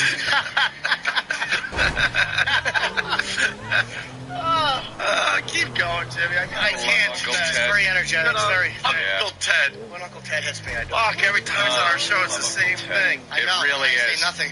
We like him on the show. We do like him on the show. I happen to like Nugent a lot. He called me a liberal one time. I know. Dumbbell. We just have an observation. He assumes because you're in the media in some way, shape, or form that you're liberal, and of course you're more liberal than him. So who isn't? Exactly. So it's like you're a bleeding heart, left-wing, liberal ass. Well, we would talk about that, and then he was talking about Iraq, and I like to go over there and shoot the big AR-14. I'm sure you do. But then he said something about, you've never been there. I'm like, well, yeah, I have. You know, I was in the fucking C-130s over in Iraq entertaining troops, and then he kind of backed off. Like, oh, okay. Oh, but you didn't go out in the combat. You didn't go out in the battle zone, did you? Uncle Ted was out in the battle zone. Yeah, I'm sure Uncle Ted was. Uncle Ted's very famous. They wanted to be around Uncle Ted. Nephew Jim is not as famous, so Nephew Jim just showed up and got on the plane and sat there like the little liberal commie pinko that he is, and entertained the troops for free. But they paid me in rubles and other Russian things because I'm a commie. Get it, Uncle Ted? But Uncle Ted was playing paintball with the local. He certainly was. Uncle Ted gets paid in red, white, and blue things, whatever they are. Give me a flag, I'll wrap it around my head and fly home by myself, because I'm Uncle Ted and you're a commie-loving Jew. And he can't relate to the average man because he talks about how we should all be able to shoot our own fucking food. It's like, dude, we don't live on a 1,000-acre farm like you do, you idiot. Blast a friggin' rocket off. Half of us are lucky to have going to land on your property. Half of us are lucky to have a quarter acre. I mean, God. Listening to Nugent talk about hunting and guns is like listening to Gene Simmons talk about women. Yeah. It's like your view makes sense, but for the majority of us, it is unattainable and unrealistic. All you have to do is walk up to the woman and say, I'm in KISS. Oh, really? Really? Is that all? And then what? And then she fucks you. You know why they Oh, good. Well, I'm not in KISS. And he's telling them, douchebag. Just be honest about wanting to sleep with different women. Yeah. Okay, fine. When I have $250 million in the bank, I'll tell a girl I'm dating. Believe me, I'll tell my girlfriend, I'll be back in an hour. I'm going to fuck someone. And when she says, what? I'm like, you heard me. Read that statement from Bank of America. I'll be fucking someone. And when I get back, I want you to smell my dick. Would you do that, honey? Sister. Read $250 million? Okay, yeah. She'll clean it with her fucking stupid tongue. Well, here's the sand pit. So we're at this farm. No fingerprint expert. He has certain weird clipped words. Yeah. Clips. And now, I guess the next stage of this bit, people are finding Quincy clips that they think are ridiculous or funny or whatever. And it's not supposed to be funny because it was a drama. It was a drama. No one really realizes that this show had credibility. It was a serious show, and it was on the heels of The Odd Couple. It was after he had left The Odd Couple as Oscar Madison, so it was kind of odd to see him in a drama. There was some comedic moments and comedy elements throughout the thing, but basically it was supposed to be like a serious show. Right. And at the time, I don't know how, but it was. Now, though, you listen back, and it's like, this is horrible. It stinks. And when Quincy would talk, he would take his thumb, and he would take the other four fingers. Picture going, Mamma Mia. Right. The way you do your fingers from Mamma Mia. That's how he would talk. Like, he would, even when he was just talking casually. He's a harder guy to do when he's not angry. Yeah. But he's always wearing a dick sweater or some fucking Iranian president members only jacket. And then, is this the punk rock clip? Yeah. He wants to talk to a bunch of punk rockers. This stinks. It's almost a parody of a show that stinks. Oh, it's yeah. So bad. Yeah, it's so completely bad. He's in a punk rock bar. You want to play the first clip, even though it's slightly long? I mean, the punk rock clips are the big get here, but the first clip's funny because the over-the-top caring is like, why would you care about the answer? Right, it's the one we listened to earlier. Yeah. Well, let's start with this clip from Quincy way back in the day, and then we'll get to the punk club. Punk club. I can blow them up even bigger if you want, Quincy. No, thanks, dude. You can blow them up the size of an olive, but we still wouldn't get a clear print out of it. Clear print. This isn't my day. Not your day. What problem are you having? Those overlapping prints we found on the ice. That was some of Steve's acting right there. Not your day. That was his fucking awful boss. John Aston, his real name was, I think? I don't know. He had that fucking dumb mustache. What was his name? How'd your parents die? Yeah. I don't know. We haven't done an autopsy. He look blown up as big as an elephant. What's my problem? You're in my fucking house. I'm not going to get a clear print. Clear print. Yeah, listen to the Steve acted by the other guy. This isn't my day. Not your day. What problem are you having? Those overlapping prints we found on the ice. Days? Well, what about them? We blow them up, hoping to squeeze some more information out of them. No such luck. Now, Quincy, maybe there is a way to unscramble these prints. It's like trying to put the toothpaste back into the tube. There isn't a fingerprint man alive who'll get a positive ID based on what's here. Not a man, but a machine, maybe. Machine? I had visions of buying one till I looked at the price. Remember that computer show I went to in May? At the convention center? Yeah. Who cares where it was? At the convention center? No, the arena.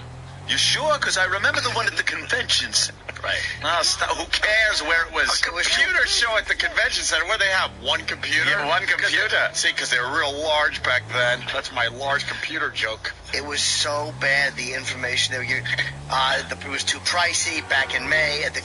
Who gives a fuck. Just a machine. What, computer? A machine? I was gonna get one, but it was a little too pricey. Oh, you a Jew.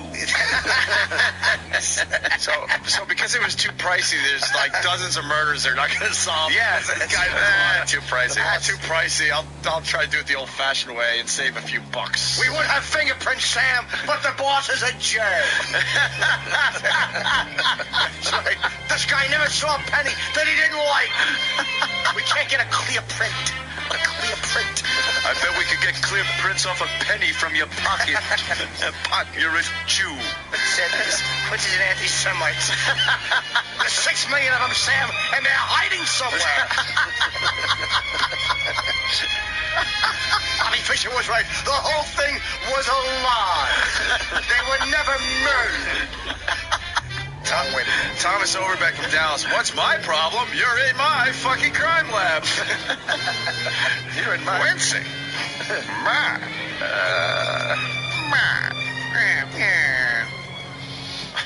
This plot was murdered. Here, let's go back to this clip. To a May at the convention center? Yeah. Quincy, they had a graphics computer that could take 2 combined pictures and separate the images. No. Do you remember who was displaying it? But I was too cheap to buy it. Too cheap? Oy vey, Quince. Right. Do you remember who was displaying it? Comtow. Maybe I'll just give them a call. Got some modern computer equipment there, huh? Help Quincy out. Right, no. It could actually separate 2 sets of fingerprints and play Pong at the same time. The student attended private poly prep country day school where Catilla was a part-time volleyball coach. The abuse came to light when the teen's mother started asking questions about a hickey on her neck. Oh, shit. And she confessed to sexy sessions with Catilla between January 4th and 9th. Holy shit. Why would you leave a hickey? Don't leave a hickey, you dummy. Yeah, what's wrong with you? God. Exactly. Who was she fooling around with? Stockard Channing in Greece? A hickey from Kanicki. It's like a Hallmark card. This next line's great. Where Stockard Channing. Was she 50 and that? It's amazing. The fucking Zelda from Poltergeist is a more believable high school student. Right, look who it is. My new high school mate, Jack Klugman. We gotta get to gym class. We're gonna be late. Quick, Zelda. Go grease lighting. Burn it down a quarter mile. Abigail, can't you see? Stranded at the coroner's office. Branded a fool.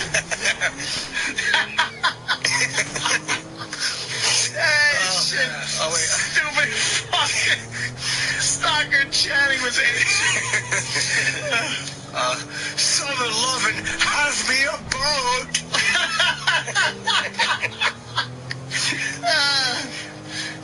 Summer lovin', she had no ass.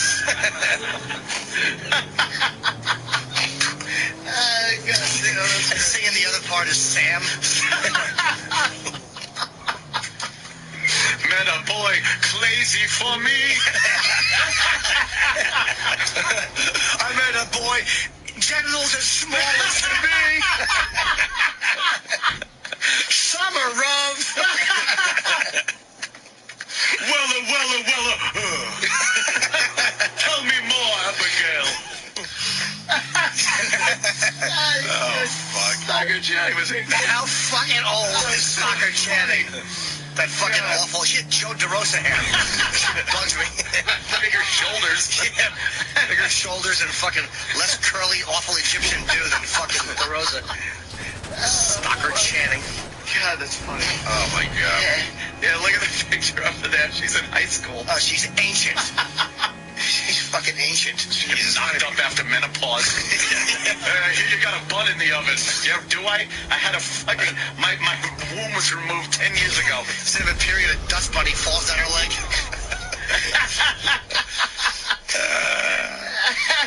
Shit. Getting back to the hot story, a complaint filed in Brooklyn criminal court says the teacher... Getting sock ladies. You're burning up the quarter mile. That's Quincy, and behind him is Sam and fucking Detective Monahan and Mr. Aston. Whatever that creep's name was, the mustache. He's wearing a fucking members-only jacket pointing. You're the one that want. You are the one I want. Let's go to the Shake Shack. On an all-new house with guest Lonnie Hazard. Right. House has to find out why Lonnie keeps humping the patients. Why patients are coming with any problem all of a sudden need sphincter repair. Or he's on St. Elsewhere, and he treats Ed Begley's face in a way that no man should. I'm going to go with your house thing. Wouldn't house have to rebuild the sphincters with some part from some other... Oh, of course, from a child or something. Damn it, I got to save one of them. Right. House. All right, Lonnie Hazard, come here. Stupid house. Show's still on. Sam.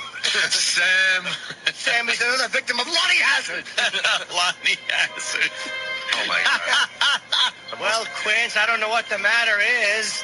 Sam, they're finding the same substance in all their underwear, and Lonnie Hazard is connecting them. Why don't we understand that this is the work of Lonnie Hazard? I close my eyes, I can enjoy the impression that much more. It's just a perfect Quincy. He gets all the little inflections. Lonnie Hazard. That's right. Hey, this Detective Monahan. Oh, yeah, Monahan. So he's after Quincy. Lonnie Hazard was accused of flattening a woman's ass with a shovel, and then she wound up on Quincy's houseboat. That stupid flat-ass woman. There's a cardboard cutout, Quince. He got it from a Victoria's Secret. Here's a chick there, Quincy. Oh, hold on. There you go. Now her ass is right for you. I like an ass. She can slide into the door like a pizza box, Sam. Even Lonnie Hazard doesn't want that ass. Look. She was in the hospital, and Lonnie Hazard actually just dropped her off like he should have, because he's an ass man. Apparently hers was sliced off in a towing accident. Get it? There's a flat ass. That's in the intro of Quincy, just to help people. When you watch Quincy, go on YouTube and watch Quincy, and he's like picking this girl's chubby, awful arm. He's like picking at it, and you think it's a body until the camera pulls back, and he's on his disgusting houseboat, or as it's called, Pederast Island, because he goes out into international waters and just commits crimes against humanity. Sam, I don't touch him. I just take that picture and they're that small. Me and the Colonel from Boogie Nights, Sam. It's going to be part of the lost episode when they put out the box that. On his creepy houseboat, just off the national shore boundary there. What do they call that? International waters. Quince, they're a little small. Their hands, they make it look so big. Why is Monahan with him? I don't know. He was on the phone with his bad glasses. Calling Quincy's creepy houseboat. Quincy's houseboat stinks. Dirty car. His hands always smell like dead bodies. Nobody wants to talk to him. Jeez, Jimmy, that's... that is really funny. We're going to have more tickets to your New Year's Eve show to give away soon. Oh, kid me, I'm coming out in a lab coat like Quincy. That's how I'm bringing the new year. Who is this guy? Oh, my God, it's Jimsy. Jimsy. Jimsy. Big J. Any more girls on the phone? Where's the girl? I don't know. I don't think Ziggy's a girl. That's about it. Sam, the girl's water broke. Oh, no, it's Jimsy. She was laying on my boat. Yes. With a flat ass. She got placenta all over my members-only jacket, Sam. I've been partaking and watching a little Quincy. And who brought up the fact that it's like this very powerful music, and then you gotta have the goofy, because it's Jack Clark. Is that Danny? Somebody brought it up. Everybody just knew he's a funny guy. Burr, I think. It could have been Burr, yeah. But I've been watching some Quincy episodes, and how this show was on the air and people watched it and took it seriously is beyond me. There's a girl, she was smoking contaminated grass. Was that one of them? Oh, yeah, talking about grass and just he tried to take down a magazine like High Times magazine, only it was called Far Out magazine. And there was an ad in it. Yeah, the kids are calling it Far for this chemical that made plants grow really big. And kids were using it to make their pot grow big. Sure. And it would kill some of the kids that were using it. And he's like, if one more child dies, I'm going to that and he went to the magazine and talked to the editor, who was one of these. I don't need to be hassled, my man. And meanwhile, we're just always laughing at how he's the coroner. He's supposed to be sawing someone's head open and weighing a brain, not out doing what detectives are supposed to be. Coroners are never caught in a web of intrigue. No, there's never car chases with the coroner. He's never questioning people. But we do that like with CSI. Yeah, same thing. What the fuck are those people doing? They're supposed to be in the lab or at the crime scene. They're not supposed to be going to suspects' apartments. When I watch things like First 48 or Cold Case Files, things like that, you'll see the detective will get a lead on what who the suspect is, and then they call the cops. Right. They call officers or the SWAT team or whoever has to go in, depending on what this guy did, and get him out. They're not there knocking on the door. David Caruso is, with his gun out. And no, they're like, hey, I need some detectives. I'm a patrolman to back this shit up. There's no reason for anyone in Bones to be in a car. Yes, They don't even get to deal with the flesh. They're just yes, and Quincy is out there just investigating crime. He went over one of the girls that died from smoking grass, and he goes over the house and it was like, do you mind if I look in her bedroom for like clues? And he's looking for he's a coroner. And he's going through a music box and kicking her panties. Let me smell these. I need to know if she ever eats. And he finds pictures of her. Frederica Bimmel. Is she a big fat person? I'm a red big fat. There's a moth in my head. I was watching the very first episode of Quincy. Ooh, the first one, the pilot. He actually travels to Mexico on his own dime for an investigation because he was, he had to go figure out who the murderer was. So there was some connection. You gotta go to where the Jetta cigarettes are first made. Sam, I don't touch them. I just like to look at them. They're so small. I go to Mexico and photograph them. Book me a flight to Thailand. He brought his living girlfriend with him to Mexico, and then they get into a car accident where like the car goes over like the cliff, like that cliff down, and then he leaves her there and flies back to the United States to finish the big investigation. He left her in Mexico at a Mexican hospital. Well, she said it was okay. So. He goes over and says she's dead. It's a slavery. Yes. It's in my checkered drawers. You know he tried to expense it too. He tried to expense it. What the fuck are you doing in Mexico? What are you doing? Yeah, the gruff lieutenant guy. Monahan. Yeah, it was Lieutenant Monahan. Was that it? Lieutenant? Hey, Quince, we can't do it. We're too busy. Yeah. You do it because if another child dies, it's on your head. How does this bill from Club Med have anything to do with the child dying? It was a family club. I was investigating. It was apparently chlorine poisoning from the pool and margarita poisoning. Quincy, the guy was shot in the head. No coroners out there investigating. But you know what? I remember it was on in my house when I was growing up all the time, and people would talk about it like, "Wow, did you see Quincy?" What? It's about an ugly 55-year-old coroner.